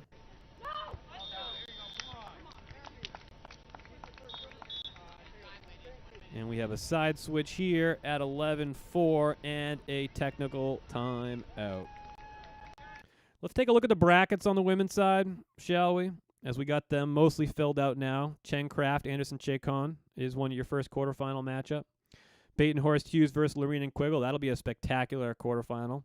Rodriguez Shaw, they've already advanced with a win over the 15 seed, avenging a loss from week number 1. 15 seed upsetting the 2 seed last week, both the men's side and the women's side. Madison Shields and Camilla Tan, in my mind, the story of the tournament so far, we just saw it, a 14 seed upsetting a 3 seed. Jeannie Rango, 2-time AVP, MVP. There's been 2 years of the AVP League so far. She's been the MVP for both of them. Of course, the San Diego Smash winning in year number 1. And then Newbury Semo just advancing there to the quarterfinals to take on Shields and Tan. So we got 1 left to go. On the men's side, as we approach here our quarterfinals, a bunch of great matchups. Buttinger and Evans taking on Bradford and Cory. That's a rematch of the quarterfinal matchup from week number 1. You can look in right now on those 2 teams warming up. That's Evan Cory on your right side there, near side with the blue hat. That's Derek Bradford in the teal tank top on the close side, getting ready for the first quarterfinal matchup. Field and Wilcox, the 5 seeds. They lost in the first round last week. They did not this week. They beat Diego Perez and Lev Prima. And they're moving on to a quarterfinal matchup with the vets, Tim Baumgren and Avery Drost, who took a 3rd last week, losing in the semifinals to Derek Bradford and Evan Cory. We're back in action on court 3, the final women's round of 16 matchup. Let's go there now.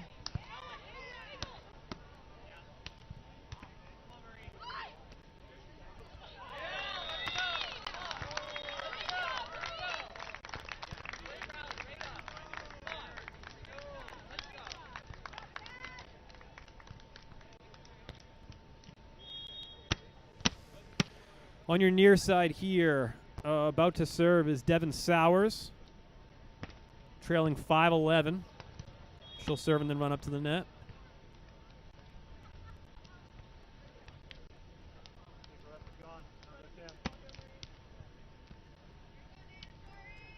We are now underway with our first men's quarterfinal.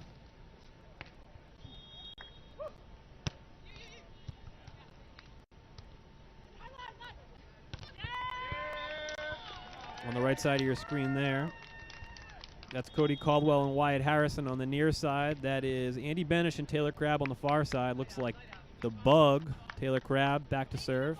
Nope, Andy Benish with a jump serve.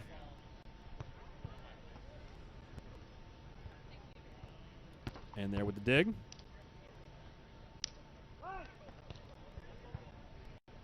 And there with another dig. Yep, that's for sure Taylor Crabb. And we got a ball on replay. Cody doesn't like it. He doesn't like that call, but I think we're going to replay that one.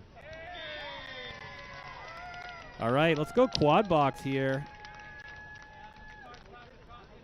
As we now have 2 men's quarterfinals underway. Bottom right side of your screen, the aforementioned Caldwell, Harrison, Benish, and Crabb. That's a 2 seed versus 7 seed. Top right corner of your screen, that's the 5 seed versus the 4 seed. Field and Wilcox versus Baumgren and Drost. Still warming up over on court 1, probably where you expect Rich Lamborn to be in a few minutes when that one gets going. You got Chase Buttinger in the USA jersey, the bleach blonde hair, the ex-NBA player, about to take a practice serve. Let's go back to court 3, final women's round of 16 match. Maureen Kinna receiving the serve there in the green top, and her partner Devin Sowers. And it's time for a side switch. So let's check in on court number 2 for the first time. First look at a men's. Nope, we're still warming up there. That's on me. Let's go to court 4. I thought they were playing.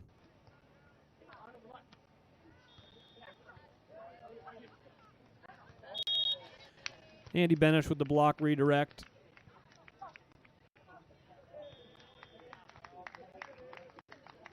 That'll make it 4-3. Benish in the bug. new partnership on for USA that everybody's excited about. Everybody's excited to see Taylor Crab playing internationally again, I guess in earnest. Did play a couple of events at the end of last season with his brother, Trevor Crab, who's already qualified for the league with the GOAT, the thin beast, Phil Dahlhauser. Crab and Crab taking 2 top 5 finishes at the end of the year, one in Newport Beach and then another event in Brazil, I want to say. Already took a third, already got on a podium at the highest level on the Beach Pro Tour. João Pessoa in Brazil. On the way to that third, the third bronze medal match was a forfeit to Brazilians Evandro and Arthur.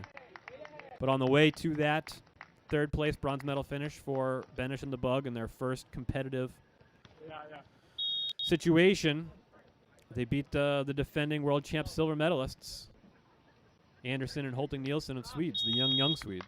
We still calling them that? I think so.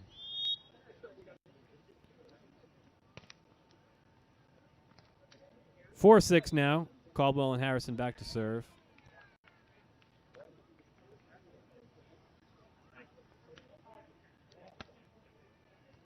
Want a quick look at how we got here and what's at stake. On the men's side, a couple of auto bids already given out. Trevor Crab and Phil Dahlhauser, Hagen Smith and Logan Weber. They are in based on performances from 2025. One bid to the league is given out for every one of these qualifier wins. So 16 teams enter per gender each Saturday, 3 straight Saturdays. One team leaves the stand with a bid to the league and a guaranteed check and an opportunity to win a lot more based on performances in the league. Miles Partain and Paul Lottman, the victor in week 1, so they are in. 3 teams in, 5 spots remain, 1 to be handed out here over the course of the next 6 to 8 hours. On the women's side, an extra auto bid given based on performance in 2025. So it's Lexi and Julia who won in Chicago. TKN, Taryn Brasher and Kristen Cruz, they are in. Brandy and Melissa, the defending Olympic silver medalists from Canada, they are in the league. The qualifier bid handed out week number 1. Betsy Flint, she's back, everybody. Betsy Flint is back. The service pressure at the net from Kylie DeBerg. The option ball, too much for Megan Kraft and Kelly Cheng to handle in AVP League Qualifier number 1. And Betsy and Kylie are in the league. 4 spots remain, 1 to be given out later today. All right, end of the first set on court number 3. A decisive victory for Evans and Van Winden over Kinna and Sowers. A 15-9 first set win over on court 3. Maybe court 3 will catch up here. What do we think? All right, let's tune into court number 1 where we expect Rich Landborn to be. Certainly. And there he is. Get to week 3 and still have to earn their spot in the league. Things start to get tighter and tighter the longer you go. This is a 16-team single elimination bracket. 4 wins gets you in, books you a ticket to the league for the rest of the summer. And here we go. Chase to start us off. Derek Bradford. That one high up in the hands. Chase Buttinger. That one's touched by Chase. And a nice spot there defensively, Evan Cory. Nobody at the net and a smooth stroke up the line. So it took 3 chances, but they got the side out. Bradford revealing the sticks early. Usually we see him heavy sweat painted up, but it is warm here in Manhattan Beach. Beautiful day. Saturday as we click just past noon, and there's a hard hammer in the cross court. Chase Buttinger. The Banco do Brazil jersey on. I like it. Okay, let's go double box here. On the left side of your screen, that's the 2-seeded Benish and the Bug taking on Caldwell and Harrison. On the right side of your screen, we got 2 games underway in the men's quarterfinals now. So we were just listening to Chase Buttinger and Miles Evans versus Bradford and Cory. We'll keep a close eye on that one, as that one is a rematch of what was an exciting quarterfinal matchup last week. That was a 3-set victory for Bradford and Cory, the upset victory, winning the first and third sets 15-13, dropping the second set 12-15. So that one went the distance. We'll see if that happens again in a rematch of one of the more entertaining matches from AVP League qualifier number 1. Let's go triple box, 3 games in action. Bottom of your screen, and Evans and Van Winden winning the first set 15-9. They're your 10 seed.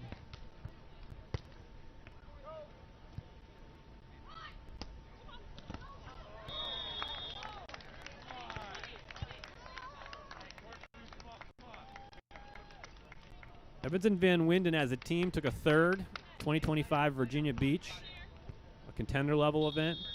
Also at the 2025 Manhattan Beach Open, right on these same sands, the granddaddy of them all, out of the qualies took a 7th.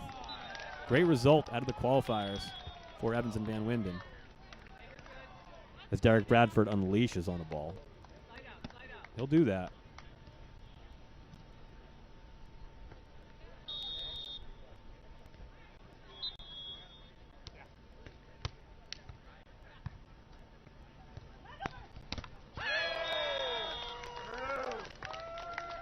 And that's a big block there by Tori Van Winden, which leads to a timeout by Kinna and Sowers. Let's go out to court 4. Serves to Andy Benish.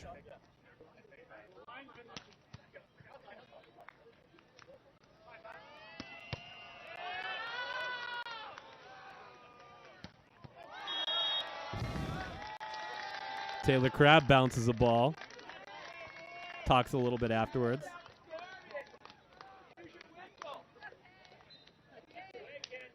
I don't think we liked the handling of Cody Caldwell there, maybe. Is that what we're doing? Over on court 2, we're just getting underway. They faked me out at first, but now we are actually underway. Field, Wilcox, Baumgren, Drost.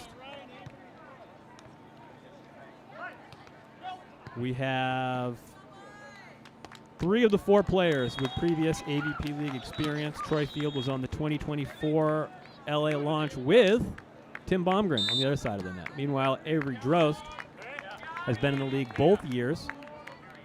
Was in the league in 2024 with Phil Dahlhauser on the Palm Beach Passion. 2025, the Austin Aces with Wyatt Harrison. Quad box time. You know what that means.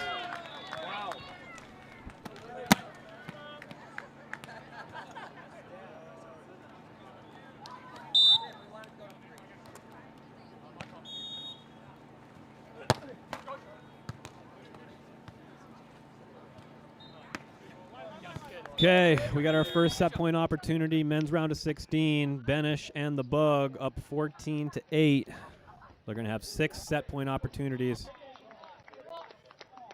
over the 7 seed. That's Cody on your right in the black tank. That is Wyatt Harrison on the left in the white hat on the near side. Andy Benish and the jump top serve. Goes long. And we got a side switch. Checking on court 3.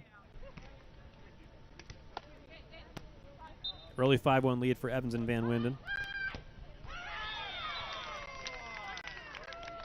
who are looking sharp at the moment.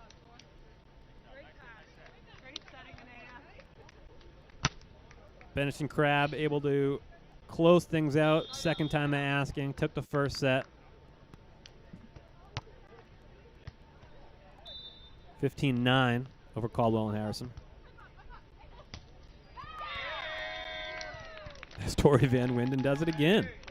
7-1 now for the 10 seeds.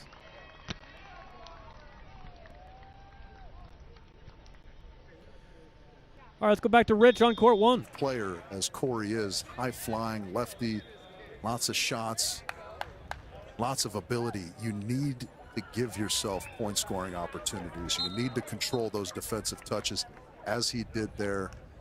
Bravo for the upgrade. Now a 7-6 advantage to Bradford Cory. Nice little change of direction there from Buttinger. Great awareness, great extension from the NBA alumni.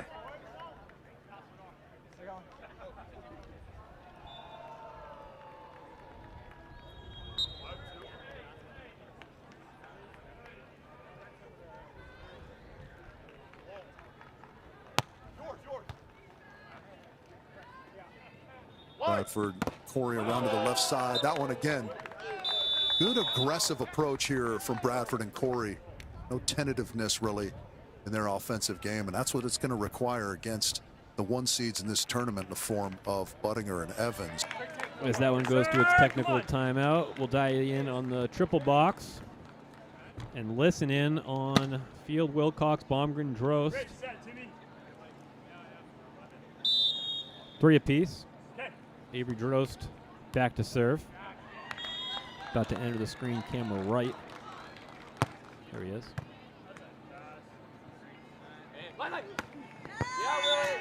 Ryan Wilcox with the deep angle swing. Opens up that shoulder. Finds the corner. Great swing there.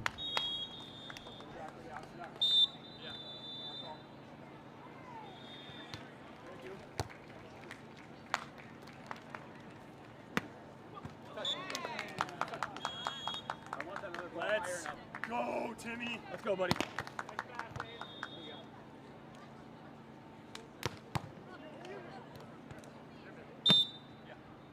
Stop right. Hey. Yeah.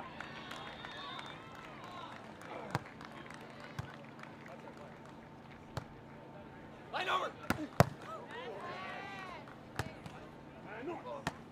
Yeah.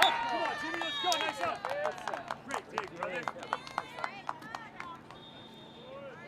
Let's go, Corinne.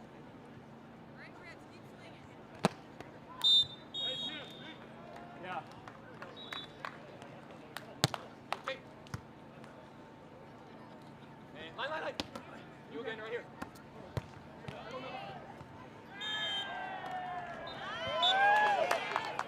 Beautiful little crossbody cutty there by Tim Baumgren. Extends their lead on Field and Wilcox. No worries. Don. We got it right here, kid. You playing free? Near side of your screen there, that's Ryan Wilcox on your left. That's Troy Field on the right with the white hat. Staying positive with his teammate. Go double box here. We'll be listening to Rich Lamborn. And a little exclamation point on that with some words for his partner. Letting everyone know there was no doubt about that stuff. The split block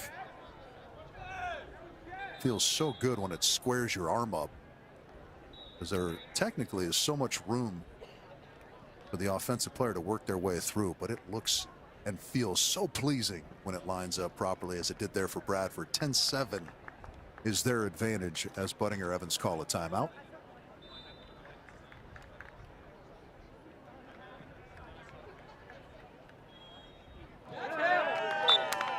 All right, let's listen into court number 2. Field and Wilcox trailing Baumgren and Drost in the first set. 5-7. Meanwhile, over on court 3, Kinna and Sowers trailing Evans and Van Winden 6-10 after dropping the first set. And a monster block there by Troy Field. Narrows the gap to 1 point with Baumgren and Drost.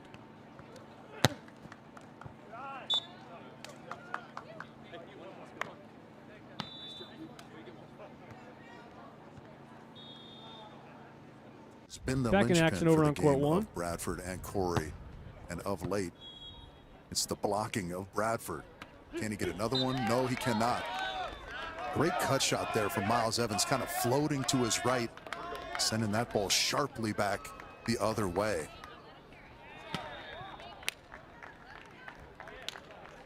Now, how did the 2024 Olympians respond here, trailing by 2 as we eke into the latter stages of set number 1? That's going to be close. Yeah, that one of those tweeners might be a little bit tentative there from Cory. That's such a difficult decision to make real time as to whether that ball's going to.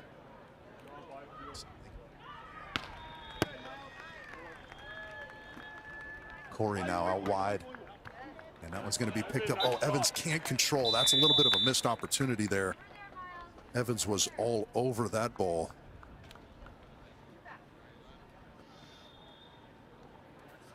Much like we discussed with Cory a little bit ago, those are balls you need to control, especially in these tightly contested matches.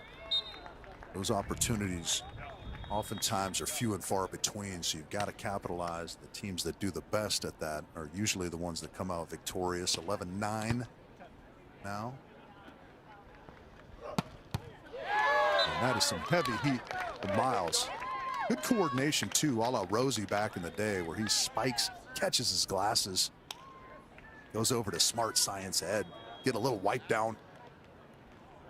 All 4 games back going. Got eyes on court number 4 for the first time in a few minutes. Crab Benish locked up with Caldwell Harrison, 6'6", bottom right corner. We'll stay with Rich. On court 1. Tough serve, Chase. And that one just wiggles by the right hand of Buttinger. He can't believe it. We've seen nothing but heat from Bradford thus far in this opening set. Took a little bit off that one and confounded Chase just momentarily until that ball snuck by.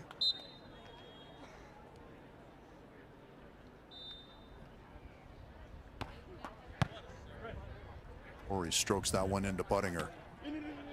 And that one loopy. Cory got a little bit stuck in the angle there. I think if he would have been a little more on balance, he would have had some time to track that down. It's very easy for me to say from my position as a spectator, seated in a comfy chair.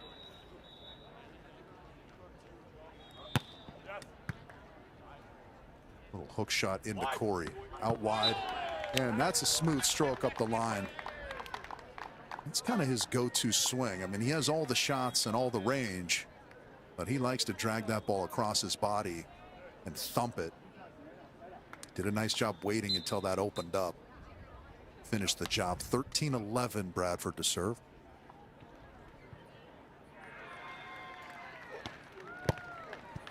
Serve up the middle, and that was nicely done by Chase to keep it alive. Cory now, not yet. Miles Evans, chance redemption. Oh, how about the hip pocket scoop? And look out below. Needed to take a cut at that, I think. Evans again. And he slips that one by. So one chance goes by the wayside for Bradford and Cory. It's one of those plays, I think, you know, the more matches you get under your belt, the more kind of sense of the moment you have. Those are the types of situations where Let's switch over to court 3 right now as we have a match point opportunity, first of 5 for Evans and Van Winden over on court 3, our final women's round of 16 match. That's Devin Sowers, who gets the touch off the block, fights off the first match point. It's always the first one that's the easiest to fight off, though. The second one's the tough one.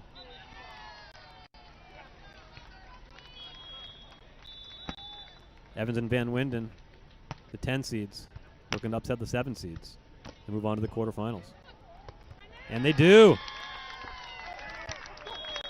Anaya Evans with a rescue option ball, cross court, straight set victory for the 10 seed over the 7 seed.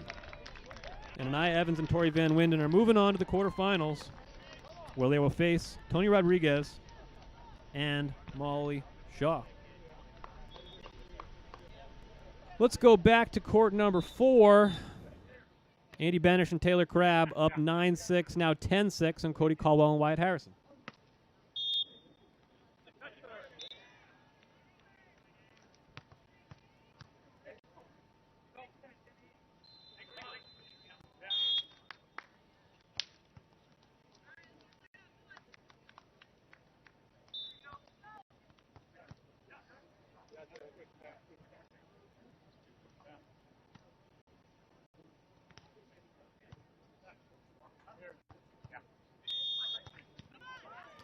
Yeah. 11-6, Benish and Crab on top.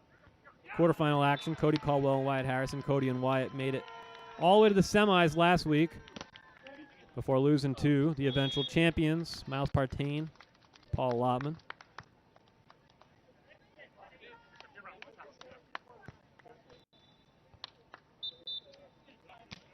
The women's quarterfinals are set now. When we get an opportunity, we will give you a look at the updated brackets.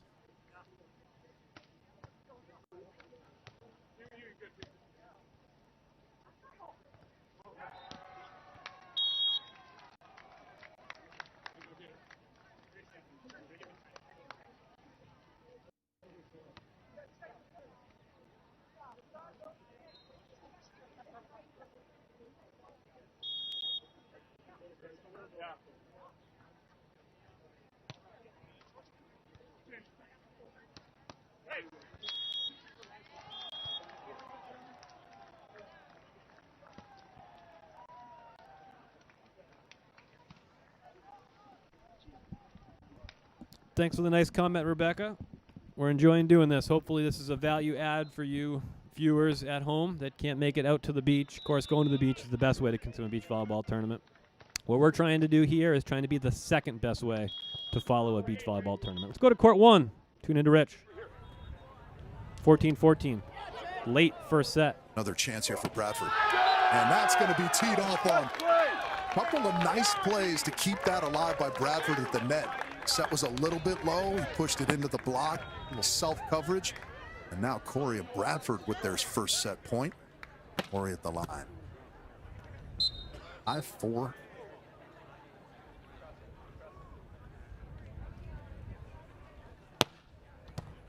It's a good tough serve stroked into Evans. And there's the big stuff. Bradford with another block to seal the deal. So it looked a little bit shaky there for them momentarily as they gave away the first set point to their opponents on whom they'd been up.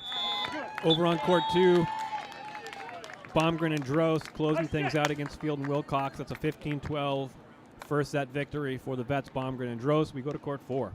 Late in the second set in court 4, Benish and Crab on top, 13-9 over Caldwell and Harrison after taking that first set 15-8. So we got 3 men's quarterfinal matches ongoing, and one should get underway here in about the next 5 to 10 minutes. Cody with a nice line shot there. And now Cody will go back to serve. Cody, a member of the 2024 Brooklyn Blaze with Sean Cook. Had a few injuries in the 2025 season, so it's good to see him back out in the sand. Taylor with the beautiful back set.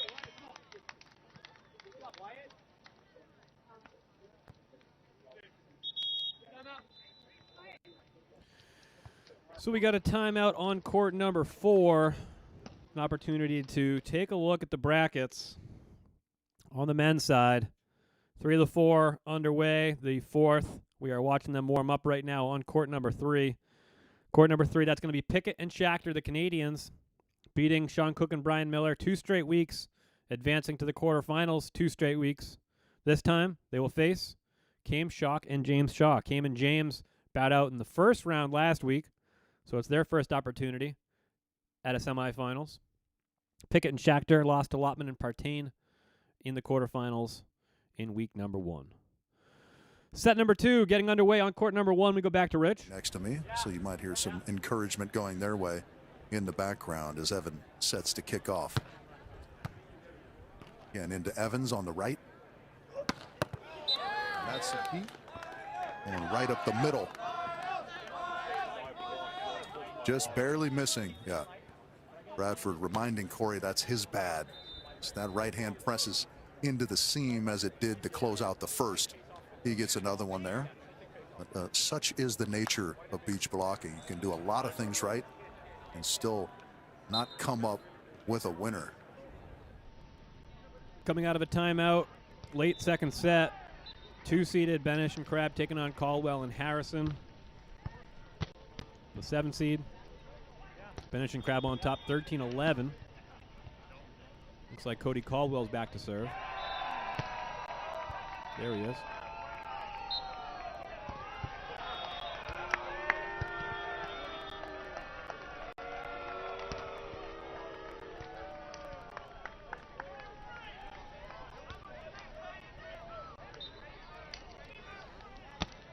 first of 3 match point opportunities now for Benish and the Bug, as they look to be the first team to secure a spot in the semifinals. Andy Benish and Taylor Crab on the entry list for Sakurima Elite next week on the Beach Pro Tour. They are not main draw. They are qualifiers, but they would prefer to win today and have the opportunity to go down to Brazil and earn some points at the highest level. First match point fought off by Harrison and Caldwell. Now Wyatt back to serve. As we've said, it's the first match point that's easiest to fight. It's the second one that gives you trouble. And that is true once again, as Andy Benish and Taylor Crab win it in straight sets. You're not even watching that match, are you? I apologize. That's on me. Andy Benish and Taylor Crab win it in straight sets, 15-12. That was a mistake on my part. I was watching a different game than you were. In any case, Benish and Crab advance, 15-12 winners over Caldwell and Harrison. Let's go back to court 2.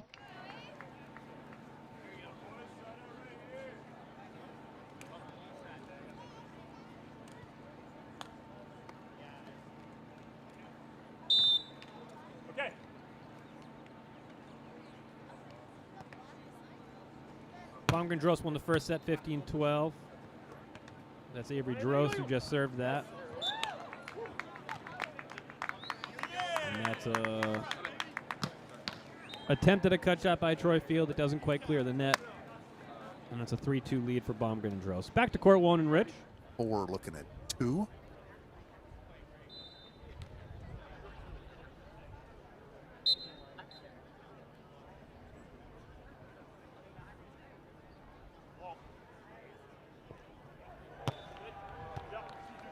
Driving that one up the middle. Bradford handles it well and able to shove that one through. That one was interesting. Buttinger trying to surround that a little bit with both hands and just allowed Bradford to kind of sneak it through the middle.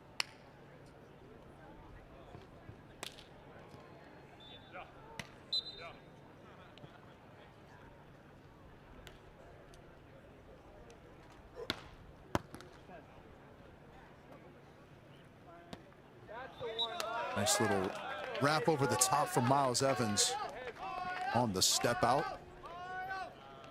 Give an assist to Buttinger for the little pump fake to kind of keep Bradford honest and have to work his way laterally to get in front of that attack.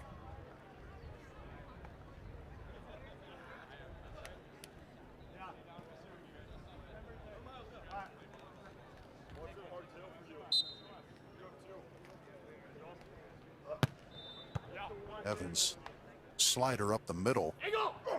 And Bradford trying to bring that cross body, just lets it drop a touch, finds the net. So Evans and Buttinger open up a 3-point advantage here early. Set number 2.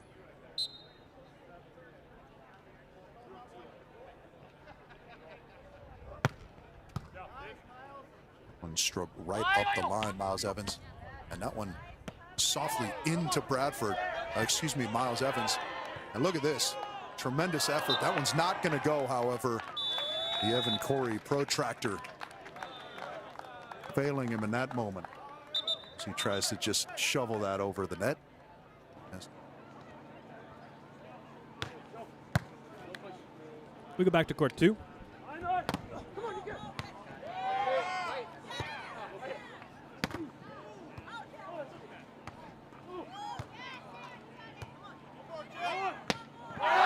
And there's the windmill. The windmill kill by Troy Field, getting the crowd into it, squaring things up at 5 apiece. On the side switch, trying to force a third set here against the vets, Tim Baumgren, Avery Drost. Of course, Troy Field and Tim Baumgren, longtime partners, Team TNT, known for their high-flying, explosive style of play. Played together back in, I want to say 2019-ish, somewhere in there, and then getting back together again last year for a stretch. And Troy Field is now feeling it. 6-5.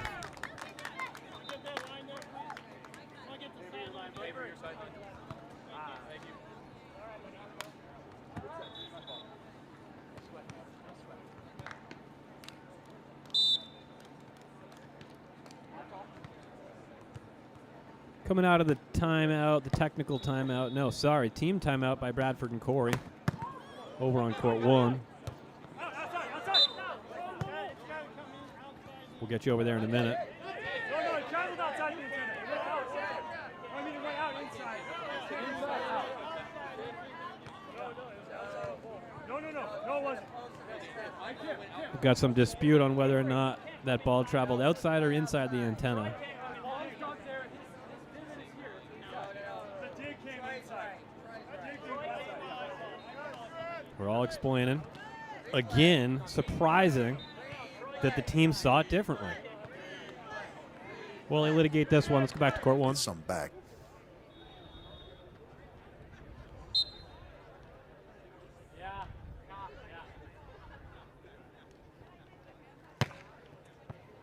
And he just misses the mark.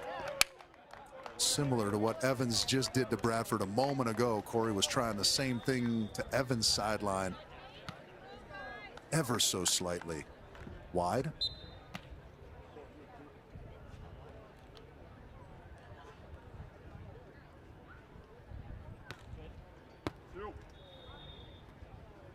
All right, let's go triple box now. There's a Right nice side of your step-in screen. swing from Bradford. And that is next to unstoppable. First look at our final men's quarterfinal just underway. Shaw versus Pickett and Schachter. We'll continue to keep an eye on that one for you. We'll go back to Rich right now on court 1. That one right up the middle. That one will take us to our technical timeout. It's 9-6. Go back to court 2, 6-5. Seemingly we've figured out this antenna issue. Looks like Field and Wilcox won.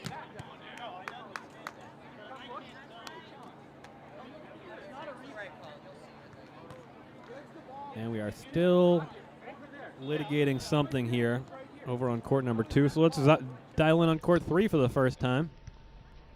That's John Pickett in the white hat. That's Sam Schachter with the gray tank top on the near side and the white sleeves. And that's Cam Schock doing what Cam Schock does, and he's putting the ball to the sand with a little high line. Interestingly, on the court right here on court 3, you have 3 Canadians, 1 dual citizenship, at least 1. I can't speak for the other 3 guys. And you have 2 Canadian beach Olympians on opposite sides of the court in Cam Schock and Sam Schachter. If Sam and Johnny keep playing together, they'll have a good opportunity at a 2028 Olympic berth, either via qualifying points or Continental Cup qualifying via Norseca's. They'd be near the top of the list for favorites to get a Norseca bid.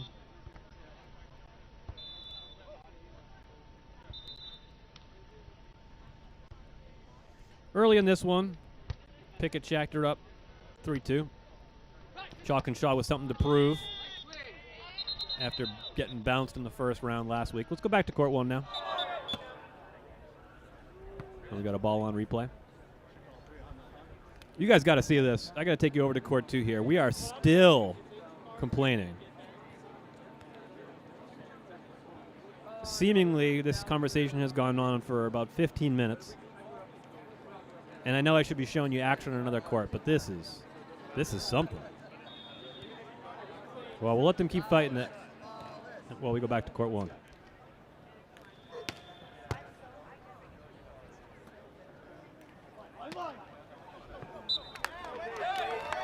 High line shot by Chase Budinger, C-Bud.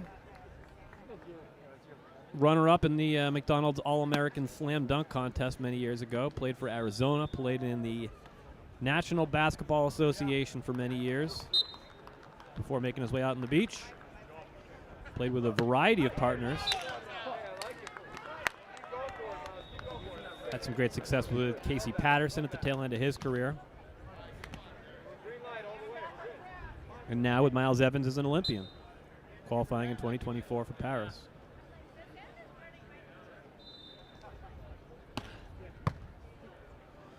Up 3 now, 10-7.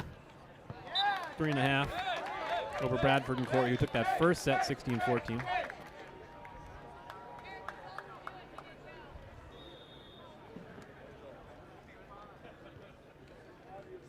Three courts in action now. Courts 1, 2, and 3. So we go triple box.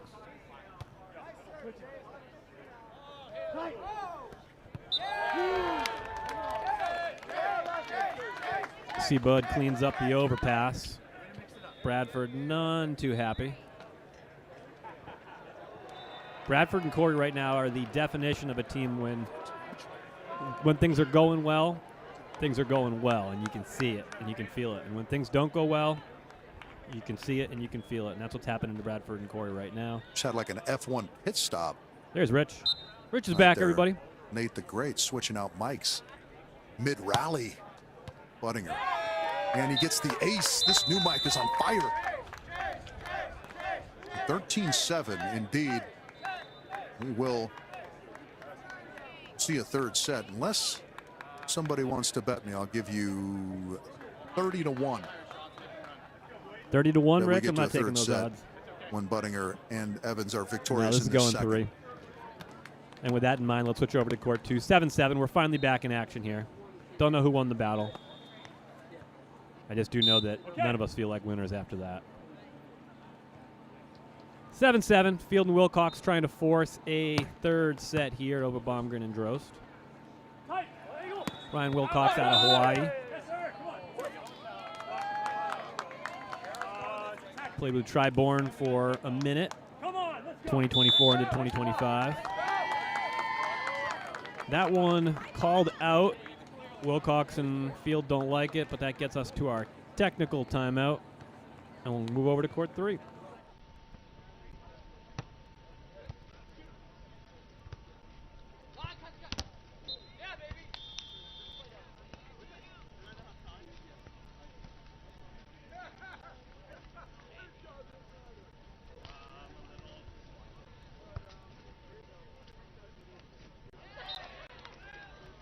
You see the influence, the international influence on the AVP over the course of these first 2 qualifiers.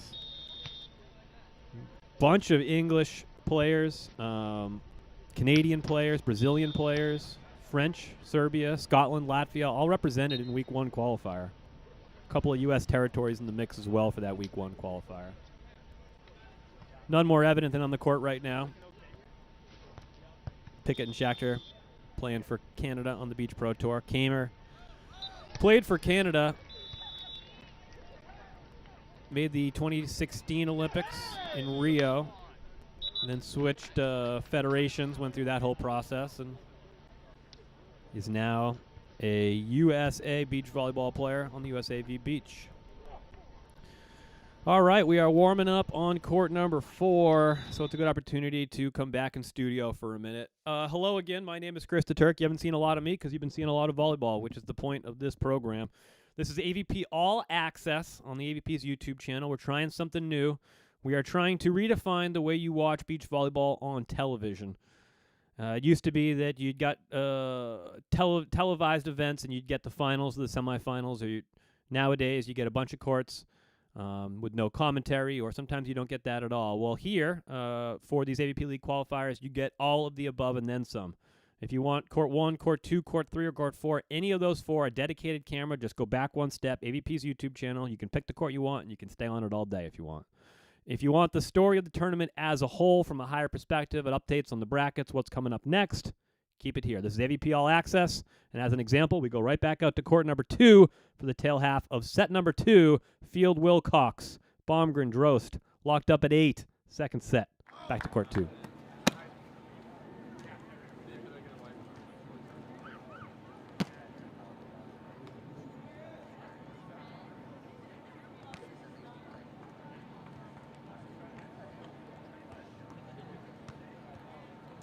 Hey, come on, Willie.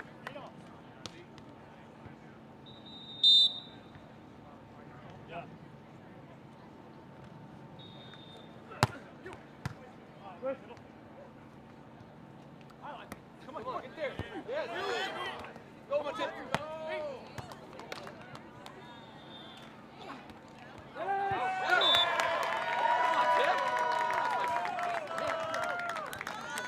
Just as a matter of update, Rich Lamborn would have won that 30-1 bet. We are going 3 sets over on court number 1. Buttinger Evans winning that second set in what looks like 15-9. Set number 3 about to get underway. We'll get you back to court 1 and Rich here in a moment.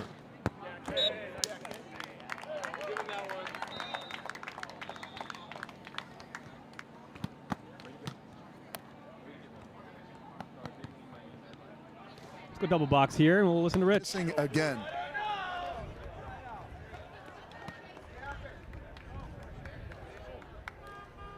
Vocal minority saying they don't know. Clearly the referee does. Those of us with above average eyesight know as well. That was just wide. That one off the top of the tape. Bradford handles it. And that one well executed. Derek Bradford, a little soft shot into the cross court. Great set. Good ball. Good ball. Yeah.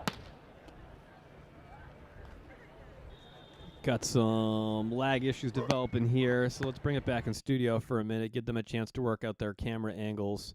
Where we are, men's quarterfinals, 1 match down, Benish and the Bug moving on. They beat Cody Caldwell and Wyatt Harrison in straight sets. We have 1 men's quarterfinal match now in the 3rd set. That's on court 1. That's Buttinger, Evans, Bradford, Cory. We got eyes on court number 2. Field, Wilcox versus Baumgren and Drost. That's tied up at 10 apiece in the 2nd set.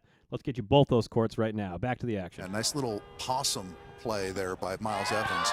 And he squeaks it down the line. Really nice job as Buttinger was retreating to just kind of hold his ground in the middle of the court by Evans, not give away his position too early. Bradford fell right into that trap.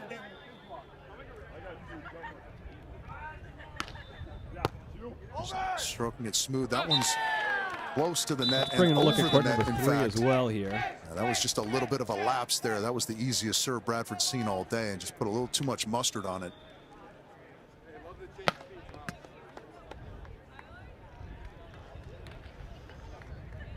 Left side of your screen there now, 11-11 second set. So an early timeout will be called by Bradford and Cory as they trail go there now. 4-1 here.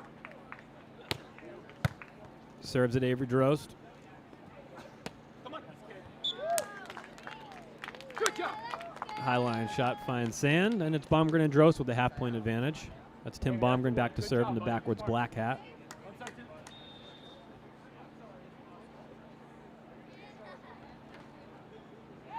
We go double box with courts 2 and 3 as the trickle ace by James Shaw puts them ahead by 1, 12-11 in the 1st set.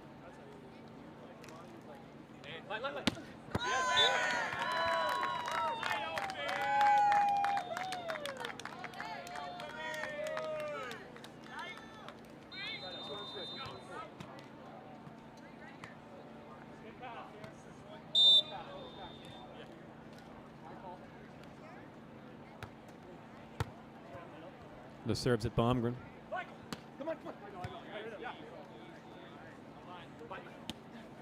And it's a half windmill this time. No, I'm sorry. That was Ryan Wilcox. Still a half windmill. That's why it didn't look like the conventional classic Troy Field windmill. Oh, thanks for the kind words in the chat. Chloe Grozdina. Appreciate you. Yeah, we're trying something new here. Hopefully we can improve the viewing format for those of us that can't make it to the beach. That's the goal here. Grow the sport. Back to court 1, Credit Rich's the good audio. play defensively. Bottom of your Cory screen, Bradford there. 4-2, Buttinger and Evans on top, 3rd set. Only getting Bradford to bite. And that was, I don't know, there's got to be levels to pump fakes. Let's go back to court 2. Late in the 2nd set. Field and Wilcox desperately trying to force a 3rd. Field and Wilcox with the half-point advantage here. If they can side out or get the missed serve. And Field and Wilcox have a set point opportunity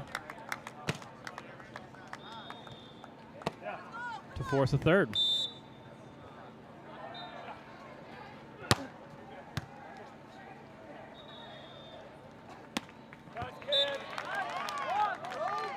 And as we've said today, it's always the first set or match point that's easiest to fight off. It's the next ones that are hardest. But in this case, we're tied up at 14 apiece, and somebody's going to need to earn a point and then earn another. Come on.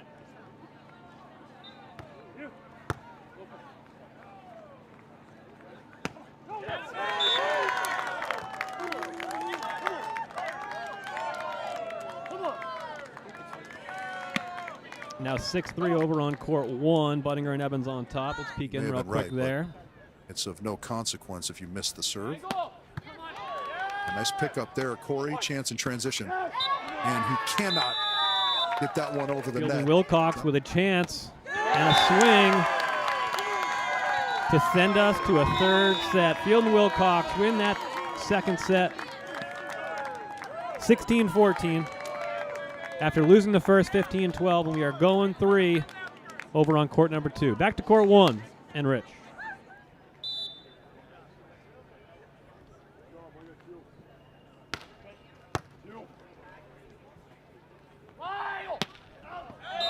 That one finds the corner. I mean, that was fantastically high. We talked about it last week in this matchup. Whenever Bradford and Buttinger are squaring off at the net, the play is happening at just an unbelievable elevation. Bradford going up to another floor there. Put that one away deep. One in deep. And that was just the pump variety. Good control there from Cory. Little flat perhaps. Ooh, that was mildly questionable. Evans, maybe in my perception, a little bit of a victim of his own success there, in the sense that his hands are usually so pure, so anything with any kind of spin feels less than perfect, but not called. 8 looking at 4. The lead stays consistent for Buttinger Evans.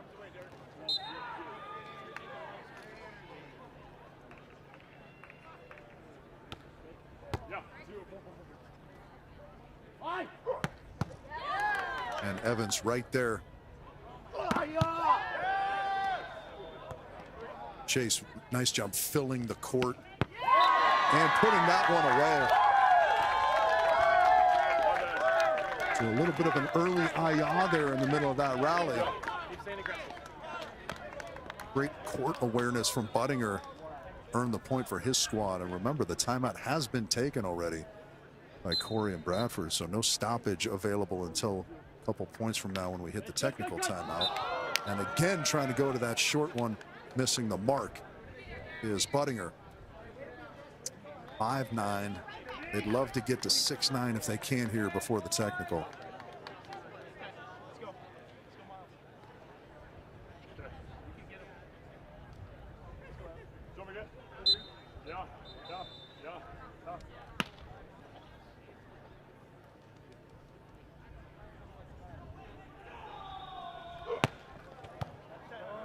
Serve deep, and that one sneaks just under the hands of Derek Bradford. Such a difficult task for the blocker, to, especially when he's serving, to make it all the way to the net to get in front of that play. Buttinger is rewarded for his aggression on that, and credit the pass of Miles Evans. All right, let's go quad box for a minute here as we get you updated on everything that's going on. Court number 2 about to enter the third set. Court number 3 just went final. First set went final anyways. Pickett Schachter winning that first set 16-14 over Shock and Shaw. So decent upset there for the Canadians in that first set. And we are 10-5 in the 1-8 matchup. Buttinger and Evans, Bradford and Cory. Buttinger and Evans trying to avenge a 3-set loss just a week ago to the same team and punch their ticket to a semifinal. One team already has. That's Benish and the Bug. They beat Cody Caldwell and Wyatt Harrison in straight sets. And they're your first semifinalist here today in AVP League Qualifier number 2. One comment in the chat, please go back to Derek. Come on. They want to see us on court 1. I appreciate that. I appreciate the input. But Derek's name is spelled D-E-R-E-K. So if you're a rail fan, I think you'd spell his name right. But I will listen to you. Let's go to court 1. Wow. Got in on that in a hurry.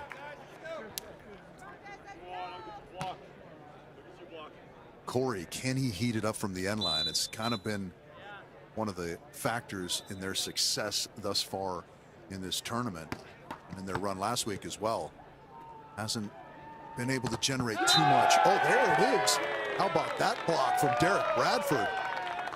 Up big, just pressing left hand into the seam, taking that away from Buttinger. So they get back to within 3 here, 10-8.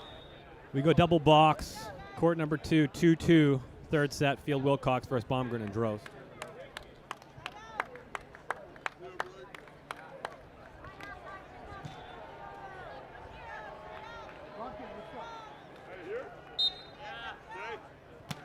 Allows Cory to stay at the service line. This is the best rotation, so to speak, for Bradford and Cory, but Cory misses there.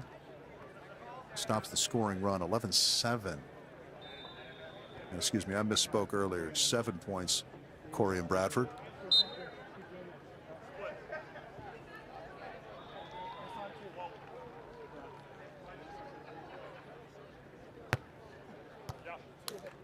Their flat float serve into the middle.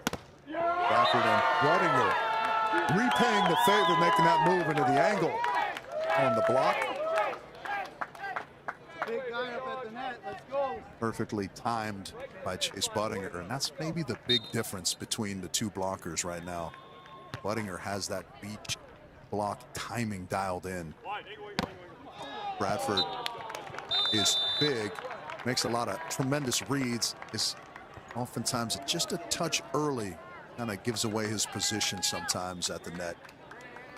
Kind of the little tweaks that come with a little bit of age and experience, which no doubt will come soon and come quickly for someone as talented as Derek Bradford. 3 quarterfinals going on the men's side. All 3 of them on your screen right now. They faced an 8-12 deficit here in the 3rd set. It's a good serve up the middle. Buttinger, medium pump fake. Evan Cory, chance here in transition. And that's too soft. Evans. Cory's got to shuffle it over. Bradford swats it. And Buttinger misses. So the hitting error gives that point to the scrappy team of Derek Bradford and Evan Cory. If you happen to watch that one back, have a look at the pirouette Buttinger was doing mid-rally defensively. I'm not sure what was going on there. He made a great play on the ball. It was some fancy footwork that got him there. Keep breaking their heart. In any event, Bradford and Cory get one back and now trail by just 3. Seen a lot of these late inning comebacks. They had one in their opening round against Basie and Hurst.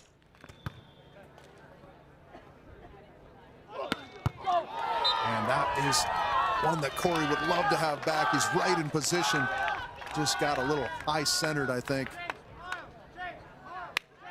And he got those legs wide. And, you know, hip hinging is great when you're at the gym, but you don't want to do too much of it as a defender.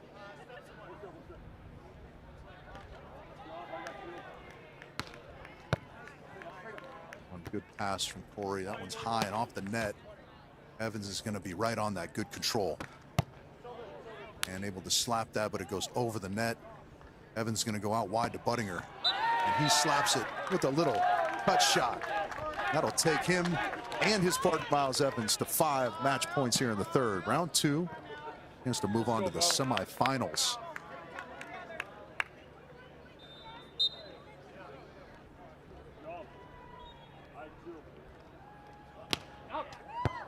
One's going to sail long, so not just yet. 4 chances to side out for it here. Miles and Chase. We're now underway in our first women's quarterfinal, bottom right side of your screen. Evans, Van Winden, Rodriguez, Shaw. As we start to transition into the women's quarterfinals here. Good serve from Evan Cory. He ramps it up just an extra notch there and slides that one up the middle for the ace. This switch ends 11 serving 14. Miles and Chase will call a timeout. Let's go over to court 2 real quick. Field and Wilcox locked up with Baumgren and Gross 7-7. Third set. Been an exciting one over on court 2. We'll get you back to court number 1 for the conclusion there. 14-11, Buttinger and Evans. 3 more match points. But I got a request to go back to the Troy game. That's what we're calling this. So we're back to the Troy game. And there he is.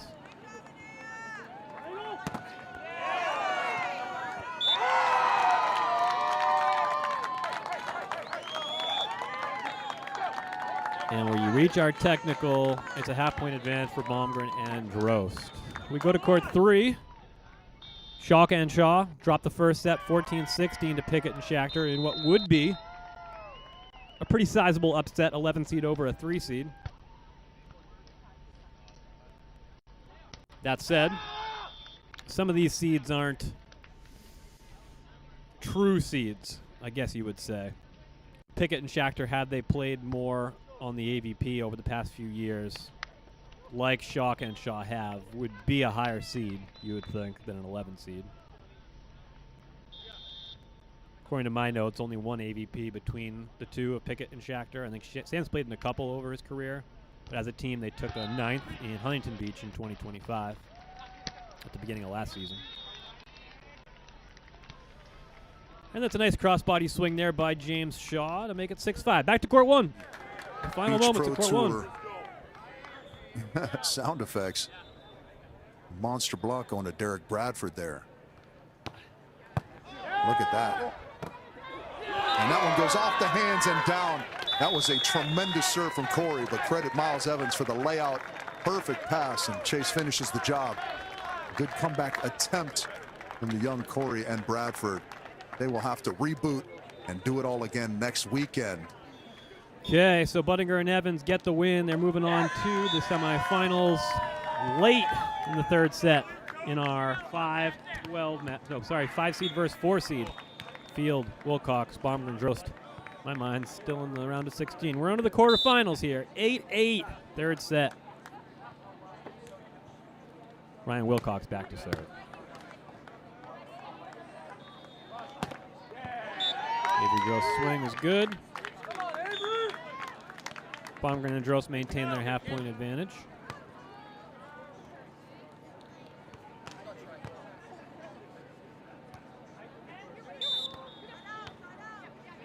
What's the score in the Troy-Ryan game is the question. 9-8, Baumgren and Drost on top. Third set right now.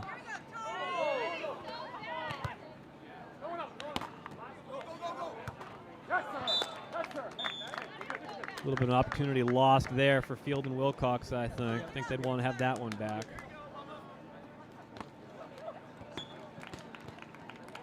Yeah, we are working through correcting this score, and I think 10-8 is the right one. 10-8, Baumgren, Drost on top. 1.5-point lead. That sounds right to me. And we have a timeout. For the first time, let's check in on our first women's quarterfinal to get underway. It's Anaya Evans and Tori Van Winden taking on Tony Rodriguez and Molly Shaw. Tony and Molly are the 2 seed, bounced in the first round last week to the 15 seed. So they are back, and they are in their first quarterfinal of the season, taking on the 10-seeded Anaya Evans and Tori Van Winden. Early first set. It's a 2-point advantage for Evans and Van Winden, 6-4.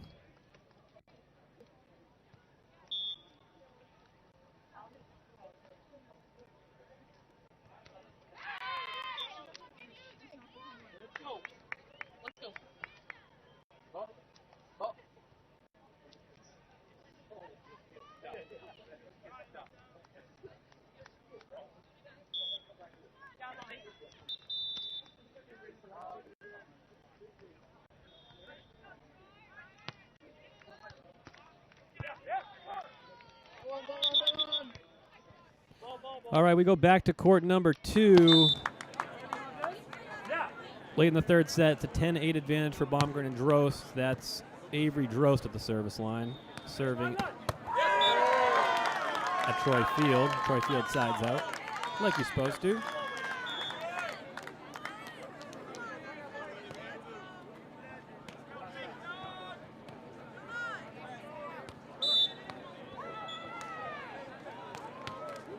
Go double box here for a moment, shall we?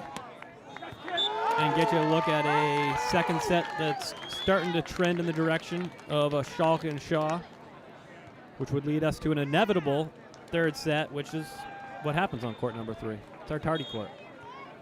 They be staying behind.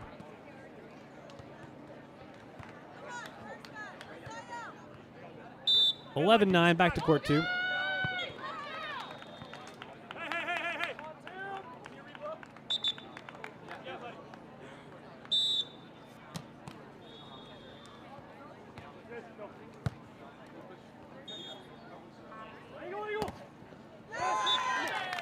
Troy Field swing. Finds the hands of, I believe that was Avery Drost. Kind of hard to tell in the background there, but the 1.5 point lead is maintained. Ryan Wilcox will serve it at Tim Baumgren. That's a beautiful shot by Timmy over the block of Troy Field. And the gap stays at 2.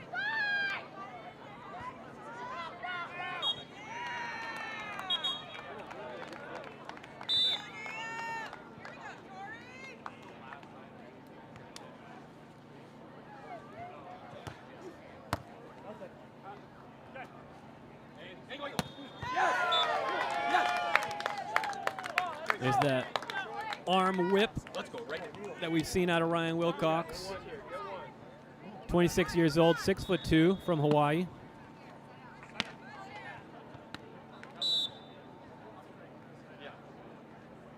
Need to earn a point here sometime soon.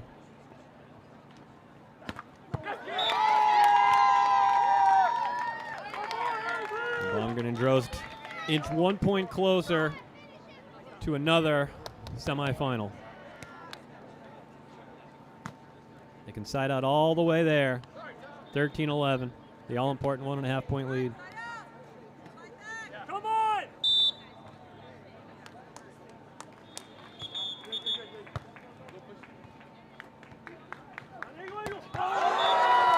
Whoa. Troy Field's heavy arm swing finds a hot pocket. And now's the time they need to earn a point. Down 12-13, third set. Still looking for a real signature win for this young new partnership. And that one looked long to me. I know, it's out, it's out. That one looked long to me. I know.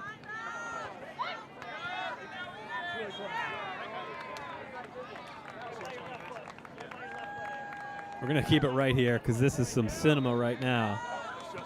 This is an important call, and I think it's going to go the way of Baumgren and Drost and end up in a couple of match points for the Vets.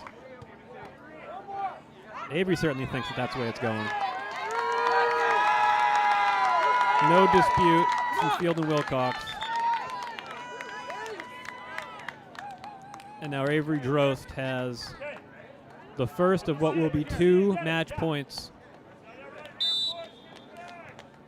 for the 4 seeds.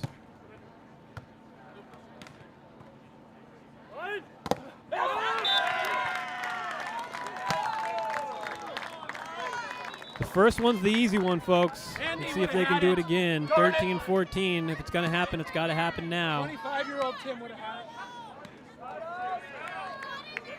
Troy Field back to serve. He'll serve and run up. Full-time blocker now.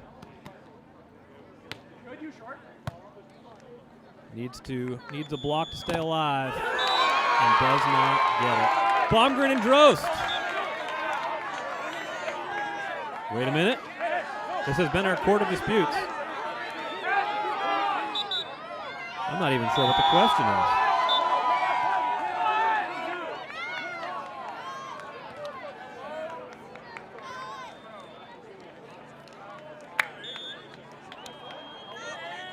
What happened here?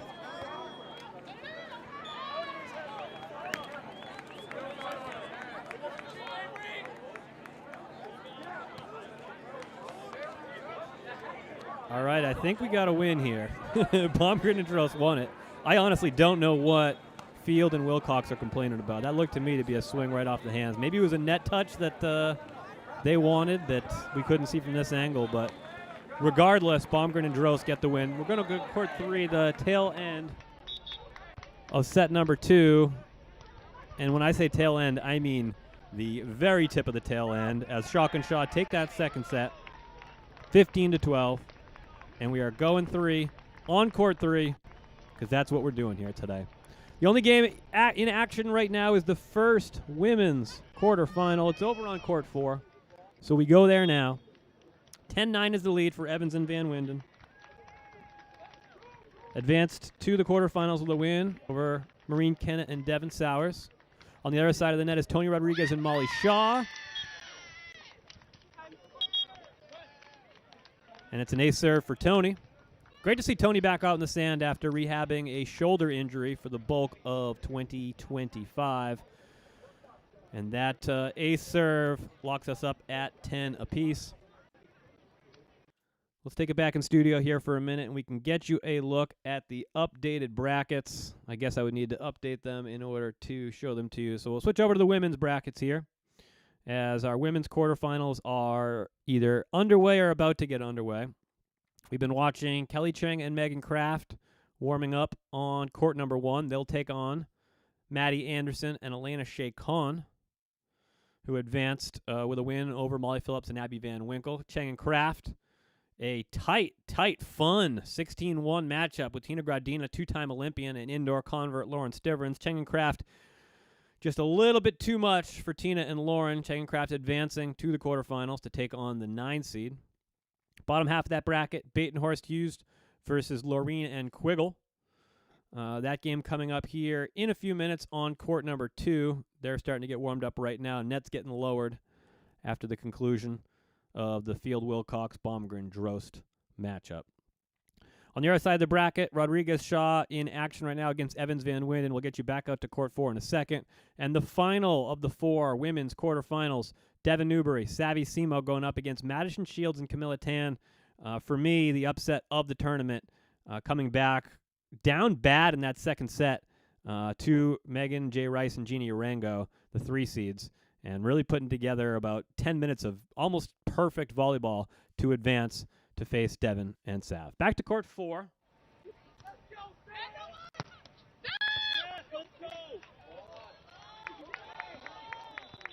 That swing out. Rodriguez and Shaw celebrate. From the chat here, I think they're arguing it hit Avery's hat off the block. Oh, okay.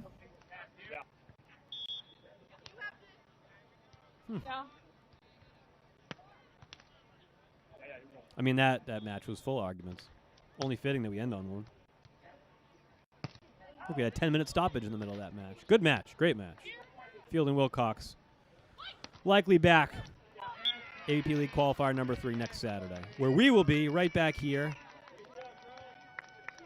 AVP All Access. My name is Chris the Turk. Thanks for joining us here today. Third set action, court number 3. The final men's quarterfinal. That's the 3-seeded Shock and Shaw in the foreground. Serves at James Shaw.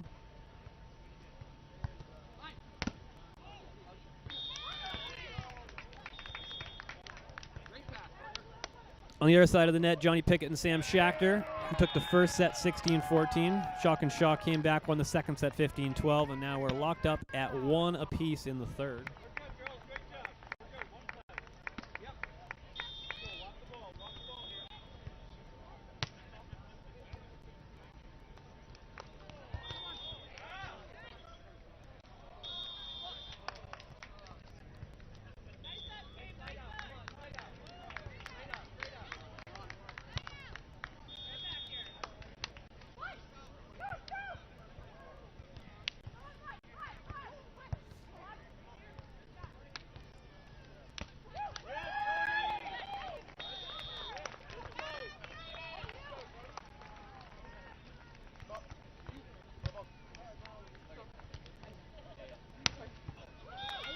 Let's go triple box with it, shall we? We'll keep you on listening to Schalk and Shaw versus Pickett and Schachter. But in the top left of your screen, just underway, the second women's quarterfinal in action.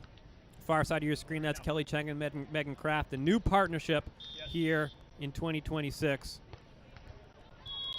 for the United States. The Dream Team, some are calling it. And it's a 3-2 side switch for Maddie Anderson and Elena Shea-Cohn. Megan and Kelly taking the distance, as I said, in that first round matchup against Tina Gradina and Lauren Stivrins. Anderson and Shea-Cohn, winners over Molly Phillips and Abby Van Winkle. Right side of your screen, top right, getting late in the first set. Van Winden, Evans versus Rodriguez and Shaw as Johnny Pickett goes wrist away. To lock it up at 3 apiece, third set. In the final men's quarterfinal.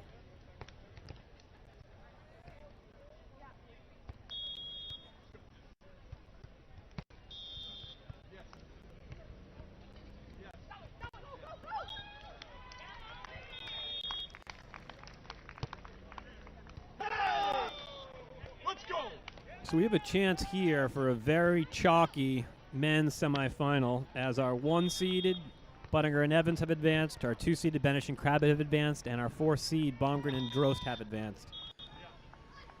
So if Schalk and Shaw can close this one out against the Canadians, we will have the top 4 seeds in the semifinals on the men's side.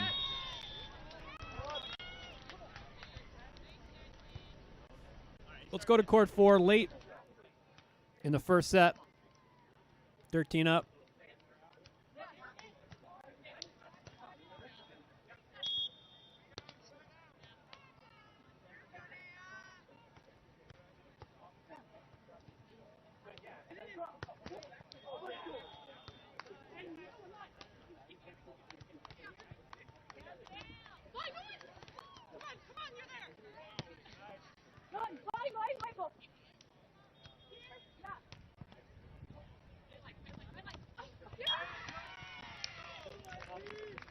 Tony's swing is true. Also, I think found the hands off the block. And the 2-seed have their first set point opportunity here in this quarterfinal.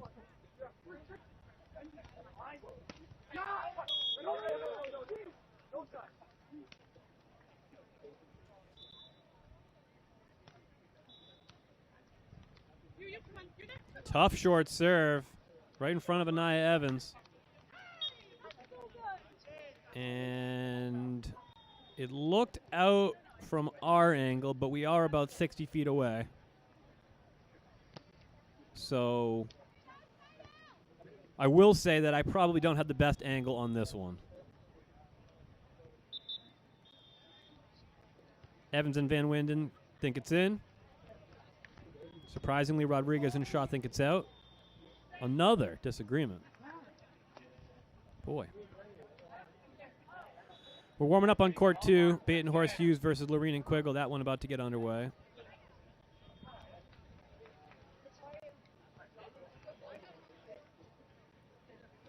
Let's stick around here for the call. Find out if we're going to a second set. And we aren't. 14 apiece.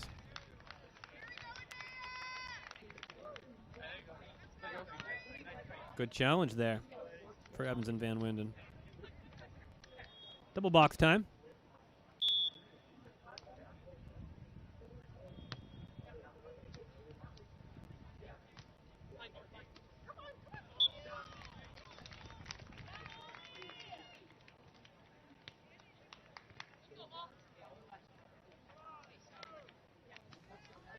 And 14, another set point opportunity for Rodriguez and Shaw.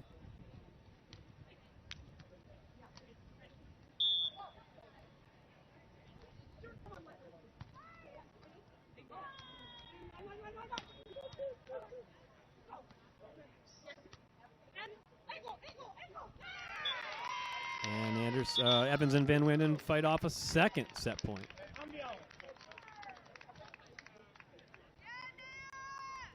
All right, let's go back to court 3. men's quarterfinal action. Pickett and Schachter. A 2.5 point advantage now over the 3-seeded Schalk and Shaw.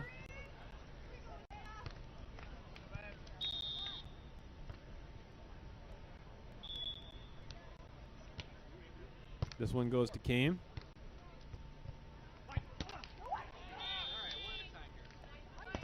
And Kame sides out like we've seen him do for many, many years.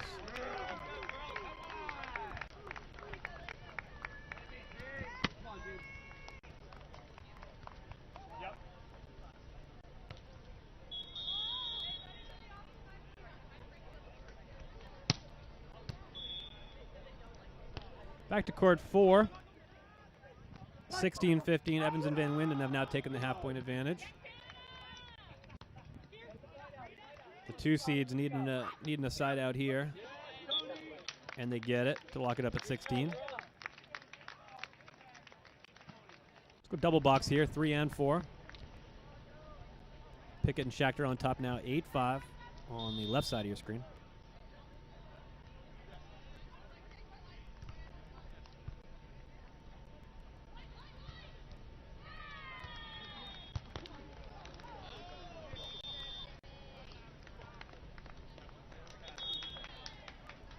Over on court 1, Cheng and Kraft now taking a 10-6 lead on Anderson and Shakon. Anderson and Shakon taking their timeout, trying to regroup after dropping a couple in a row.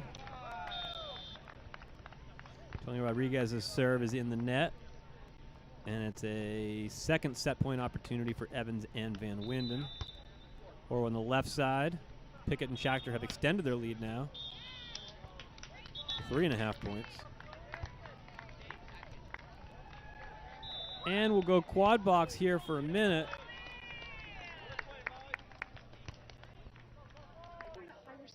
As on the top right of your screen, court number 2, we are just about to get underway in our 3rd women's quarterfinal. Batenhorst and Hughes taking on Lorene and Quiggle. Batenhorst and Hughes, losers in the first round of the qualifier last week to Rice and Urango. Meanwhile, Lorene and Quiggle made it all the way to a semifinal before getting dispatched by Cheng and Kraft.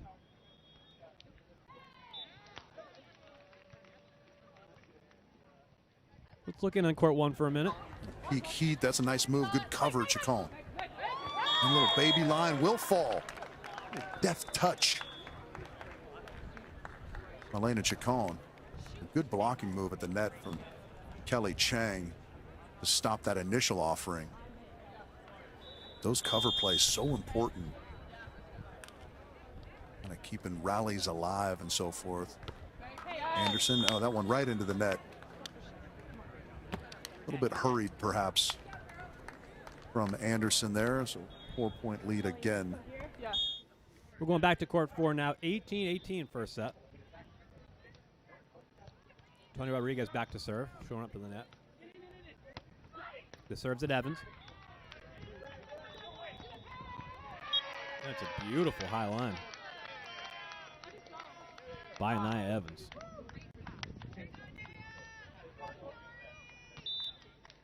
5'11", 27 years old for Nia Evans. Plays for England on the Beach Pro Tour. 2nd AVP season, or 3rd now.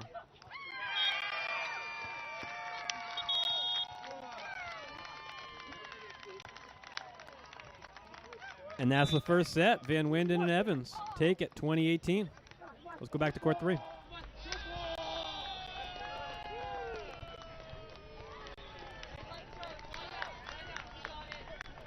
(10-7) now. Pickett and Schachter on top. Oh, Schalk and Shaw. Schalk and Shaw, disappointing result in week number 1 qualifier, losing in that first round as the 2 seed to Labouliere and Rivera. I think losing to Canada here in the quarterfinals would be only marginally more palatable for a team that has high aspirations.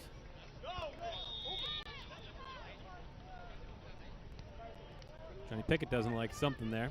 Maybe it's the handling on the jump set by James Shaw, but referee disagrees. 8-10.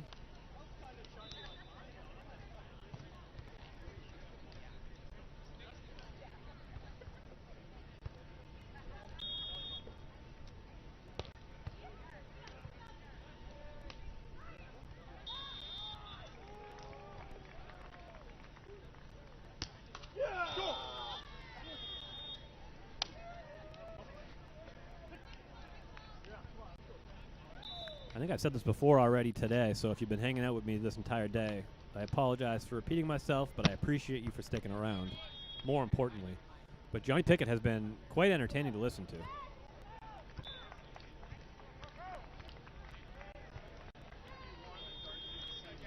He's 24 years old, 6'5". Now paired up with the veteran Canadian Sam Schachter, 11 years his senior.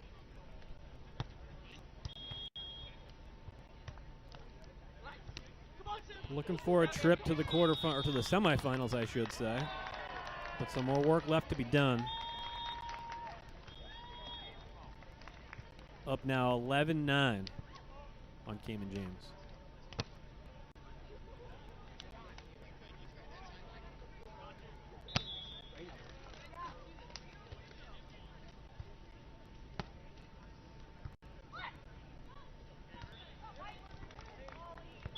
Yeah, 11-9, Sam Schachter back to serve with the lead.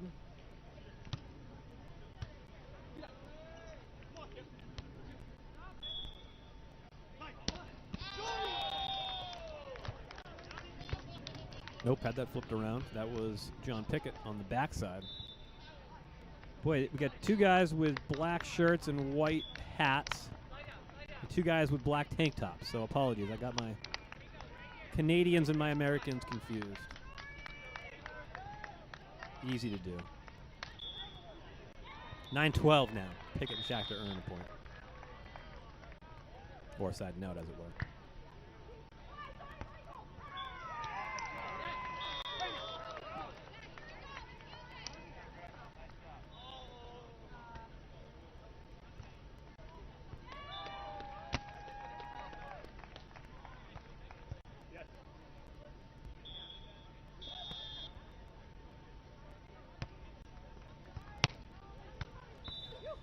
The serve is to John Pickett, the youngster.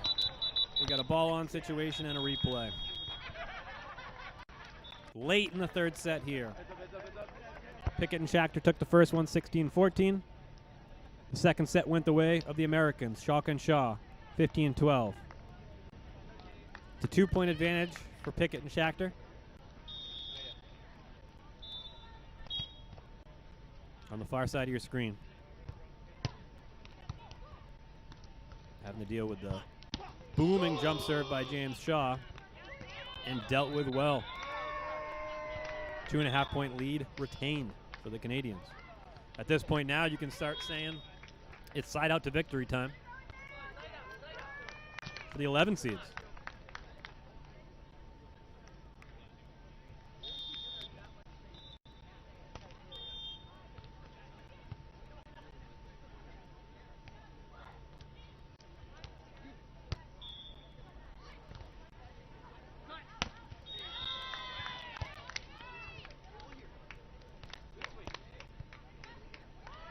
(11-13) came Schalk back to serve. They're going to need to earn a point, and they're going to need to do it quickly if they want to avoid making the challenging decision next week of where to go. Brazil or back out here on Manhattan Beach. And it's another side out for the Canadians. And the United States have run out of wiggle room. 3 match points for the Canadians. And a win would make them the first 11 seed to make a semifinals this year in the AVP League. The serve is to Kame. And Kame's swing is true. Tickle in that back tape. And as we've said before, folks, if you've been sticking with me, the first match point's the easy one to fight off. The second one is the tough one. 14-12. Serve goes to Schachter. A swing for the win and a swing for a semi. And it's good. Sam Schachter and John Pickett are the winners. The 11 seed becomes the first 11 seed to move on to a semifinals in these AVP League qualifiers. Pickett and Schachter moving on. They will face Andy Benish and Taylor Crab. 3 Olympians in the semifinal on one side of the bracket. A couple more on the other side of the bracket in Chase Budinger and Miles Evans. Let's check in with Rich. Action on here, court 1. Anderson off the top of the tape, handled by Kraft. And that one high and deep off the left arm of Chacon. She can't handle it. So the lead extends for the 1 seeds as they look to close this out and maximize their rest time.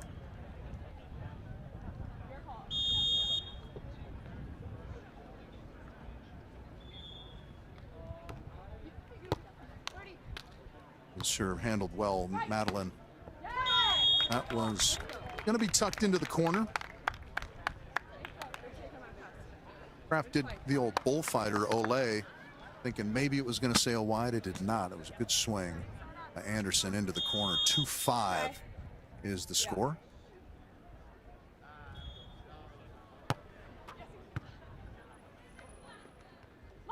Jump set pushed wide, and the little cutty does fall for Megan Kraft. Beautiful touch on that shot.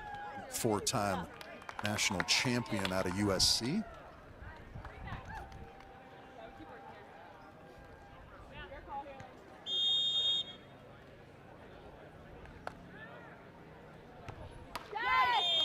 Serve goes into the net. 3-6 now.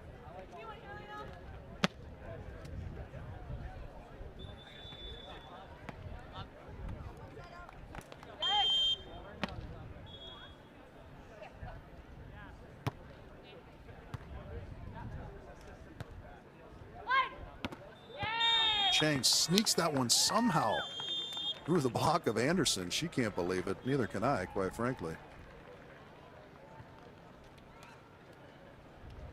All right, let's go triple box here. We got 3 women's quarterfinals in action now. Bottom right corner, no, sorry. Bottom of your screen. Evans Van Winden won the first set, 2018. Up 2 in the second set, 6-4. Right side of your screen, first set action, Lorena and Quiggle on top, 11-6, Baton, Horst, and Hughes. Left side of your screen, Chang and Kraft, winners of the first set, have a commanding second set lead here, 8-3. As Maddie Anderson and Elena Chacon take their timeout, and it's a well-timed one. Let's go to court 4. A little bit of a handling issue there for Evans.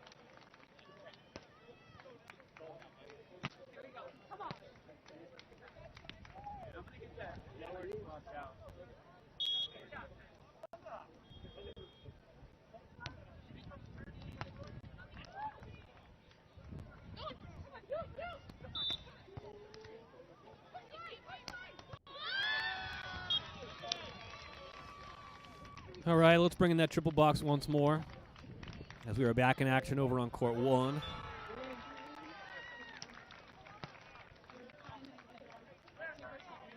I don't want our good friend Rich Lamborn to feel lonely, so let's check in with Rich. No, yes! One's going to sail. Good emphatic communication from Kelly Chang. 9-4 is the advantage. Yeah.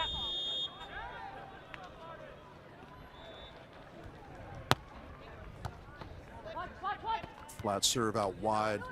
Nice play out of the net from Chacon, but a good pull dig from Chang, and she goes up and gives it the double-handed joust. What a dig! Question in the comments there about why can't you watch the games you want to watch? Well, You they absolutely extend can. their lead. Du Chang and Kraft, and now 5 points away from victory here, 6-point advantage. Just go ahead and hit the back button on your browser and your smart device. We are broadcasting all 4 courts, so you can pick whichever court you want to watch, and you can watch the entire time. Beautiful handset and transition. Or you can stick with us and watch them all. Was something else. Your prerogative. I mean, when she pulled out BD the pause, I 12077. was even the conversation with our up official, Steve. I mean, he echoes that came out perfectly. It's a thing of beauty. 10-5 is the score. We'll hit our Okay, we're at a timeout timeout there. It's Let's Chang bring it back here in studio so I can get you an update on the men's brackets. As our semifinals on the men's side are set now, we're about an hour away from the beginning of the semifinals for the men.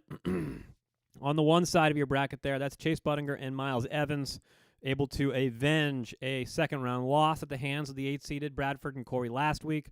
This week, different story. Buttinger and Evans win it in 3, and they will move on to the semifinals to take on, guess who, the veterans. They were there last week. They're back there this week in Tim Baumgren and Avery Drost. On the right side of the brackets, Andy Benish and Taylor Crab had a little bit of trouble with Brewster and Ierna, got through that, and then dispatched Caldwell and Harrison pretty efficiently to move on to the semifinals. They'll take on the Canadians. You just saw the thrilling conclusion. John Pickett, Sam Schachter.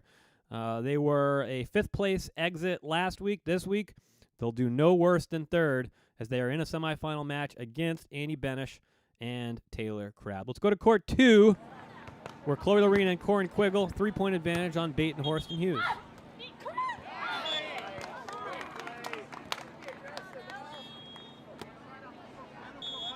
Just Dave loves the new streaming format, by the way. Thanks. Appreciate you, Dave. Thanks for watching. Trying something new here and hope it's a value add for those that can't make it to the beach. Beach volleyball tournaments, it can be a little hard to watch on television. Let's be honest here. The goal here is to try to give you the experience that you might have if you were standing on top of that pier and looking down at the entire tournament. That's what we're trying to do for you here. Our tardy court number 3. It's been behind all day. It stays behind, but we're warming up there. Newberry Semo will take on Madison Shields and Camilla Tan. That should get started in the next 5 to 10 minutes. Until then, our eyes are still on court number 2 here. Chloe Lorena and Corin Quiggle. And an opportunity to take this first set. And they do it. It is a perfect peel dig by Chloe Lorene. And Lorene and Quiggle win the first set 15-11 over the 12-seeded Bate and Horston Hughes.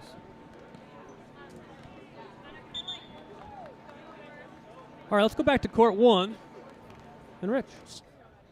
Kind of where Elena found herself on that play, I think. Thank you, BD 12077. Appreciate you watching. 13 looking at 6 as Kraft sets to serve. Having fun chopping it up with the chat here, too. A little way off the net block / dig from Kelly Chang. And that one stuffed as well, but wide of the court. So 7-13 is the score as we switch ends again.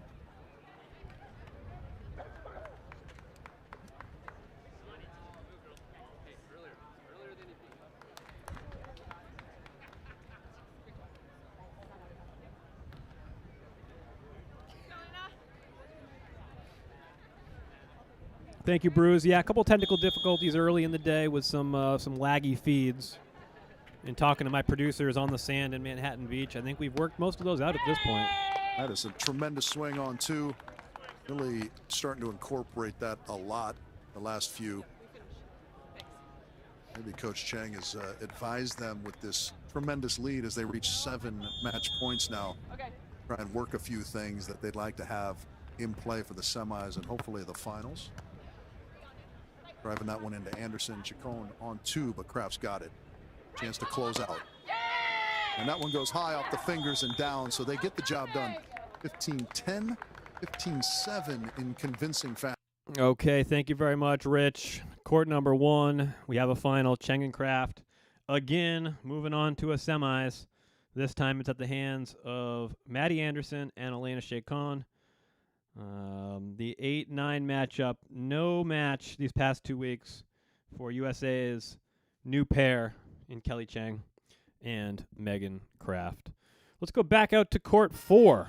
It's an 11-8 lead, second set lead for Rodriguez and Shaw.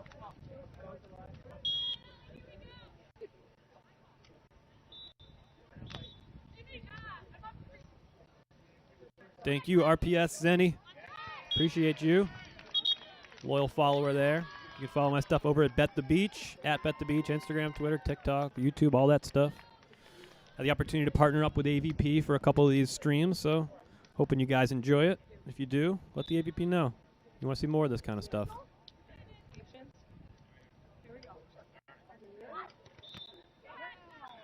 11-9 second set now. Rodriguez and Shaw trying to force it to a third.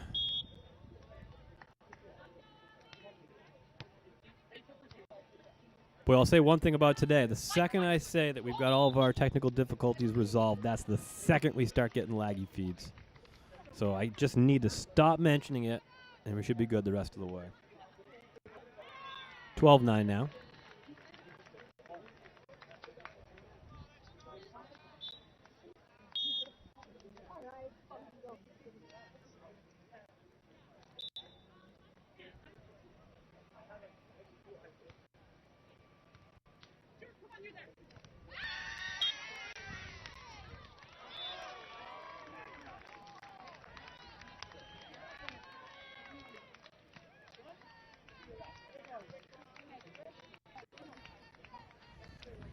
(13-9) now. Rodriguez and Shaw can side out to a second set victory and force a third on court 4.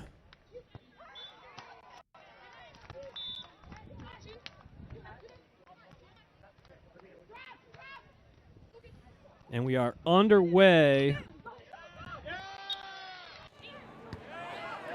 on court 3, where Madison Shields and Camilla Tan are taking on Devin Newbury and Savvy Simo. Shields and Tan had that first round upset over Megan J. Rice and Jeannie Orango, in which they spent about 15 minutes playing perfect volleyball to overcome the two-time AVP and Jeannie Orango and her partner, Megan J. Rice. Meanwhile, Dev and Sav, that first round victory over Maya Gessner and Kate Riley, brings them to a quarterfinal and an opportunity to reach a semi and continue that pursuit of a berth in the AVP League.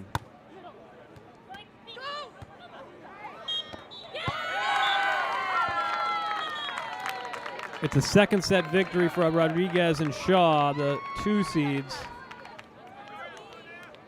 And we are going 3 on court 4. We'll style into court 2 here for a moment.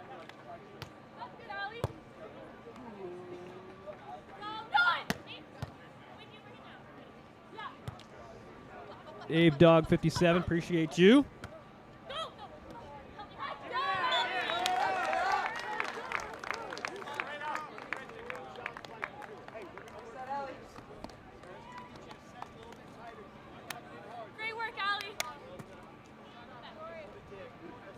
Double box, courts 2 and courts 3. Court 3 just underway.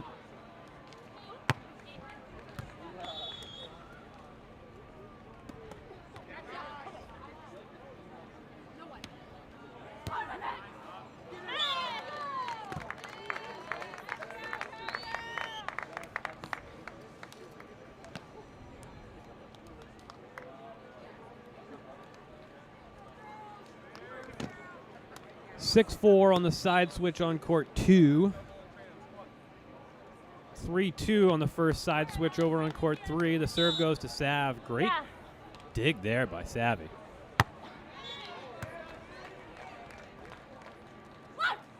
It's a scrappy 1 point there.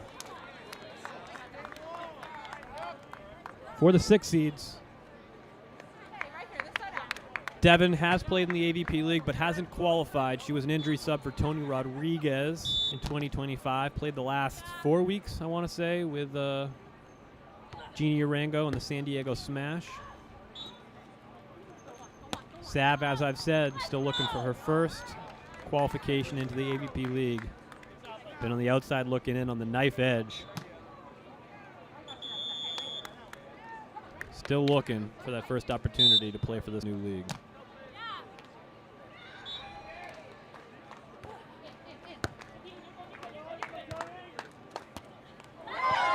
Oh, that's a nifty cut shot there.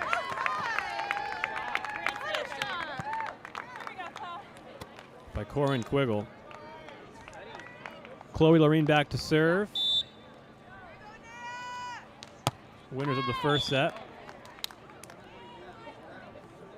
That serve into the net. Okay, we're underway back for the third set in court number 4. So let's go triple box. Top right of your screen, that's the third set. Evans Van Winden took the first, 2018. Rodriguez and Shaw took the second. 15-9.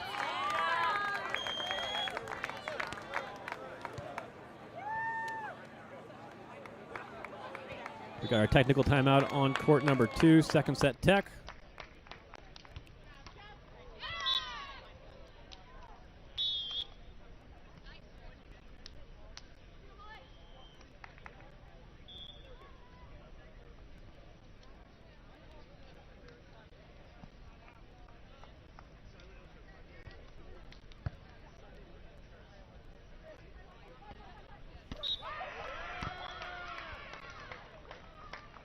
The big block of Tony Rodriguez making the difference there.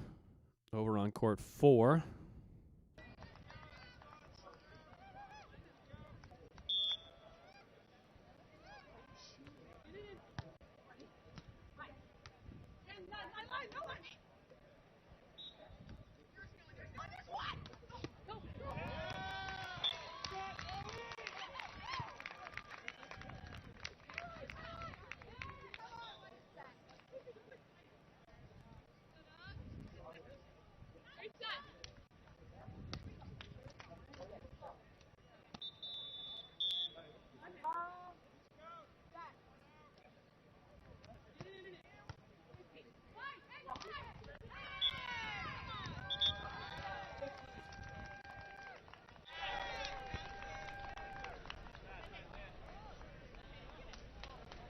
Back in action on court 3.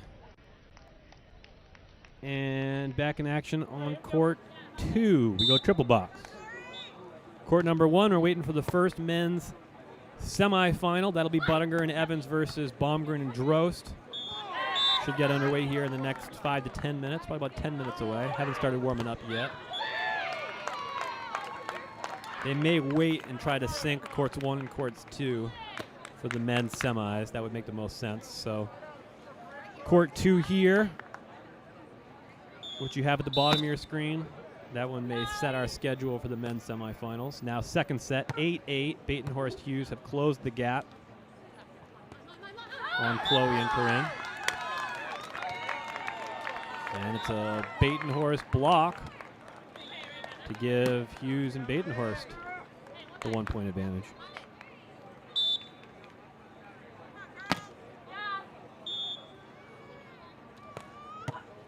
We'll style in court 2 here for a moment.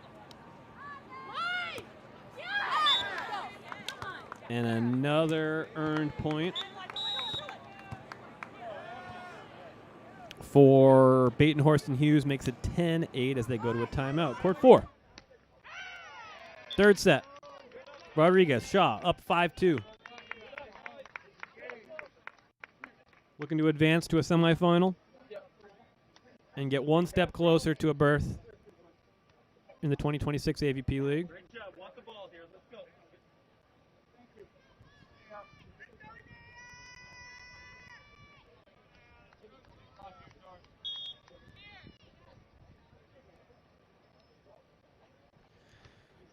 So that's Molly Shaw there receiving that serve.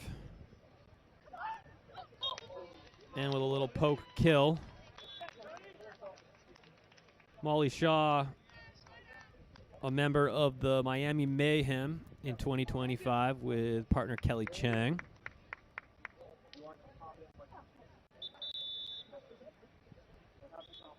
Tony Rodriguez, a San Diego Smash champion of the inaugural season of the AVP League back in 2024. Her and Gina and Chase and Miles winning the combined AVP League Cup. First to do it.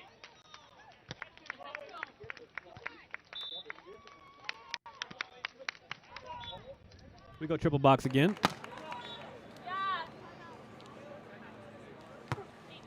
And let's dial in on court 3 for a moment.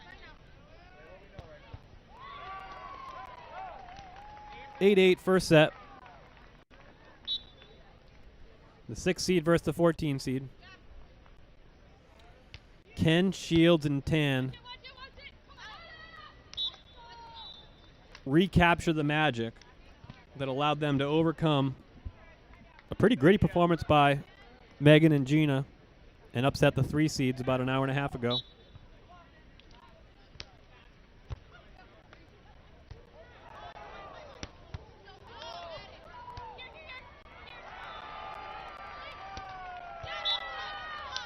As in life, the problem is when you have great success, people then immediately expect you to duplicate it and repeat it. Hagen Smith in the box for Savvy and Dev. And we are between points on all 4 courts. Let's go to court 2.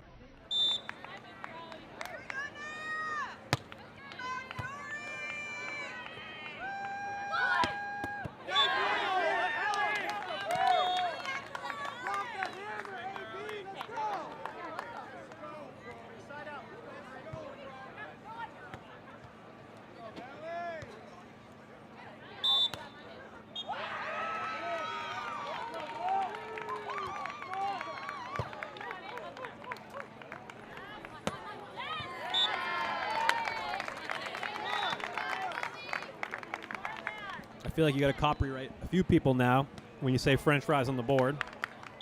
Patent pending, copyright, trademarks to the respective owners, Rich Lamborn, Kevin Barnett, Mark Sherman, some combination of the 3.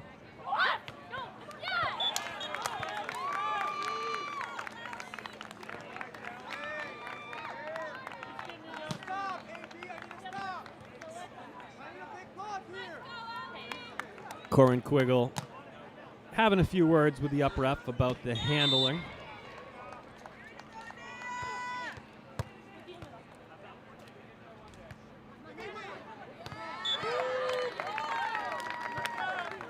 Another classic ball don't lie. How many is that today? Have you been with me from the beginning? Are you counting? You gotta add that to the drinking game. Back to the triple box. The 3 remaining women's quarterfinals are in action, with the semifinals approaching. The quad box is retired for the day. Sadly, triple box is all we got.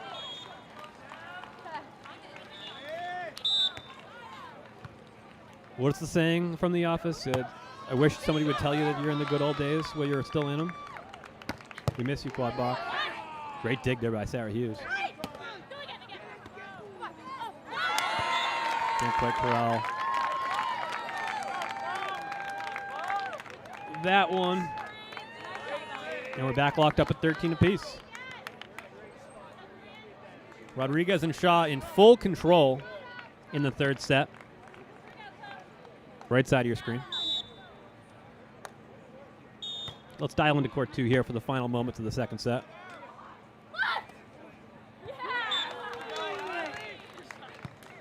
Nice shot there by Allie Batenhorst.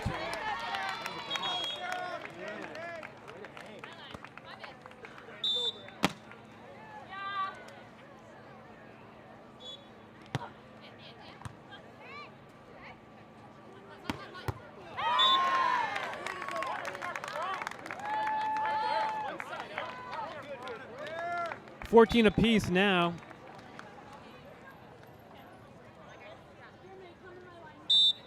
Batenhorst and Hughes looking to hold on to their half-point advantage. And the serve goes to Allie. Off the block of Chloe Loreen. And we have a set point opportunity for the 12-seeded Batenhorst and Hughes. Allie, the outside hitter from Nebraska, indoors, played 1 season with the Omaha Supernovas. Major League Volleyball before coming out to the beach about a year ago now. Not a year ago, even. 4 or 5 months ago. End of the last season, they played in Newport, I think. If you go to my Instagram, I think I had the strongest 0-3 start to a partnership or something like that. They've been good.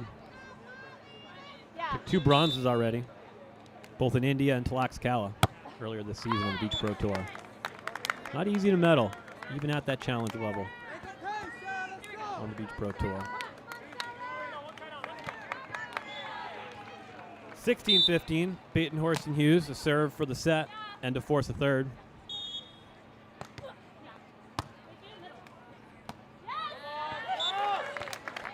And that's Laureen with the option roll shot to the far corner.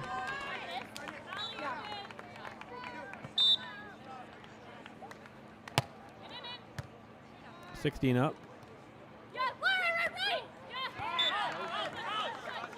It was out, but we got a touch. Touches the call, and it's the right one. No complaints there from Laureen.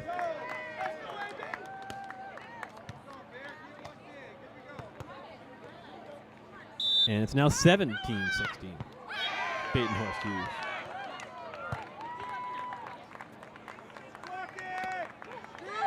Corinne with a nice roll shot over the block. The tall block, Allie Peyton Horst locks it back up at 17 apiece. Let's go double box here for a quick minute as we have a set point opportunity for Shields and Time. First one fought off by Devin Sav on the right side of your screen there. 12-14. Need to earn a couple more here.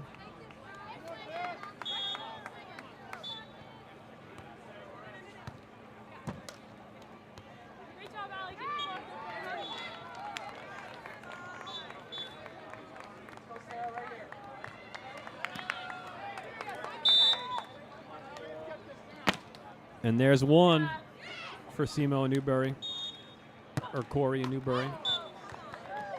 She signed up for the tournaments with the name Simo, so got to respect that. But I believe the official name now is Savvy Cory. Congratulations to her and Evan.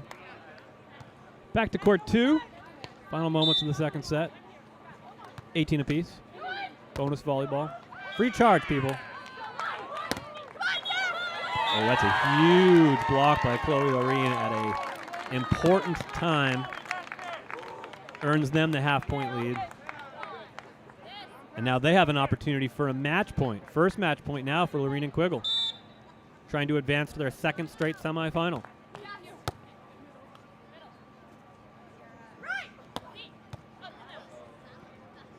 A swing to go to the semis. But Hughes is there. And Sarah Hughes staves off the first match point for Laureen and Quiggle. And we're locked up again at 19 apiece. Back to the double box as we're back in action over on court 3. One more set point for Shields and Tan. And it's an option ball. Nobody saw it coming. And it's a 15-13 first set win for Shields and Tan. The 14 seeds upset Rice and Urango. And now they're up 1-0 on the 6 seeds. Back to court 2.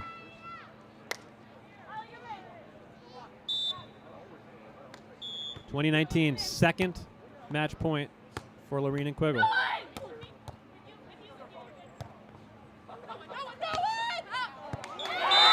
And wow, Corinne Quiggle's standing corner roll shot just barely clips the tape. And Laureen Quiggle wrestle victory from the draws of defeat here. Staved off a few set points to take it to 3. And Laureen and Quiggle are moving on. Hughes and Batenhorst will have to regroup and potentially come back for AVP League Qualifier number 3 next Saturday. All right, an opportunity here to regroup for a minute. We got 2 of the 3 women's qualifiers done. We have 3 of the 3 women's qualifiers in the books. Chloe Laureen and Corinne Quiggle punching their ticket to a semifinal matchup with the 1-seeded overall, Kelly Ching and Megan Kraft. On the other half of the bracket, Tony Rodriguez and Molly Shaw, a 3-set victory over Anaya Evans and Tori Van Winden, who had an excellent performance out of the 10th spot. Rodriguez and Shaw, the 2-seed, will move on to face the winner of our final women's quarterfinal, going on court 3 right now.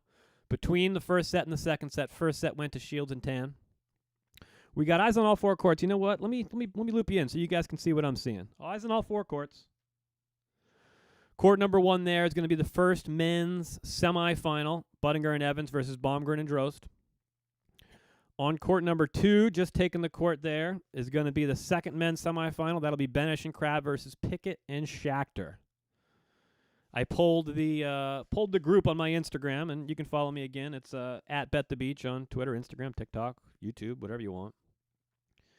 I polled the loyal, faithful listeners, followers, viewers of Bet the Beach, saying, who do you think's going to take it? And the options I gave you are the top 3 seeds: Buttinger and Evans, Crab Benish, Shalk Shaw, or other. Let me know in the comments.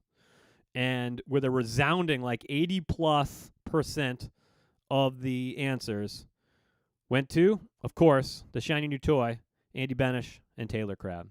And while I think that they certainly are up there and potentially the best odds to win if you're going to be handicapping on the men's side, I do think that Chase Buttinger and Miles Evans should be a lot closer if we're talking about realistic opportunities to win the whole thing on the men's side.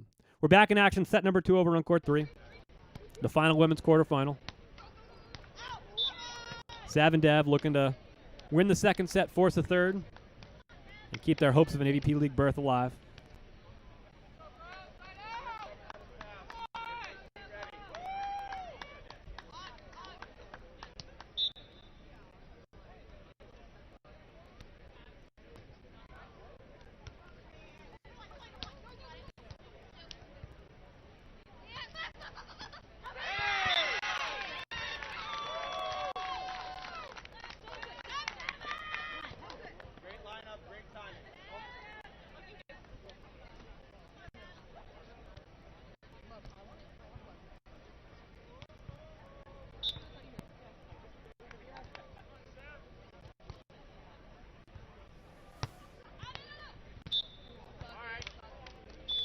That serves long for Newberry, and it's a 3-2 lead at the side switch for the 14-seeded Shields and Tan.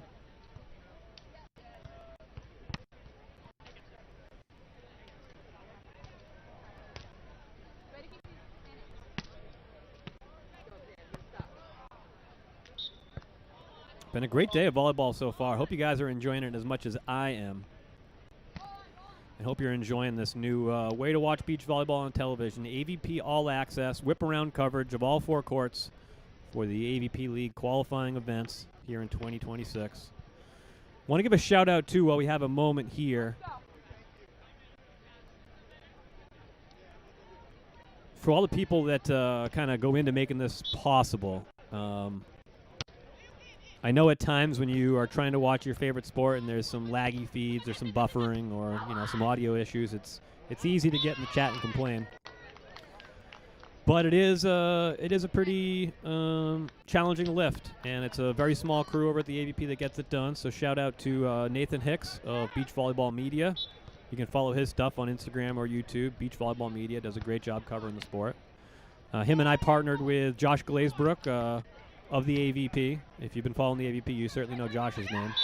He is the chief cook and bottle washer, director of ops for the AVP. And, of course, the McKibbins on the social end of it, helping us out with getting us access to these YouTube channels. So it's a team effort. It requires a lot of work and extra hours, and the guys were out on the beach before sunrise this morning getting things set up, and they'll be out on the beach long after sunset tonight, breaking everything down. So I know I know you're trying to watch beach volleyball, and when you can't, it's frustrating. I've been there. That's why we're trying to do something new here. But once you do get a little bit closer to it, you realize how hard of an effort it is. So I want to just give a shout out to Nathan Hicks, Beach Volleyball Media, give him a follow, and Josh Glazebrook and the McKibbins and everybody else over at the AVP for working with us and allowing us to try these new things to improve your watching experience of these beach volleyball tournaments. 5-4 now, second set. Shields and Tan on top of Newbury and SEMO.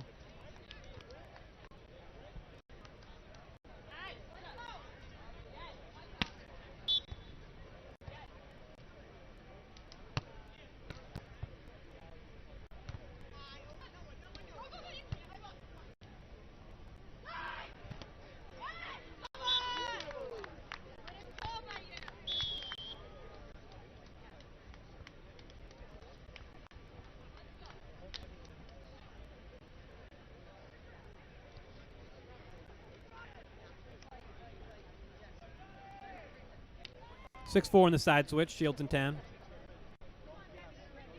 with a 1.5 point advantage over the 6-seeded Newbury and SEMO.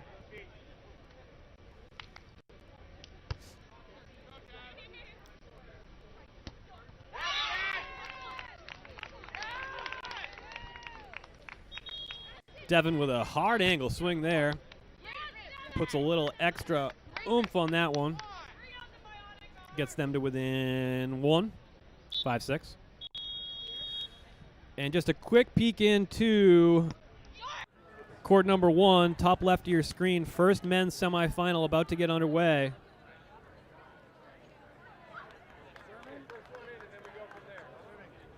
As Chase Budinger and Miles Evans, the 1-seeded overall 2024 Olympians, are taking on Tim Baumgren and Avery Drost. Back to court 3.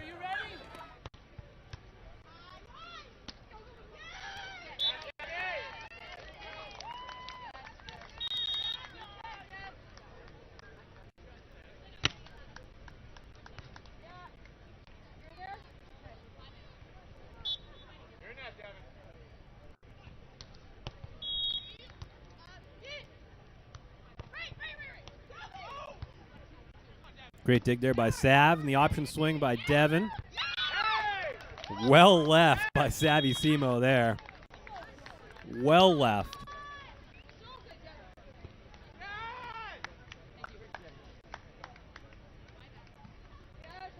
7-7 now, 1 point away from the technical timeout. Second set here, last women's quarterfinal. We'll get you back to court 1 and checking with Rich for the first time. Men's semifinals now underway. And there it is, an 8-7 lead for Newbury SEMO second set. Let's go to court 1. First men's semifinal to get underway.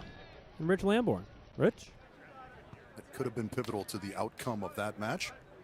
In any event, we're underway here on court number 1. Our other men's semifinal will feature Taylor Crab, Andy Benish versus the Canadians, Sam Schachter and Johnny Pickett.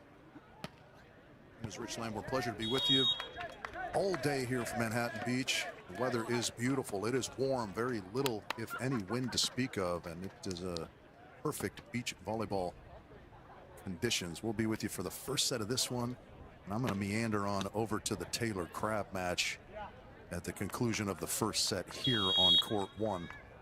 Evans to serve 3-1. And he slices that one off the top of the tape. Avery's, wow. That was fantastic stuff from Timmy Baumgren, a mechanical engineer, not surprisingly. Coming up with some impressive angles. A little step in, a little one-arm spear. Lots going on in this rally. That one trickles off the top of the tape and over. Budinger now. That is just an unbelievable play early in this semifinal match. It goes the way of Budinger Evans, and they take a 4-1 advantage into our first side change. Great rally there, and as we say, for rallies of the day, that's a drink. Playing the drinking game at home. Take a drink of your coffee, water, soda, adult beverage, whatever you got. Great rally there. Miles Evans to continue serving for his squad with the early lead. Stripes that one up the middle. Timmy Baumgren into the block of Budinger. And almost tracked down by Chase Budinger, but even a man with his tremendous athleticism can't get underneath that one. Timmy Baumgren chopping it up.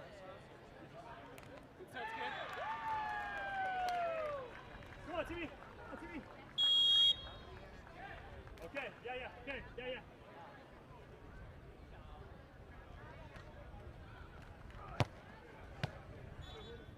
into Buttinger. Oh, and the over on 2 balls for Evans. Let's go back to court 3 right now. Second set action. Newbury-Semo on top now 10-7 over Shields and Tan.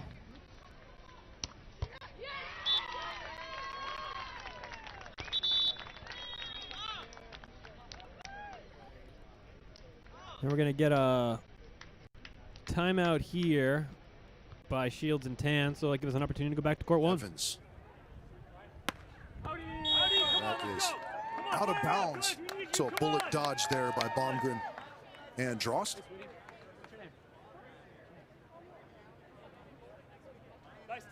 Tim Baumgren saying hi to the ball girl. Tim, pleasure to meet you as well. Class One of act. the most genial men, not only on tour, but maybe on the face of the earth. Tim Baumgren. No doubt Wally checking in somewhere, hopefully sitting in a comfortable chair.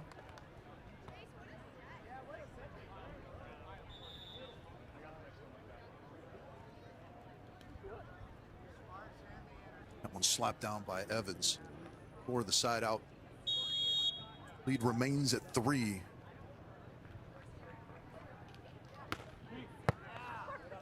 Again, working that middle. Drost pops it to the corner on 2. Nice play by Avery. Switch ends.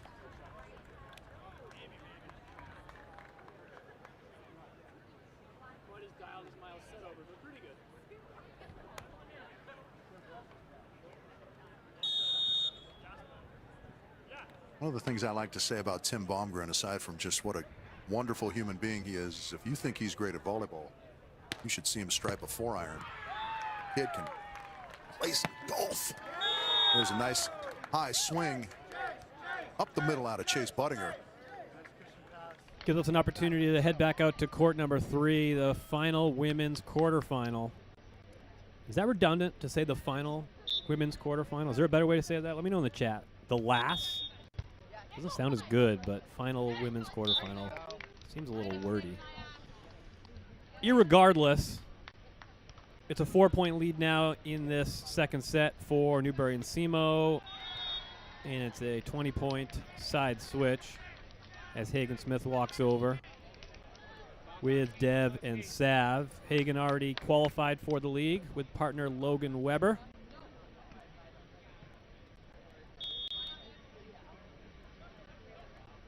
Based on their excellent performance for the LA launch in 2025.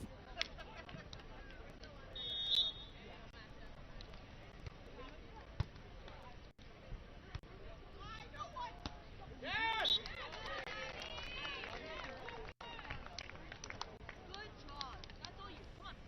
12-8 now the lead for Sav and Dev, trying to force a third set.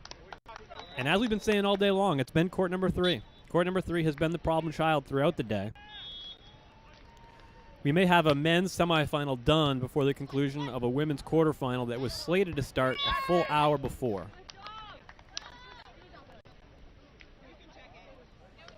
Gotta talk to the AVP about this. Just talk to court number 3, you know? Let them know what the expectations are. Put them on a pip. 14-8, second set, all but done and dusted here for Newbury and Semo, and all signs pointing to us going to a third set. And why not? We're used to it now in court 3. And Newbury does it. Newbury does it, and we are headed to a third set. We're going to the technical on court 1, so let's pop into court number 2 for the first time. It's men's semifinal number 2. John Pickett and Sam Schachter versus Andy Benish and Taylor Crab. I question that score. Give it a second. Still questioning the score. I want to say that was the first point of the game and the score is 1-0, Benish and the Bug.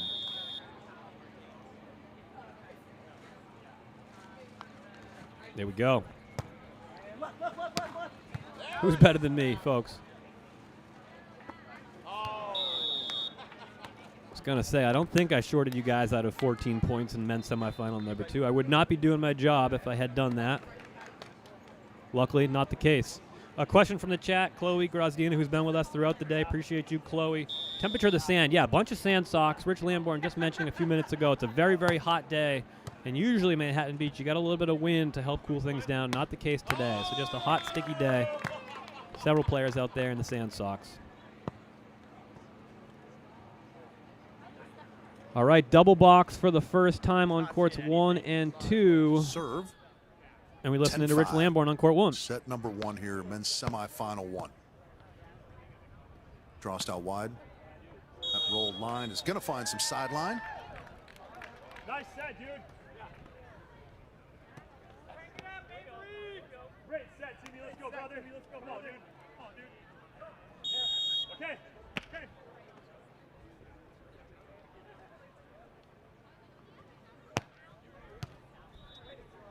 Smooth swing right up the middle by Drost, and that's a nice quick dart to the cross court line. Miles Evans, those shots are so fantastic. We all know about the loopy line, the sharp cutty, those little darts that kind of happen at 50-ish%. Also pivotal to a good, varied offensive game. Miles Evans, nice shot. Taylor Crab with the bump kill. The drive right up the middle. On the right side of your Longer screen. around to the left. Slaps that one up the middle. Miles is on it. And trying to just pace the line with that one, misses. There's still a big advantage on the side of Evans and Buttinger.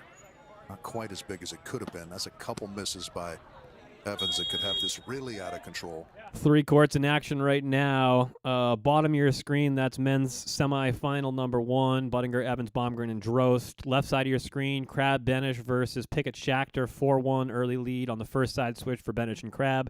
Right side of your screen, it's the third set, the first point of the third set, won by Shields and Tan. What did I just say? Did I say? I'm not sure what I just said. Newbury-Semo versus Shields and Tan. Women's, the final women's quarterfinal, a 1-0 lead for Shields and Tan. And while we wait for that game to move on a little bit further, we'll listen back into Rich over on court 1, men's semifinal number 1. And slipping that one underneath the left arm of Avery Drost. Goes Miles Evans up the line. Quick story time, one of my favorite Tim Baumgren stories. In 2018, I think, first AVP Heritage Series event of the year happened in Austin, Texas. And Taylor Crab picked up Timmy Baumgren to run it in Austin as Jake Gibb was dealing with some injury issues. Timmy rolled his ankle in the first match of the tournament. So you see him put that ball away hard to the line. And just, I mean, the kid just freaking swallowed, bit down on a piece of wood, taped that thing up tight, and charged all the way to the final with Taylor Crab. They eventually dropped that final to Nick Lucena and Phil Dahlhauser, but I mean, just a gargantuan effort and indicative of the massive heart that beats inside the chest of Timmy Baumgren. Serve misses, and now Buttinger Evans within 2 of closing the door on this first set. That line, Chase. Thank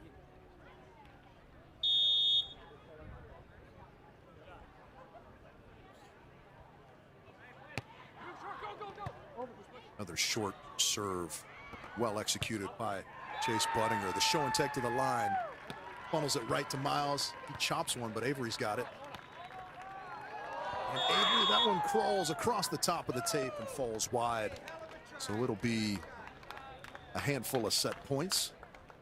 Buttinger and Evans. Evans did a good job just crawling through the sand to make sure that he watched that one fall wide of the sideline.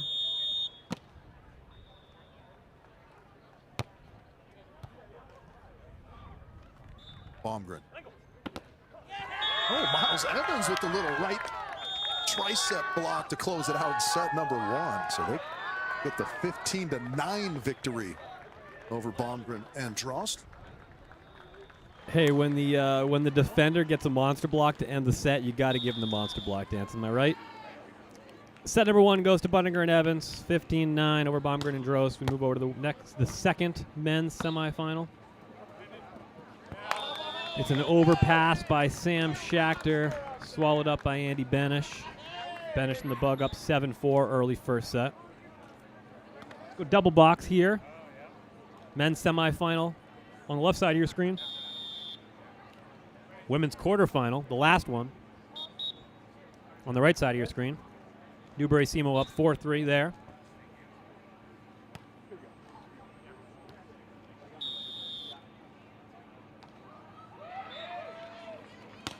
But Sav with a nice cut shot there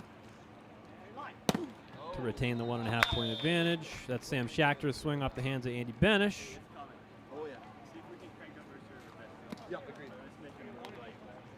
Johnny Pickett says they're going to crank up their service pressure. We've been listening to these guys all day long. Just arrived at court 2. Looks like the Americans, Taylor, Andy, up by 2 here. Set number 1, 7-5. This one into Benish. Going high through the top of the hands of Pickett. Andy Benish, big, physical.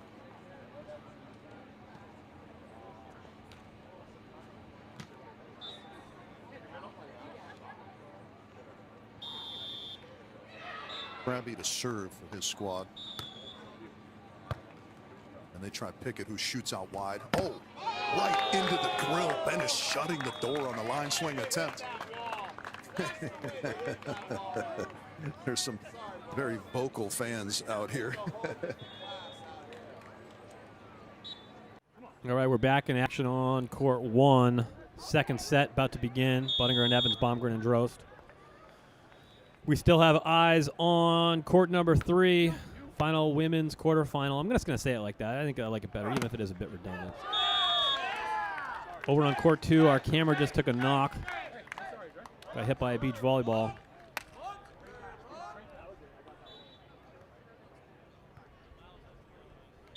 (6-5) now, the lead for Newbury and Semo. Third set.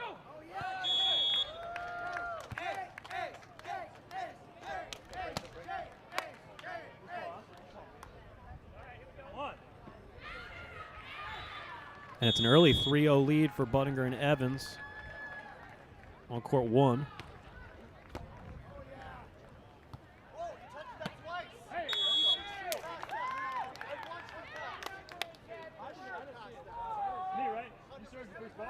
Miles wants a double there. Double contact. Looks like the down ref might agree.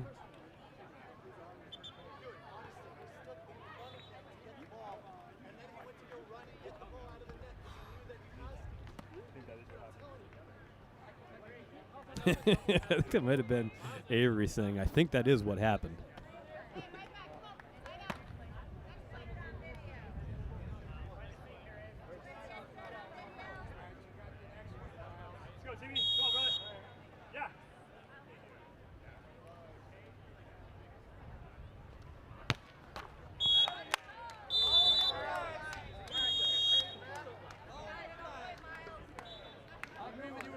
All right, let's dial in on court 3 here as we approach the business end of the third set in a great women's quarterfinal matchup here. Camilla Tan not happy with herself.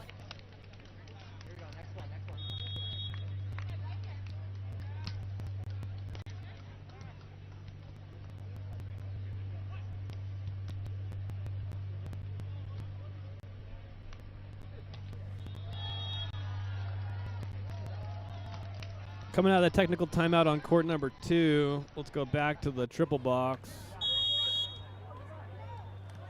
And it's a tempo set to the pin for Taylor Crab from Andy Benish. Earns them the point, extending their lead to 4 now.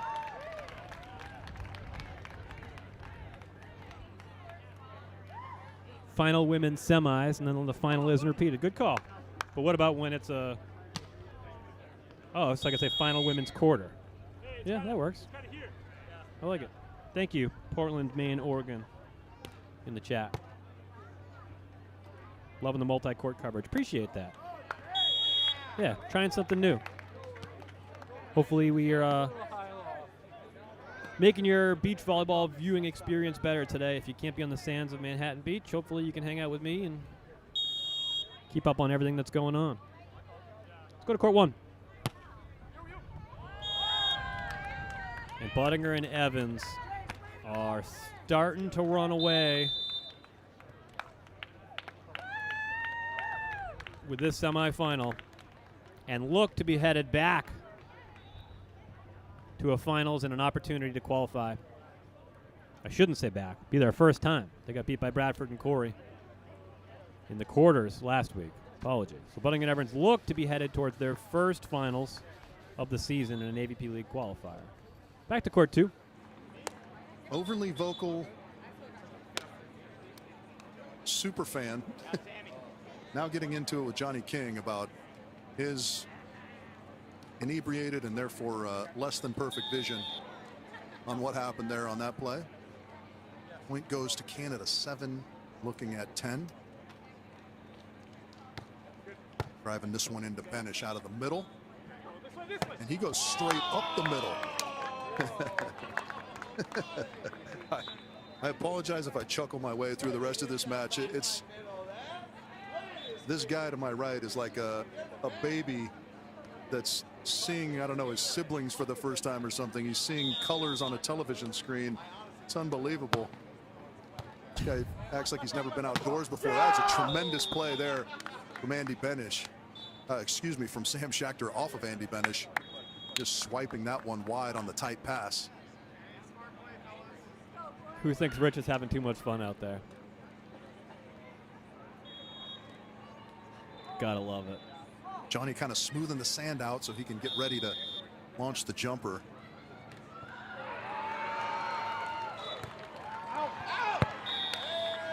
Sails. 12-8. I got to tell you a little behind the scenes story in our group chat, in our league qualifier media group chat to prepare for these. Rich Lamborn's in the group chat, obviously. And he's as entertaining in the group chat as he is on the mic. So take that for what it's worth. One of the best to do it. Finish into Schachter.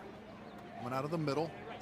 And Benish shutting that down. That was perfect execution on the defensive setup from Benish and Crab.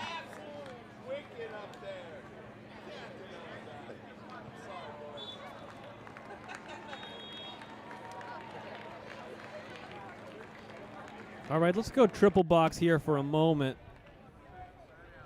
It may be time to dial in, and I think it is. Time to dial in on the final points of the last women's quarterfinal here. Newbury-Semo up 10-8. Dropped the first set 15-13. Won the second set 15-8. Now on top by an all-important 2.5 points. And we're getting to that point where we can start talking about a side out to a semifinal for Devin Sav. Timeout on the floor. Let's go to court 1. Eyes on court 2 in the bottom right corner there. As Johnny Pickett and Sam Schachter earn a point.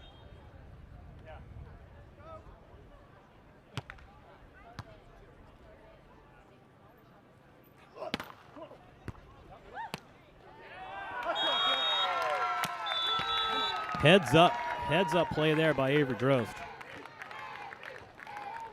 Over the heads of the defenders, finding a vacant corner. Now let's dial into court number 2. Almost never needs to wipe the sand off. He just kind of flutters on top. I don't know if he's affected by anything, really. Driving this one into Benish. He'll come again out of the middle. And goes high through the hands. Johnny's going to have to just scoop it over. Oh, a little shoot. Not yet. A little miscommunication from the Americans. And, oh, yeah, that's interesting because Schachter was kind of underneath the net at the feet of Benish. And so I was wondering if there was going to be an interference call.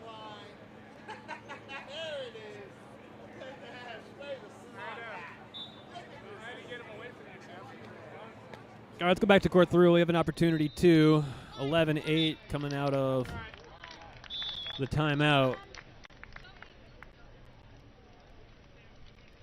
Should now be 12-8 on the side switch. No 11-9, apologies. That point won by Shields and Tan. To cut the lead, or I guess it stays at 2.5 where it's been. Coming out of the technical timeout now on court number 1. We'll get you back there in a minute.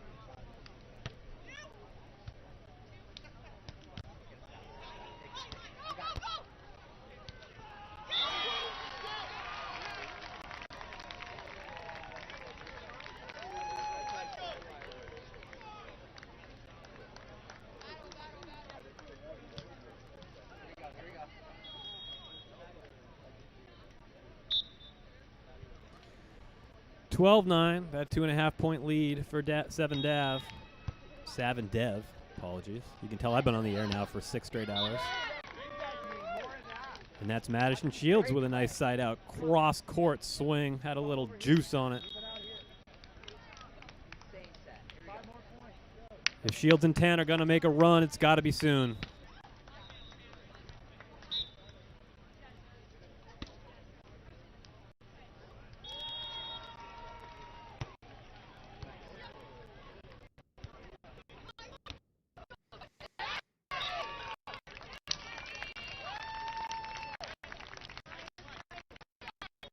Yeah, it's a side out there for Newbury and Semo.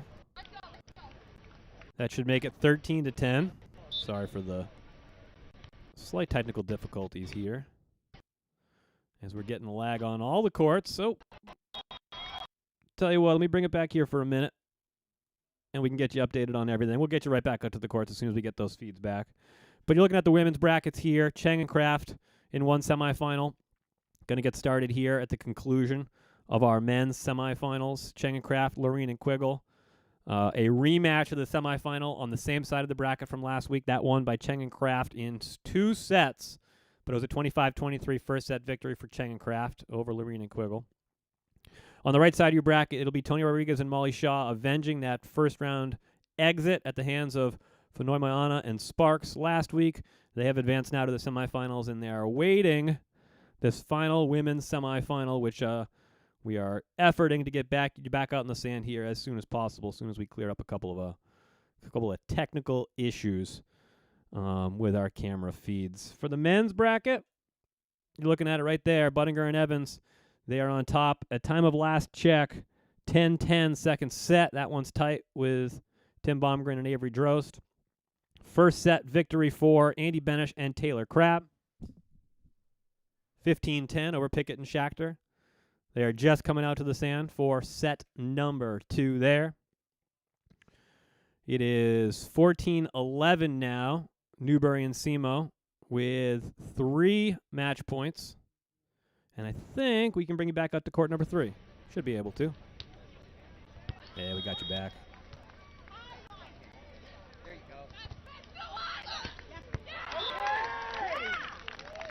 It's always the first one that's hardest to fight off.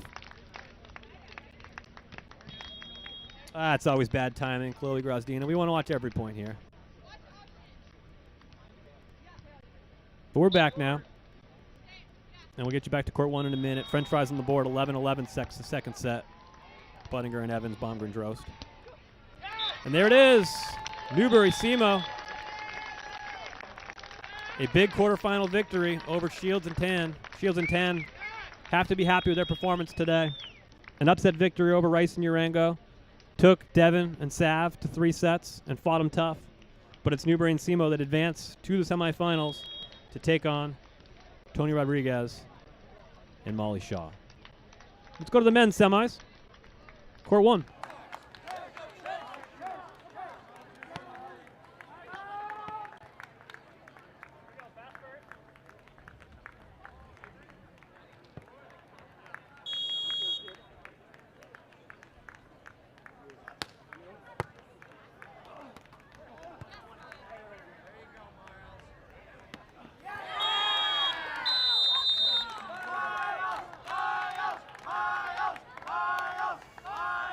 Miles Evans has that vocal fan contingent. Anytime he's on a beach in California, you hear his people. It's got to mean something. The pier's starting to fill in as we get towards the business end of what has been an excellent day of beach volleyball on the sands of Manhattan Beach, where the granddaddy of them all will happen again. Second week in August this year. Notable names that have yet to win a Manhattan Beach Open. Probably the most notable, Andy Benish. Still searching for his first. Really enjoying the all-access coverage for Quali Tournament. Thank you, Inmi Branzima. You hear Miles Peoples in Chicago too, let me tell you. Yeah, they're all over the place. All right, let's go double box here, but we'll stick with court 1 on the big screen. We are now into the second set. Pickett and Schachter dropping the first set 12-15. Benish and Crab with a slight delay there. It might be an injury situation with John Pickett, because we did, the break between the first and second set was a bit longer than I may have expected. Tell you what, let's tune into Rich. On in that rally, but the Americans went out. Oh, that one right up the middle. Kind of a dancing knuckleball from Taylor Crab. Splits the difference between Johnny and Sam, yeah. Back to court 1 here, as Chase Buttinger and Miles Evans have a match point opportunity. An ace serve would mean a trip to the finals.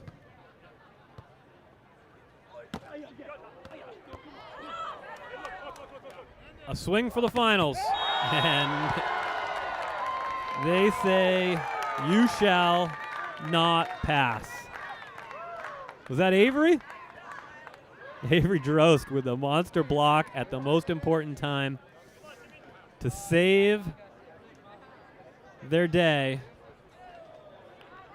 and to tie things up at 14 apiece. Wow. What a moment. This match has had everything. We had a monster block by Miles Evans to finish the first set. And now it's a huge block by Avery Drost to push us to extra volleyball, second set.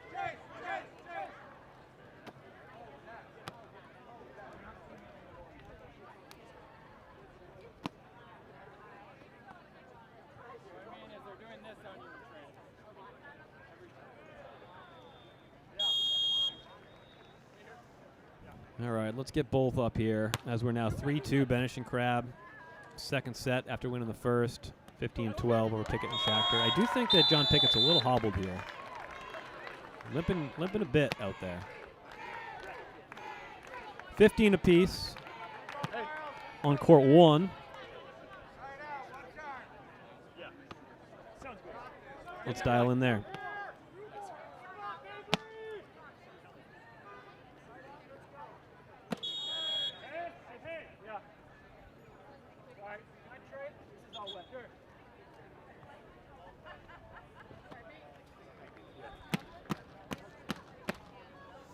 In all second set. Buttinger and Evans looking for a couple of points here and a trip to a finals to clinch a berth in the AVP League.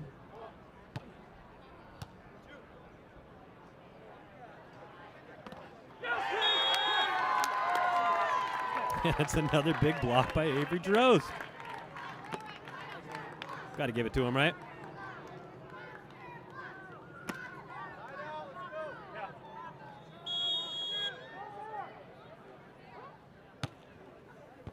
Oh my gosh.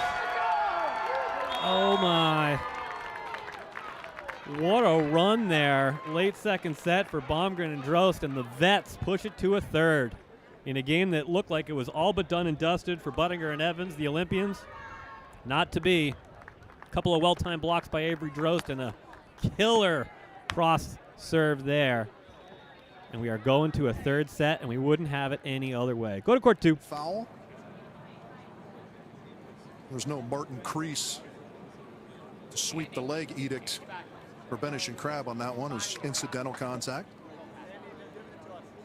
What? That's another drinking game rule, by the way, is Rich Lamborn movie references. Oh, okay. Maybe there was a harm, if not a, well, maybe there was a foul, if not harm. Net fault is the determination from our down ref against Andy Benish on that. So I think that's going to be 3-4. 4-4. 4-4 is the score.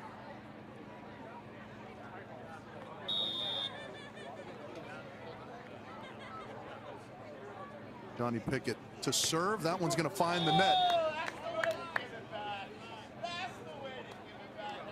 Ball don't lie. So South Bay Buddha loves the karmic Ball don't lie. consistency of that Add missed that to the serve. list. The American boys thought that that call was incorrect. Nice serve up the middle from Benish. Schachter scrambling a bit off the tape. Taylor Crab. That is fantastic stuff. How about the control from T. Crab? Full layout and just pops it up kind of right on top of the tape for Benish to go up and knuckle deep. All right, we had a question in the chat. Who is left on the women's side? So let's give you a peek at that during the side switch here. Who is left on the women's side? It is Kelly Cheng and Megan Kraft going up against Chloe Lorene and Corin Quiggle. That's the semifinal one that'll be coming up on court one at the conclusion of our first men's semifinal here. On the other side of the bracket, Tony Rodriguez and Molly Shaw. They will be facing Devin Newbury and Savvy Simo in the other semifinal matchup. Should be starting here in the next 20 minutes or so. Back out to the sand. Transition going high off the hands and down. As we have third set getting underway on the left side of your screen. Benish and Crab up 7-4 on the right side.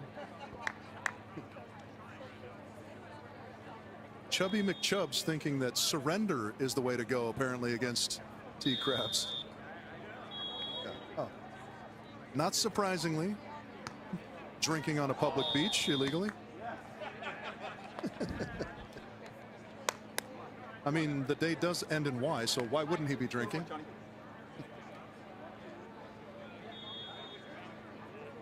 All right, let's dial in on court one here for a minute. Bunninger and Evans with an early 2-0 lead. And Avery Drost is having himself a game right now. And the fans letting him have it, letting him hear it. Yeah. Get over there.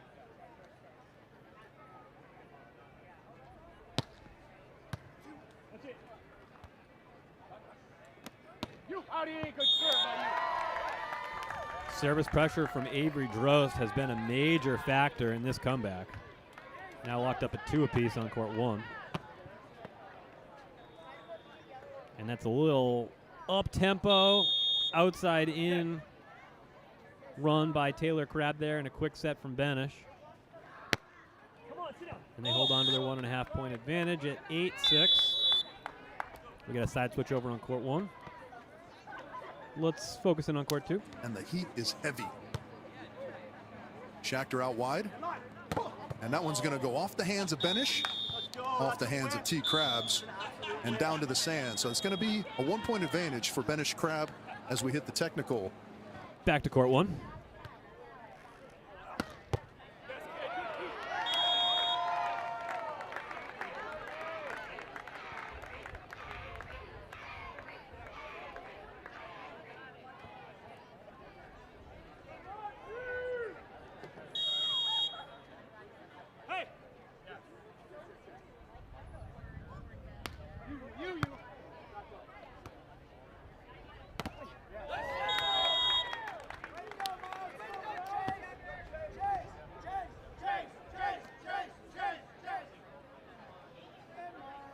Third set action, men's semifinal.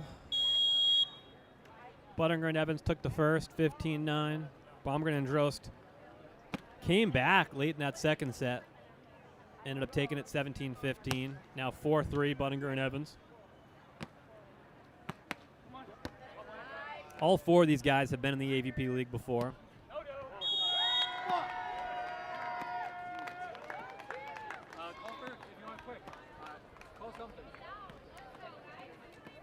Three of the four have been in every season of the AVP League. Only two so far. Tim Baumgren, the only exception, missed out on the league in 2025. Was a member of the LA launch in 2024 with Troy Field. Team TNT, as it were.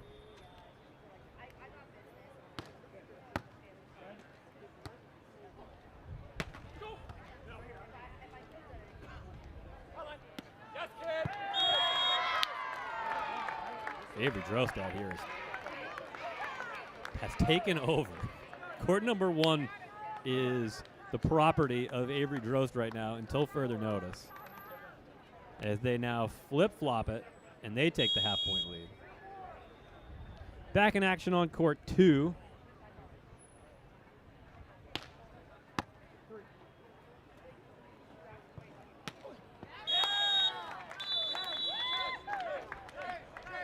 Side switch time, so let's go to court 2.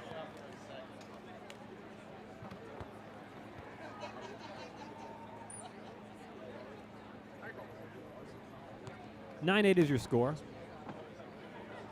Benish and Crab on top.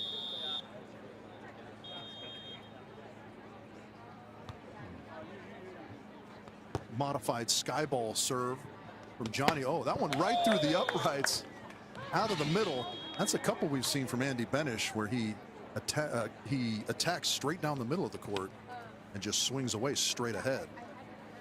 It's a good kind of confounder, because nobody thinks that that's what's going to happen. You think you're going to have to turn the ball one way or the other. Certainly Johnny thought that. Oh, a little cheeky over on 2 from Sam Schachter.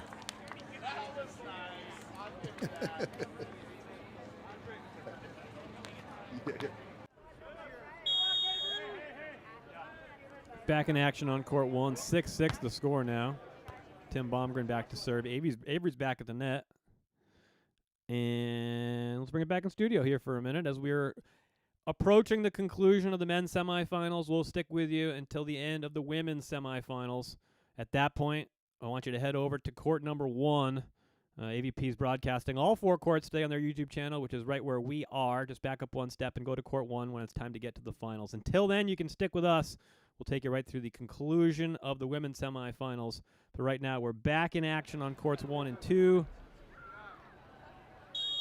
6-6 is your score in the third set.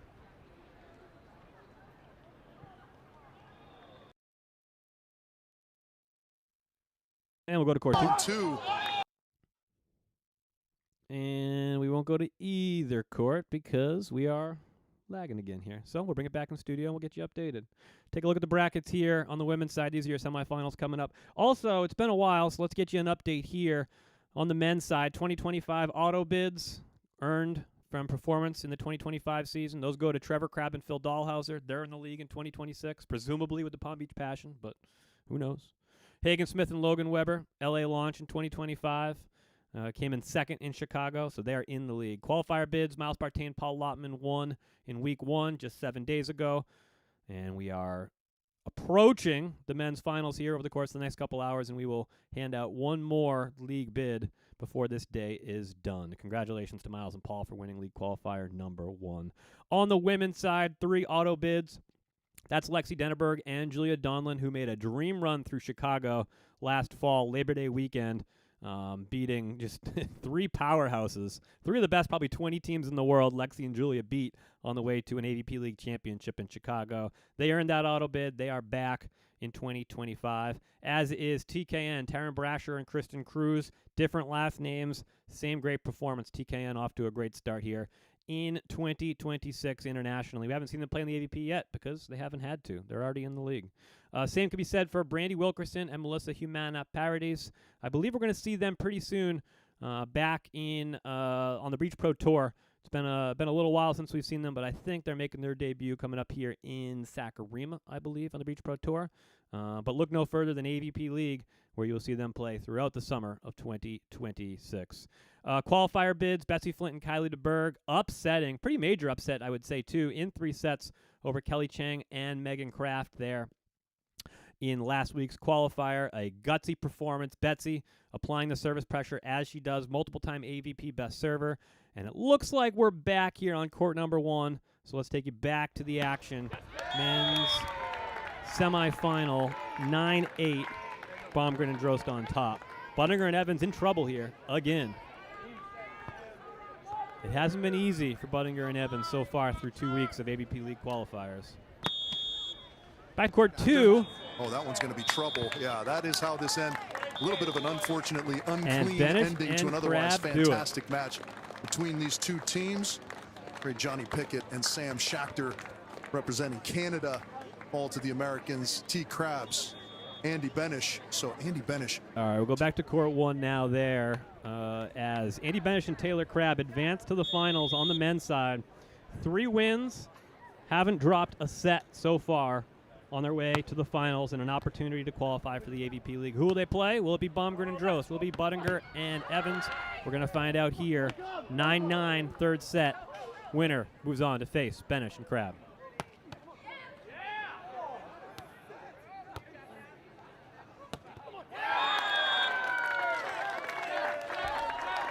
Over to court 1. And Rich is I'm back. running. Hey, Rich. Puffing and puffing. Kevin Cleary's right in my way. Guy's been a AAA for 40 years. I knew it. I just wanted to needle you. This one into Baumgren, and he little roll shot over the top. 10 apiece. Tim Walmer made his way all the way from 500 feet away from here down to watch the action today.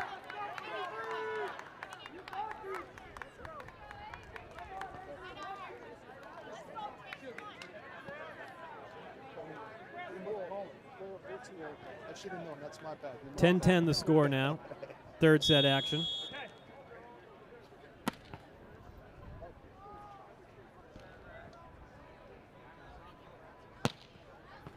Couple of questions in the chat on whether we're planning on doing this again week number 3. But that's the plan. You want to reach out to the AVP and let them Good know you swing there, enjoyed this Miles all-access Evans. product. Takes his team up by 1, 11-10 here in the decider. I wouldn't say no.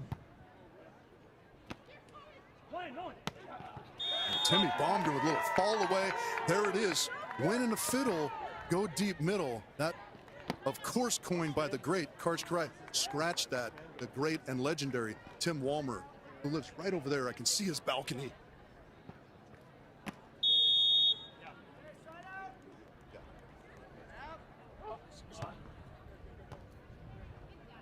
Thank you, Edward Right pass, Brandazima. Chase handles All it that beautifully. time. And a little hammer wrist away.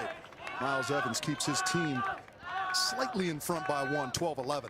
All access idea has been brilliant, by the way. Fun way to watch the games. Appreciate you. If you enjoyed it, yeah, let the AVP know. Hopefully it's something we can keep doing. 12-11, Buttinger and Evans. Third set, crunch time. Somebody's going to need to earn a point here. Buttinger. That one's tight. Nice little tap into the block from Avery and Timmy Baumgren.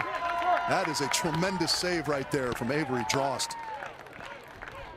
Not only on the initial contact to poke it into the block, then Timmy kind of popped that a little aggressively, went into the bottom of the tape. Avery just scooped it up for his Minnesotan partner. 12 apiece.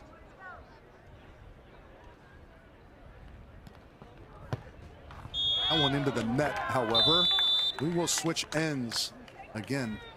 Not really much of a good side to speak of here. There's hardly a breath of wind out here this afternoon. It is gorgeous, albeit hot.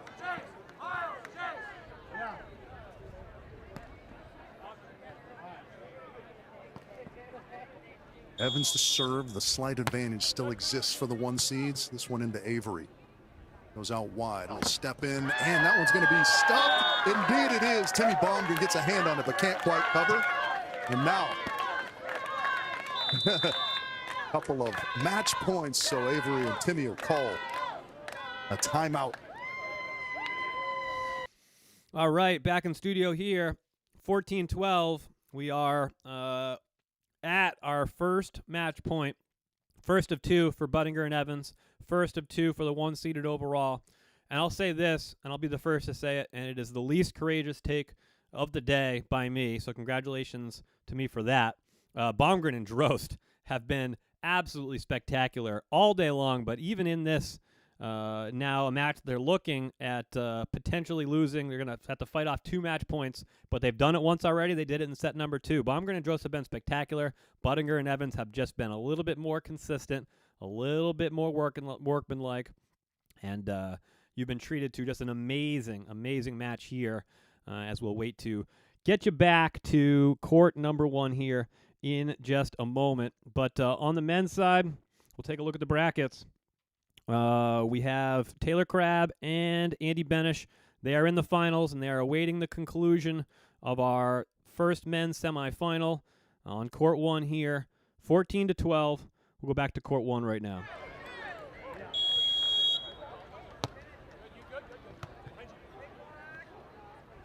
Round to the right side goes Avery Drost. Little one-arm spear, but Miles can't control it.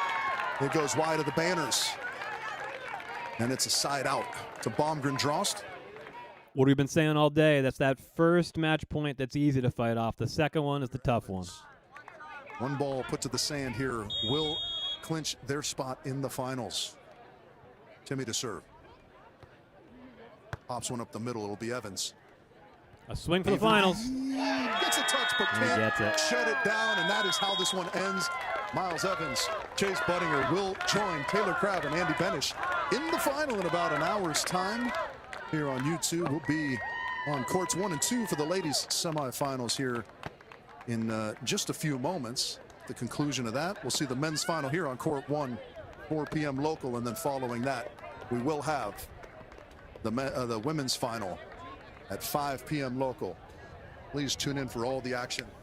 All right. Thank you very much, Rich Lamborn. We appreciate you. And that is a look at your updated men's bracket, the finals.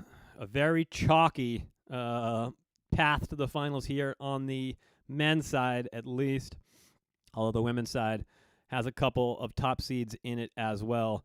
Megan Kraft, Kelly Chang, of course. Tony Rodriguez and Molly Shaw, of course, Chloe Lorene and Corin Quiggle. So 3 of the top 4 on both the men's and the women's sides are your top seeds. And at least for the men's side, it's the 1 seed and the 2 seed. It's the matchup we all wanted. It is our first look at Andy Benish and Taylor Crab going up against a top United States men's team in Chase Budinger and Miles Evans. Now that Andy and Miles Partain have split, Chase Budinger and Miles Evans kind of move into the de facto number 1 spot in the United States, although I think some would say that Taylor Crab and Andy Benish just get it based on reputation and experience alone.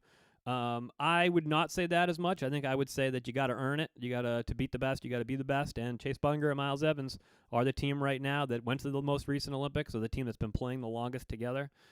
So we are going to be fortunate enough to see the 1 seed and the 2 seed. It's a first look at Taylor Crab and Andy Benish against Chase Budinger and Miles Evans. A explosive men's finals coming your way here in about an hour. Before then, we got 1 more hour of AVP All Access. I am not leaving you yet, folks. I'm staying right here in the studio for 1 more hour. We've been here this long. What's 1 more hour? We got 2 women's semifinals to go. We'll take a look at the brackets here on the women's side and how we got here. Cheng and Kraft, they're in the semis again, and they're looking for another finals berth. Made it last week, ended up losing to Betsy Flint and Kylie DeBerg. They beat Tina Gradina and Lauren Stivrins. That was a explosive 16 seed versus a 1 seed match on the women's side. That was a fun one, if you remember, all those hours ago. That was a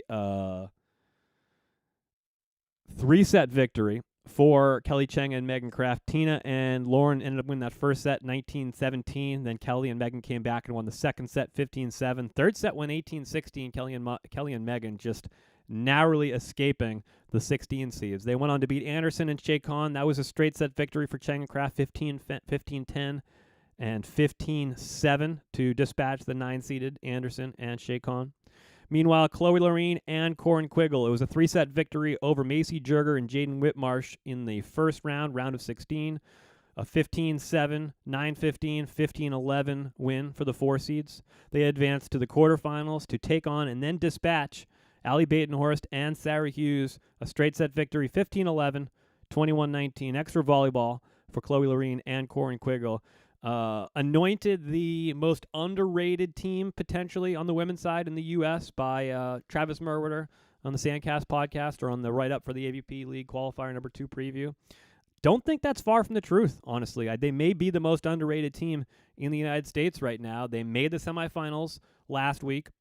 They went up against Cheng and Kraft. So what you're going to see on this side of the bracket here, getting underway and probably in the next 10, 15 minutes, is a rematch of last week's semifinal, Cheng Kraft versus Lorene and Quiggle. That one was a 2-set victory, a straight set victory for Kelly Cheng and Megan Kraft, 25-23, 15-11.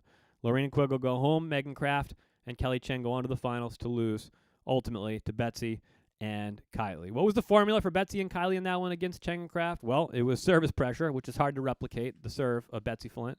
It was presence of the net at Kylie DeBerg, and the option ball ended up being the undoing for Cheng and Kraft. Can Lorraine and Quiggle put it together and upset the number 1 seeds? Or are we due for a chalky women's finals like we're about to get on the men's side? We have the opportunity here to get a 1-2 matchup on the women's side as well. On the right side of your bracket, you can see it right there. Tony Rodriguez and Molly Shaw. We talked about it ad nauseum here today. Tony and Molly last week as the 2 seed got knocked off by Fonoyama and Sparks, 15-seeded Fonoyama and Sparks beating Tony and Molly. This week, it was the opposite story. A straight set victory for Tony and Molly, 15-7, 15-11, moved them on to the quarterfinals, where they would face Anaya Evans and Tori Van Winden, who put up an excellent performance in that game. That was a fun match to follow. 20-18 and then 15-9, 15-8. So after dropping the first set, Tony and Molly really kind of putting everything together to earn themselves a bid in the semifinals. On the other half of that bracket, Devin Newberry, Savvy Simo, a 3-set victory over Maya Gessner and Kate Riley in the first round. First set won by Devin and Sav, 15-8, and then Maya and Kate, 16-14. Finally, third set, Devin Sav, 15-12 victory in the opening round. That moved them to the quarterfinals to take on Madison Shields and Camilla Tan. Another 3-set victory for Dev and Sav. So the question is, does fatigue start to play a factor? When I saw Dev and Sav taking the court here to start warming up for this match, I thought, boy, we just saw these two like 5 minutes ago. They got probably maybe a 25-minute break between their quarterfinal matchup and their upcoming semifinal matchup. That's partially because we had a delinquent tardy court on court number 3. Shame on you, court number 3. You've been behind all day long, and that forced Devin Sav to a very, very brief break here between the quarters and the semis. Does fatigue play a role against a team in Tony and Molly that probably have an extra 20, 25 minutes of rest on their side and an extra 1 less set played for Tony and Molly? If you're handicapping that one, I would say it's more or less a pick-em. Rodriguez and Shaw are the higher seed. Rodriguez and Shaw have a little more rest, as it were, than Devin Sav. So you might have, I don't know, maybe a minus 150, plus 120 for Devin Sav, but it's close to a pick-em in that semifinal. On the other side, I think Cheng and Kraft are your pretty prohibitive favorites, although don't sleep on Chloe Lorena and Corin Quiggle. We've been doing that for too long, and that leads to us talking about them being the most underrated team in the United States.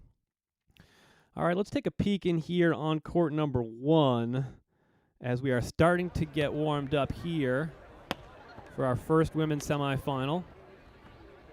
Actually, let's move to court number 2. This court 2 is just a few minutes ahead of court number 1, and we are just about to get underway. First women's semifinal. The aforementioned Devin Newberry, Savvy Simo, the 6 seeds. Winners of 2 straight to make it to a semifinal. On the other side, Tony Rodriguez, Molly Shaw, the 2 seeds, looking to avenge an early exit 1 week ago and advance to a finals and earn a berth in the AVP League for the 2026 welcome season. Back to Manhattan Beach. Welcome if you're just joining us for the first time. Where you been all day? It's 3 o'clock. It's the women's semifinal rounds here in our AVP League Qualifier number 2, Manhattan Beach. We've got a couple good matches for you. This is court 2, and we have Savvy Simo, Savvy Cory now, and Devin Newberry facing off against Tony Rodriguez, Molly Shaw. A bit of a grudge match we've heard this one is. I'm not sure what the background is, but we'll see if there's any extra chirping going on as this one progresses. We got some ladies trying to hold it down for their respective families out here. Unfortunately for Savvy, Evan, her husband, was bounced a little bit earlier by Buttinger and Evans. Molly's husband, James Shaw, and Kame Schalk, who is also with Tony Rodriguez. They lost to Sam Schachter and Johnny Pickett All the men in the couples out. The ladies looking to hold it down. Coming to go after it, Sam. It is a warm one out here. Black particles in the sand keep it extra toasty on the feet. You can see Devin, Tony wearing some socks. Mismatch to deal with that heat. Nice swing deep middle by Savvy. Great pass, great set, way to challenge. Come on. Good job. Thank you. You bet. Let's go. Yes. Yes.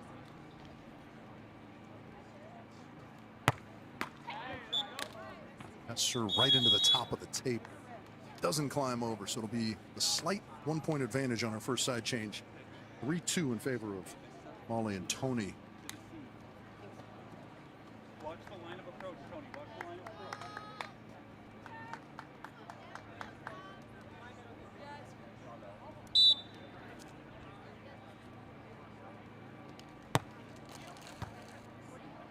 Driving that one in. Diving pass from Savvy. And a little cutty falls inside the block. Remember, Tony, a participant in last year's league, had to withdraw some injury concerns, and that was devastating. She and Tuna Urango playing some good volleyball.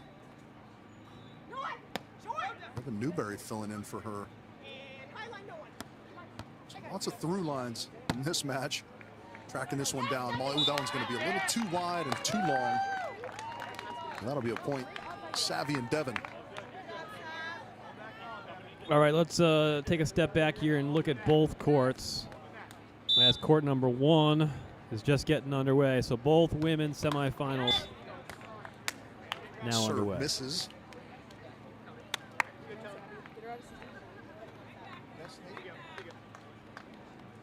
I don't want Tom to throw me the balls.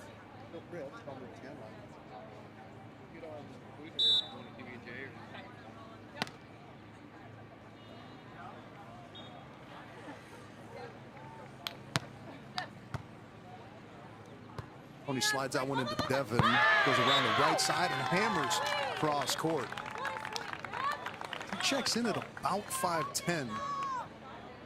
Just a hair underneath that, but plays a much bigger game than that, both at the net and offensively. You can see the firepower.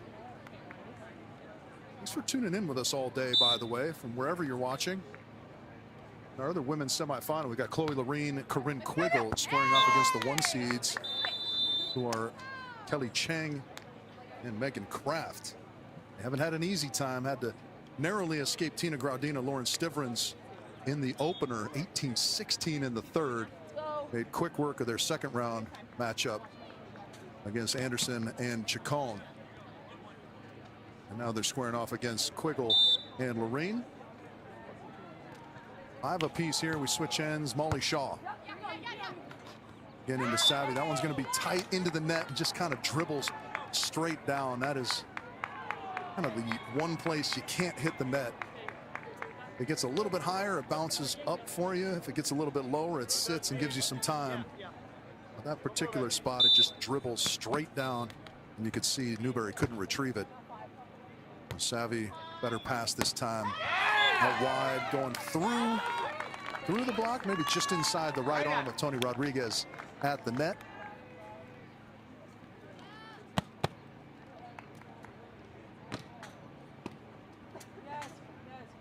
Savvy coming out of Wave Volleyball Club down in San Diego. Great tradition down there. Tons of volleyball talent in that area. Nice little lefty knuckle, Tony Rodriguez.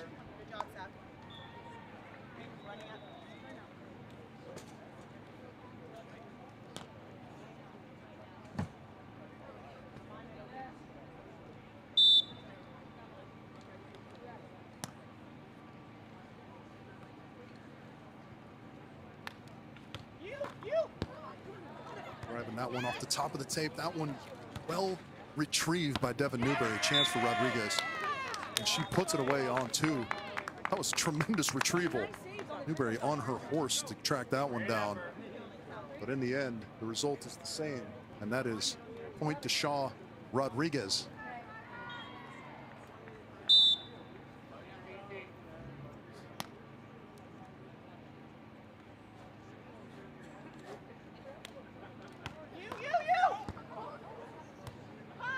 Somehow passed.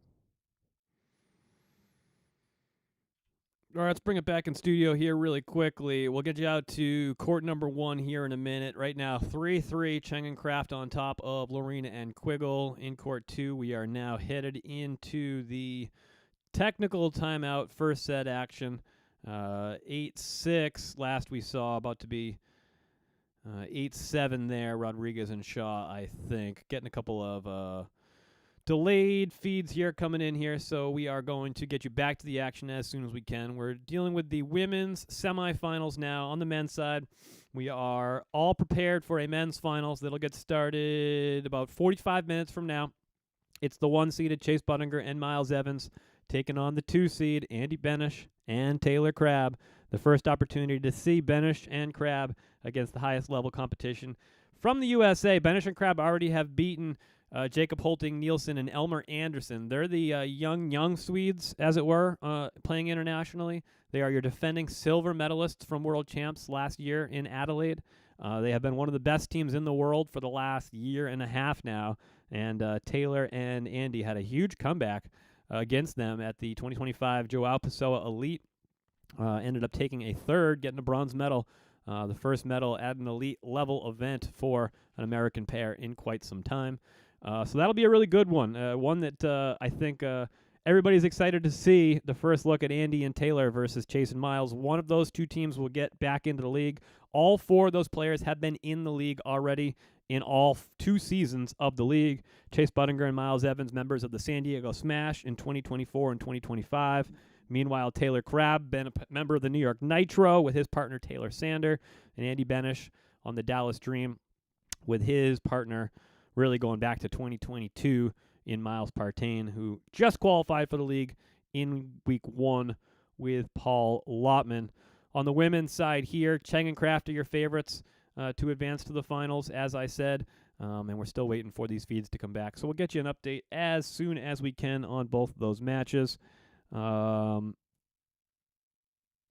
And let's take a look at the brackets. Why don't we? Really quickly, while we're waiting for these feeds to come back.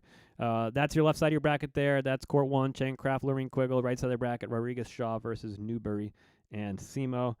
The men's brackets, all coming down to a men's finals. Budinger and Evans versus Benish and Crab. Teams that are already in the league for 2025, Trevor, Crab, Phil Dahlhauser, Palm Beach Passion. And winners in Chicago in 2025. Hagen Smith and Logan Weber qualified via their performance in 2025 as well. 2026 qualifier bids already earned. Partain and Lotman for winning the qualifier last week. 5 spots remain on the men's side. 2 of those will go to these qualifier wins. One will be either Budinger, Evans, Benish, and Crab. The other will get handed out next week while we do this again, hopefully. Hopefully you join us with AVP All Access here again in week number 3. AVP League Qualifier, all access coverage here on the AVP's YouTube channel. On the women's side, we have 3 auto bids from 2025 season. Lexi Denneberg and Julia Donlin, Taryn Brasher and Kristen Cruz, Team TKN, different last names, same great performance for Team TKN as we come to know, love, and expect. Brandy Wilkerson and Melissa Humana Paradis, the Canadians that are the defending silver medalists from Tokyo, or from Paris, I should say, the Olympics, went up against and lost to in a thrilling gold medal match in the 2024 Olympics in Paris against the Brazilians, Ana Patricia and Duda. 2026 qualifier bids, the first one earned just about a week ago. Betsy Flint and Kylie DeBerg upsetting Megan Kraft and Kelly Chang and earning their way into the league. Congratulations to Betsy. Great to see Betsy back. That was the sentiment for me coming out of last Saturday night, was the return of Betsy Flint after a year off for the birth of her second child. Betsy's back, and Betsy is back in the league, a member of the LA launch in 2024 in the first season of the league. As I said, took last season off for the birth of her second child. So Betsy and Kylie back in the league. And 4 spots remaining for the women's side. We'll fill another one today. And then we will look to fill one more a week from today as we join you back from the sands of Manhattan Beach for League Qualifier number 3. Still waiting for these camera feeds to reset, so you're stuck with me for a few more minutes. So let me get on my soapbox for a minute and say I really hope you enjoyed this. AVP All Access has been a dream of mine for a long time because my thoughts have always been, I'm from the Northeast here. If you follow along, you can follow me at Bet the Beach on Instagram, Twitter, TikTok, wherever you want. And if you have been following along, you know that I'm an East Coast guy, right? So I have to consume the wide majority of these beach volleyball tournaments remotely via my television. And a beach volleyball tournament may be the funnest event, sporting event to go watch in person. You're on a beach. The weather's beautiful. You can often go for a swim if you want, grab a beer. You're out in the sun and the sand. On television, that might not be the case. So we're trying to do here at AVP All Access, we're trying to improve the viewership for the people that are watching on television. Hopefully you've enjoyed this. Hopefully you've stuck around for at least a portion of the day and enjoyed getting to see some of the best volleyball that you can imagine to see on the sands of Manhattan Beach, AVP League Qualifier. Single elimination. Really, it doesn't get any better than this. All right, camera feeds are it's looking like they're coming back. So let's take a chance and head you back to court number 1 as we are 10-7 now. Cheng and Kraft with Chloe Lorene back to serve. Still first set there. Over on court 2, yeah, we're still a little bit laggy, but we're getting back. Let's go double box here. Women's semi. On the right side of your screen, Devin Newberry, Savvy Simo tied up with Tony Rodriguez and Molly Shaw. 12-12 late in the first set there. Trying to decide if you want to see slightly laggy volleyball or no volleyball at all. I think the answer might be slightly laggy volleyball rather than listen to me talk.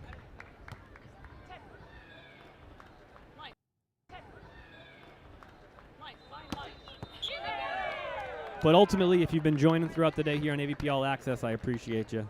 I love you. And I imagine you love volleyball like I do. So hopefully this was a value add for you. And if so, let the people at the AVP know. They've been good enough to allow myself and beach volleyball media, look them up as well. They're the ones getting cameras and mics on all these courts, doing all the production on site. Let's go to court 2. Tony to serve. Trying to close this first set out. Thought it might be a grudge match at the very least. It's a very competitive battle as Molly picks that one up. Devin, block and touch. Savvy in easily to Tony Rodriguez, but she's got a chance here. And not yet. A little short shot read well by Tony Rodriguez. Wide open net. And there it is. Not sure what happened there. Sometimes you sort of lose your place when balls you expect to put away don't get put away the way you thought they would be. And Tony with a relatively easy chance with the wide open net there. Both teams have used their timeout, so we won't see any more stoppages in the action. A couple of set points here for Rodriguez and Shaw.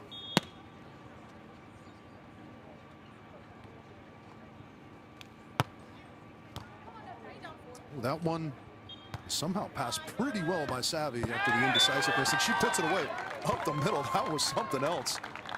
I mean, that could have just as easily been a direct ace. It looked like it may have been. Savvy kind of threw an arm at it at the last moment. Comes up with a pretty good pass and an excellent swing up the middle.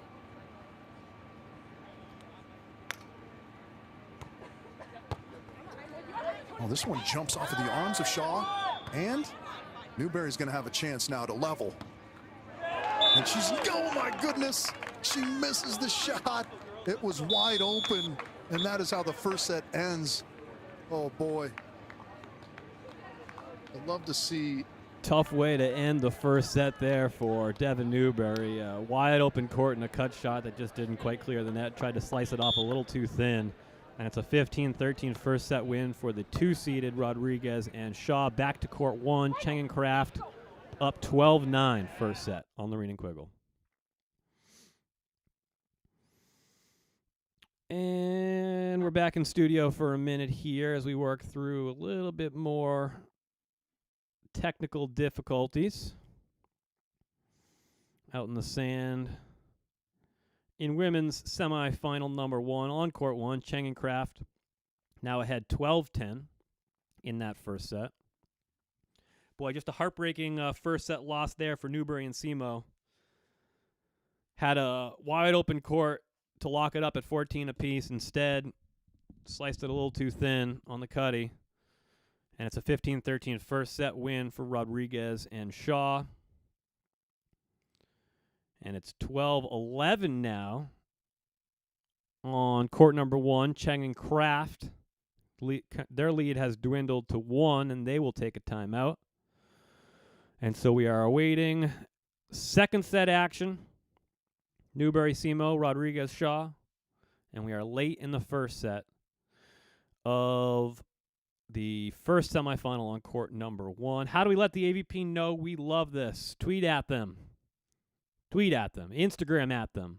Threads at them. TikTok at them. However you want to do it, let them know AVP All Access is something you guys are enjoying and something you guys want to see more of.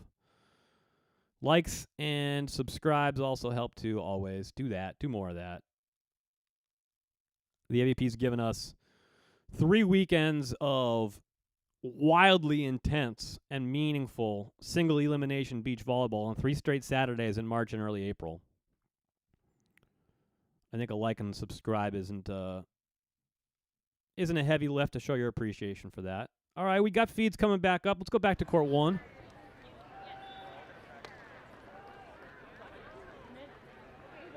And we got them both up. Early second set action. Rodriguez Shaw on top 2-0. Are the wheels coming off for Newbury and SEMO, or can they battle back? We've seen them battle back before earlier today. Can they do it again?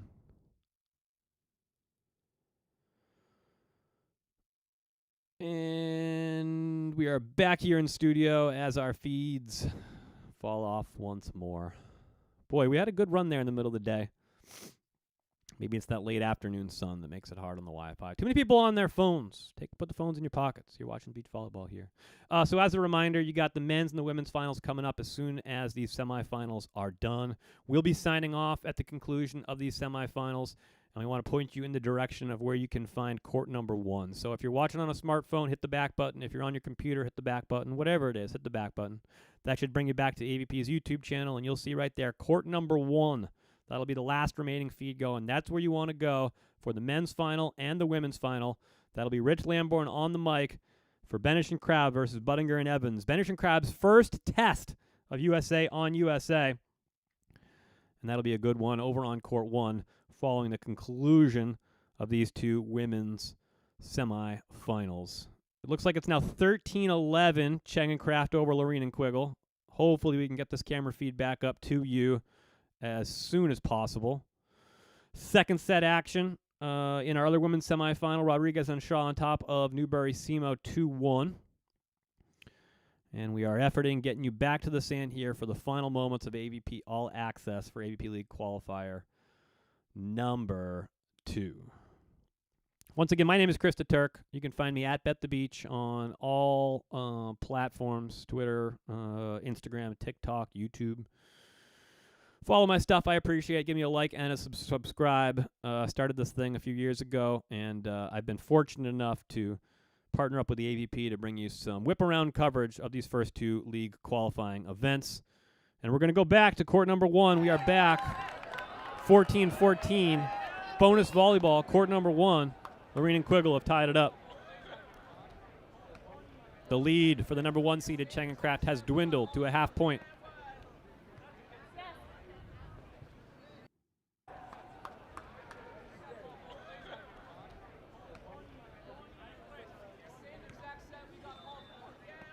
Over on court number 2. Looks like a taken timeout by Rodriguez and Shaw as Newbury and SEMO have pushed their lead to 5-3 early stages of that second set. Ooh, that's up. No? I had that as up. Didn't matter. I'll have a foot dig. Sue me.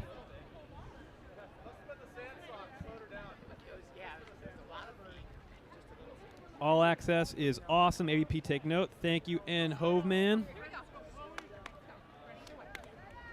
Appreciate you. I mean, nothing's going to compare to the experience that is traveling to one of these tournaments. But hopefully we can create some semblance of a facsimile. Is that how you say that? Facsimile? Facsimile? Probably facsimile. 15-15 now. Chang and Kraft holding on to that half-point lead.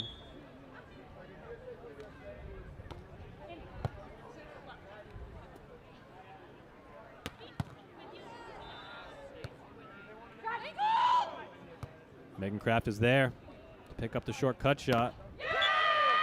And a swing. And Chang and Kraft will have an opportunity at another set point. Let's look in on court number 2 in your bottom right corner.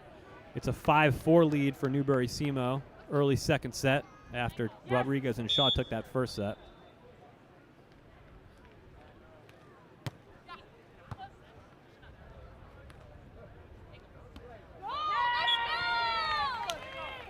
And that'll do it for the first set. Chang and Kraft, 17-15. They take the first over Lorene and Quiggle. They did the same thing last week, although the first week's AVP League Qualifier semifinal victory for Chang and Kraft was a 25-23 win. Let's go to court 2. A little bit of a tactical pull attempt from Newbury. No good this time.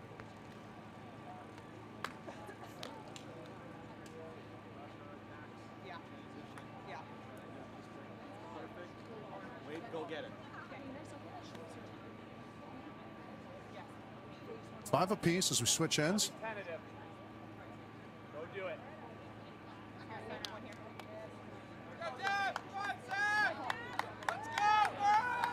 Need Molly Shaw to continue serving here for her squad, looking to close this semifinal out in straight sets and earn a spot in the match to get in. Up the middle, but Molly Shaw with a great read. Tony just sends it over on a full layout. Newbury easily up over the top. And that's set up by the heaters that she's able to lay out. Have to respect the pace that she can bring.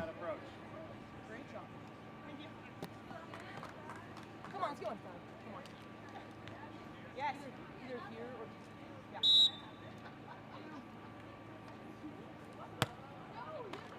Newbury, trying to go short. Just gets into the top of the tape and stays on her side. 6 apiece.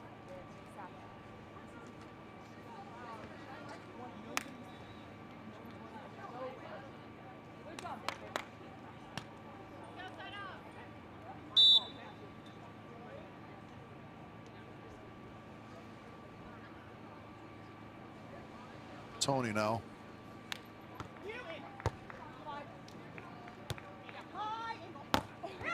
Savvy going hard off the left hand. Good aggressive swing from Cory on the right.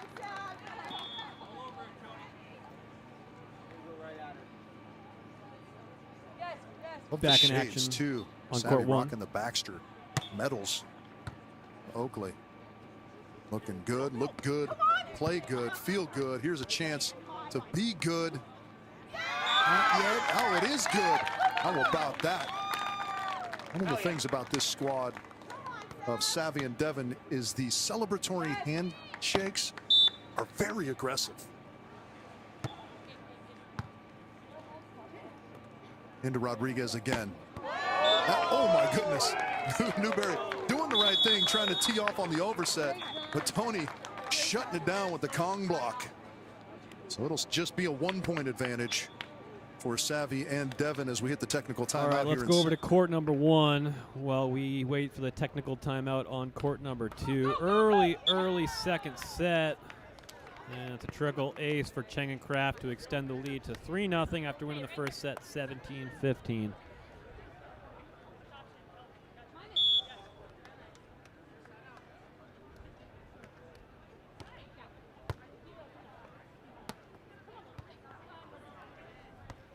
this together, Chloe Grozdina. We all just want to watch good volleyball. That's why we're here.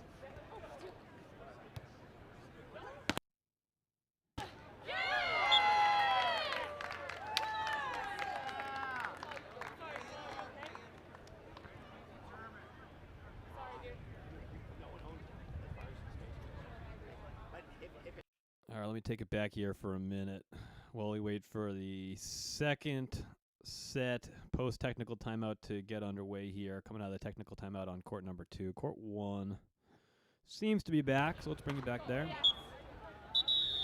1-4. Now Lorene and Quiggler on the board on the first side switch. Court number 2. From Tony, very easily could have been 9-6. Tony was not having it on that play anyways. Shaw to serve. That one crawls over and falls. So what a turn of events, the last 2 points. The missed put away on the overpass, and now that dribbler on the 6-inch line. And we are level at 8. Another one off the top of the tape. Savvy's got it. That one off the fingers. Tony runs it down. That one, no Tony in front. The Kong block at this time. Devin puts it away to the corner.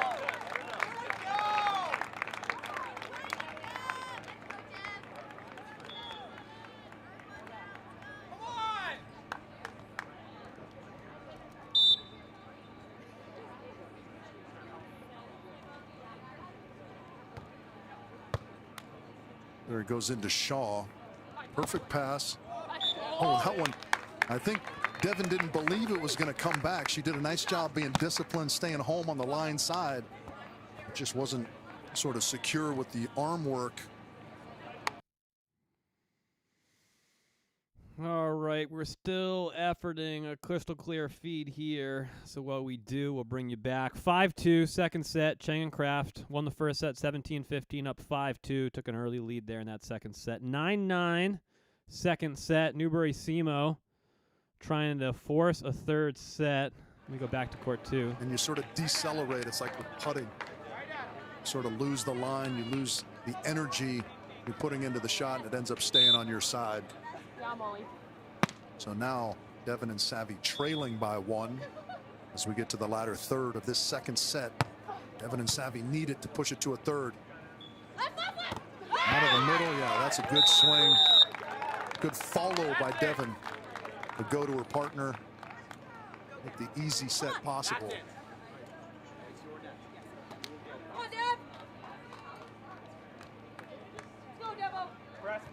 The switch ends 10 apiece. Will be Savvy to serve for her squad in need of a couple here.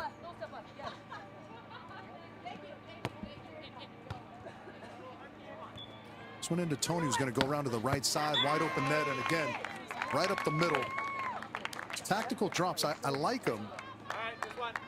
Sometimes you can make that move a little bit too early, and especially if it's relatively perfect pass offense, as that was for Tony and Molly. Makes it a little bit too easy on Rodriguez for the putaways.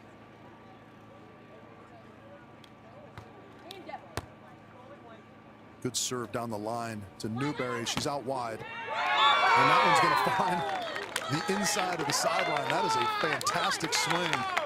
Wide of the court, a little bit off the net. Somehow hitting that angle with some pace.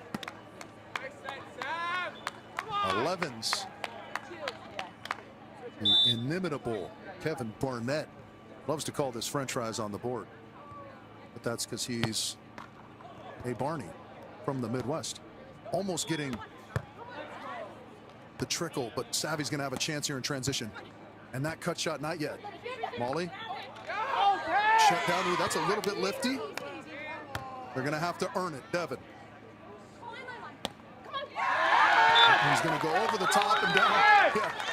Celebrate and scream at the ref all in one motion. Devin Newberry putting on a clinic. It looked like that ball kind of rolled down the body A little bit of Molly Shaw. The ladies stayed focused, earned the point just the same. Feels better that way. 12-11 now. They regain the lead.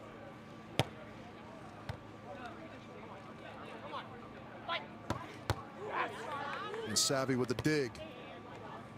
And another poke over the top. There's a 2-point advantage. Rolling now. Team orange and pink. Come on! That's it. Trying to force a third set here.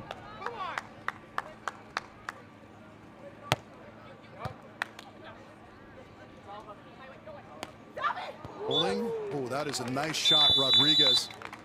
There again, you see that tactical pull.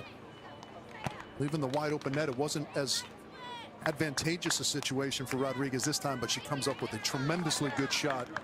Well, we have an opportunity on the side switch here on court number 2. Just get you an update on court number 1. 10-5 now, second set. Changcraft in control after winning that first set. Go back to court number 2.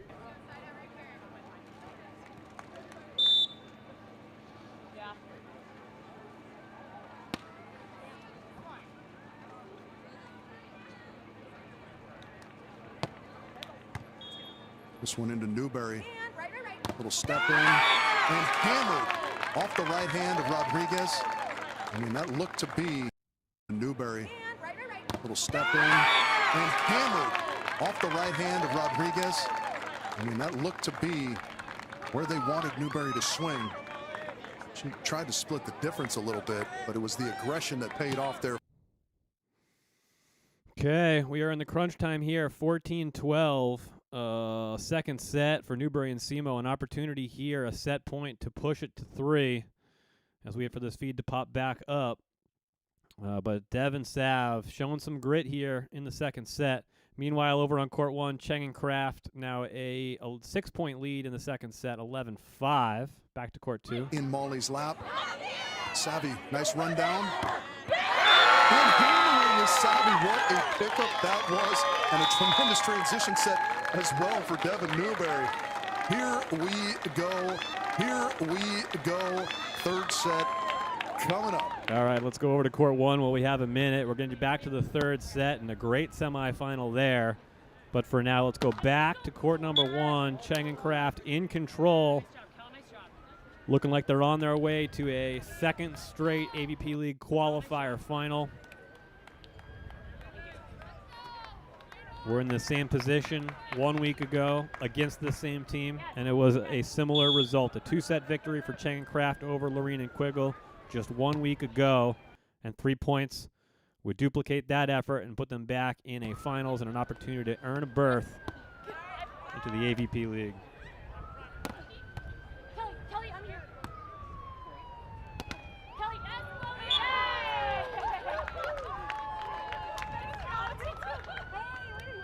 In the comment section, Kenny Mai saying, stop showing just the guy's face. I guess that's me?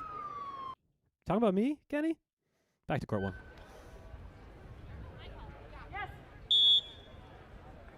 13-6. Can side out pretty comfortably here to a finals berth for the number 1 seeded Cheng and Kraft.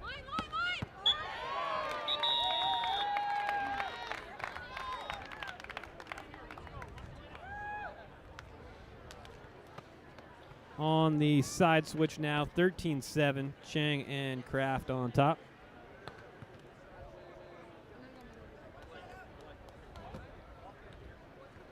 That's a hard deficit to come back from against one of the best teams in the world in Cheng and Kraft. But an ace serve's a good way to start it. 9-13, Lorene and Quiggle. The ladies are headed back out in the sand on court number 2 for the third and decisive set. What looks to be probably our last set of AVP All Access this week.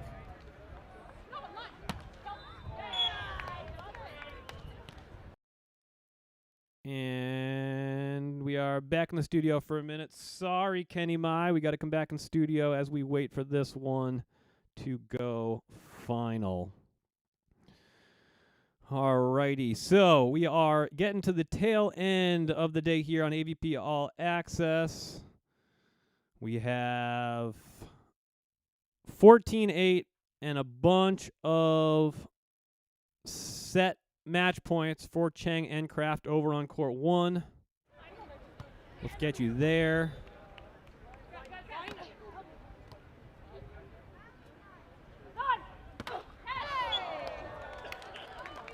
And it's another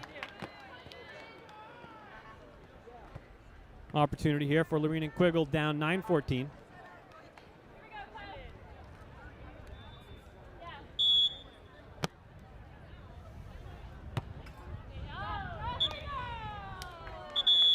And that'll do it. Cheng and Kraft with the win take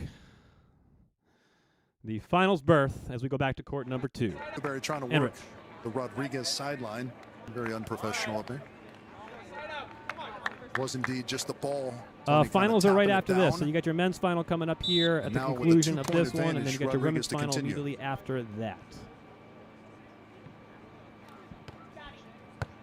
Working that one to Savvy's sideline. Good job just to keep it alive. And finding the end line. That was fantastic. I think Rodriguez was on that. Maybe thought it was going to sail long and let it go. Great job, girls.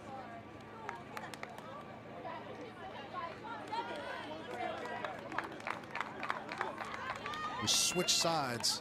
It's Rodriguez and Shaw by 1.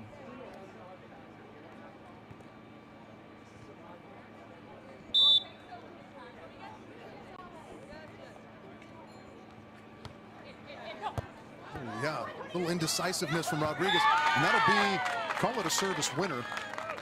All right, let's see if I can keep up with Touches the on the score Shaw for you. Until Rodriguez we side. get I the think that scoreboard serve back. looked like it was gonna hit the sideline. There it's back, So 3-3. ultimately a good Can choice to confirm. play it.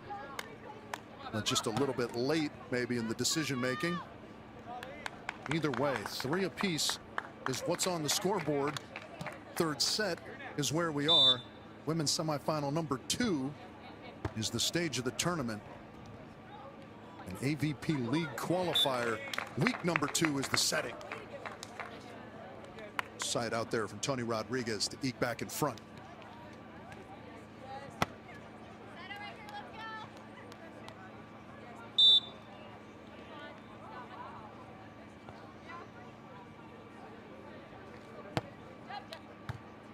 This one into Newberry. Little step in. And that one's going to be turned a little too much. Misses the sideline. And so now 5-3 to Shaw Rodriguez.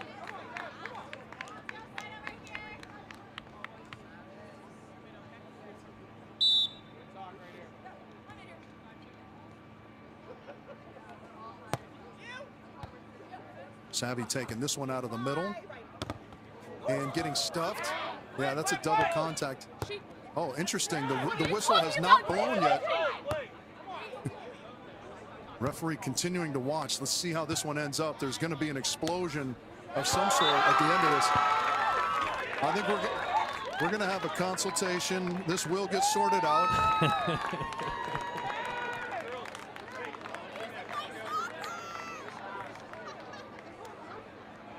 We got some emotional moments here. Tony Rodriguez refusing to even look.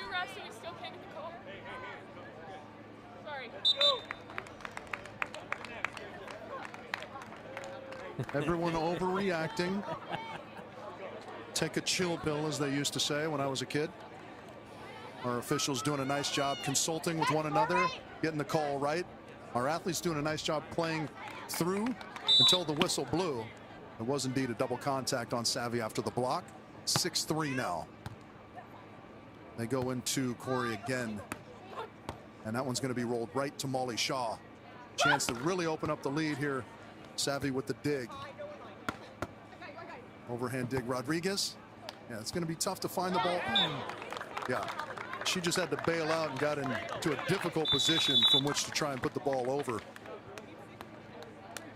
4-6 is the score as we switch ends here. Just to respond to a question in the chat there, the men's finals coming up immediately following the conclusion of this. It won't be on this channel. It'll be on the AVP's coverage of court number 1. But head over there as soon as this is over to see the men's final. It's Crab and Benish versus Buttinger and Evans immediately following the conclusion of this one. Good, now we go. Now we play some D. Keep pushing. Come on. 6-4. Tony and Molly on top in this third set.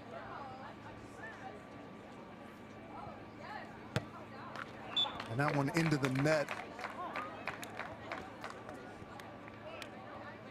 A little bit rushed there, perhaps. There's a long wait on the side change. Maybe threw off the rhythm just a touch. Either way, 3-point lead is what Tony and Molly have, 7-4. Middle of set 3 here in women's semifinal number 2. That is a nice line shot there from Newberry over the retreating Tony Rodriguez. Looking for the team that's going to join Kelly Chang, Megan Kraft in our women's final at 5 p.m. local time. That is touched by Savvy, but can't be controlled to the front part of the court. Despite Devon's best pursuit efforts, can't be tracked down.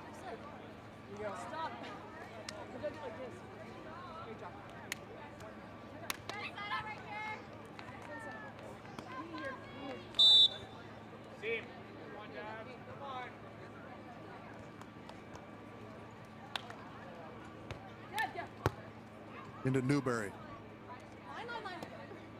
She goes sharp, but Molly's on it.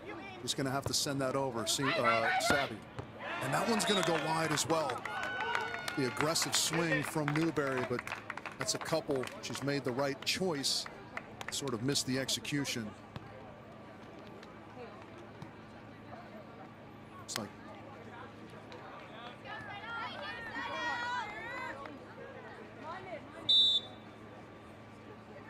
a little bit of dire straits here. 9 serving 5. Newberry easily over the top. Molly shot with a nice layout touch. Can't quite get it off the sand high enough for Rodriguez to track down. So it'll be 6-9. We hit the technical timeout here. Set number 3. Solid lead in place for Rodriguez and Shaw. Chance to earn their way into the women's final against Kelly Chang and Megan Kraft. And Will, we got a minute here because we'll be getting out of the way as soon as this one comes to its conclusion. Just want to remind you, AVP All Access. We'll be back next week for AVP League Qualifier number 3. Same start time, 11 a.m. Pacific, 8 a.m. on the East Coast. And we'll be doing this thing once more, crowning handing out 2 more bids to the AVP League. At the conclusion of this women's semifinal, the last semifinal, we're going to be headed off the air, and we're going to make way for AVP's exclusive coverage of the finals. And what you're going to do is you're going to hit back on your browser, and you're going to see AVP. Click on AVP, go to the live broadcast. There'll only be one at that point, and it'll be court number 1. You're going to want to click on that because we got 2 more hours of beach volleyball coverage for you. High stakes on the line. What do you get if you win the Manhattan Beach Open, the granddaddy of them all? You get about a $15,000 check. What do you get with a bid to the league?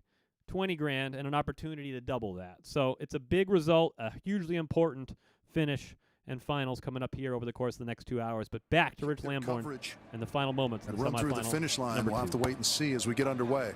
Out of the technical timeout, Tony. Good cut shot. And it's 10-6.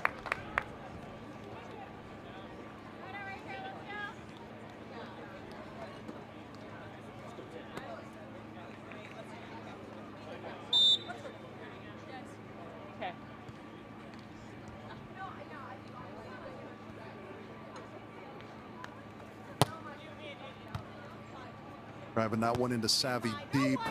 That one missed the contact. Didn't wrap over the top of that ball. And now a big 5-point advantage to Tony and Molly.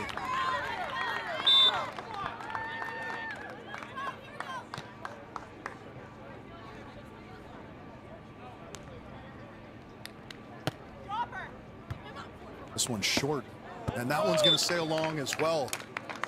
That's kind of been the story here in the third set for Devon and Savvy.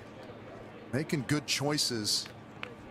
All right, let's bring it back here in studio real quick just to get you an update on what to expect here over the course of the next 2 hours. So as I said, go over to AVP's YouTube channel at the conclusion of this semifinal. It'll be Buttinger and Evans versus Benish and Crab. That's the 1 seed versus the 2 seed. It's the finals that you all wanted to see, and you're going to get it. A surprising 80% of you think that Crab and Benish are going to win the whole thing. I think Buttinger and Evans stand a little better chance than that. Though I would say if you're looking at odds right now, it's relatively close to a pick'em. Let's tune back in on court number 2 as we're waiting to come out of this timeout taken by Devin Newberry and Savvy Simo. And while we wait for that to come back, we'll take a look, one final look at the women's bracket as well. How did we get here? Cheng and Kraft did what they did last week. They won 3 straight to make it to a finals, and they're going to be waiting to face the winner of this one. And it's all looking like it's going to be Rodriguez and Shaw here. 12-6 on top of Newberry and Simo. Just a couple of points left, and the wheel's all but falling off right now for Dev and Sav as we wait for this feed to come back. We'll take it back into the studio for one last time. I appreciate you guys hanging out today. I've had a lot of fun hanging out with you, and it's been a good time. And I really enjoyed doing this. AVP All Access has been an idea that I had many years ago, and I've talked to a bunch of people about improving the experience of watching a beach volleyball tournament on television. I don't think we're 100% there yet, as the comments would reflect. We get some choppy feeds. We're waiting for court number 2 to come back to us right now, late in that third set. But I think we're getting there. I think we have an idea. I think we have an opportunity here to improve the viewing experience for those watching at home. All right, time to go back to court number 2. The feed is back somewhat. That's the one. Come on. Way to go, Savvy. Yes, Brandy and Mel have already Switch qualified. ends, Auto 7. bid based on Looking at performance. 13. Yes. Stranger things have happened, but it is a long road back if you're Savvy and Devin. What are those stranger things? I don't know off the top of my head. But this is a good start. And there's one. The Lincoln Park corollary is always in play. It starts with 1. Come on, guys. Yes. Yes. The journey of you, 1,000 Finny Mal, miles appreciate you. starts with a single step. The road back from a 6-point deficit starts with a single point. Tony. That one is wide. 1 turns to 2. Here we go, Rosie. Yes. Yes. We are live. Savvy and Devin. Well, Get a point here, a point or 2 to get this thing interesting here in the third. Battle here, 13-9 in the third. 1 or 2 points will really make this interesting, huh? it's better that the other team's at 13 rather than 14, right? Where 1 mistake. Yeah, I totally agree. And, you know, plenty of time. There's always more angle, there's always more time. I never lost. I just ran out of time, right? Was the voice of Superman himself, the legend, Sean Rosenthal, checking in with some thoughts on what Devin and Savvy can do to come back in this match. Lots of time left, he said. Don't know about lots, but there certainly is some. You just got to believe. Thanks, Tom.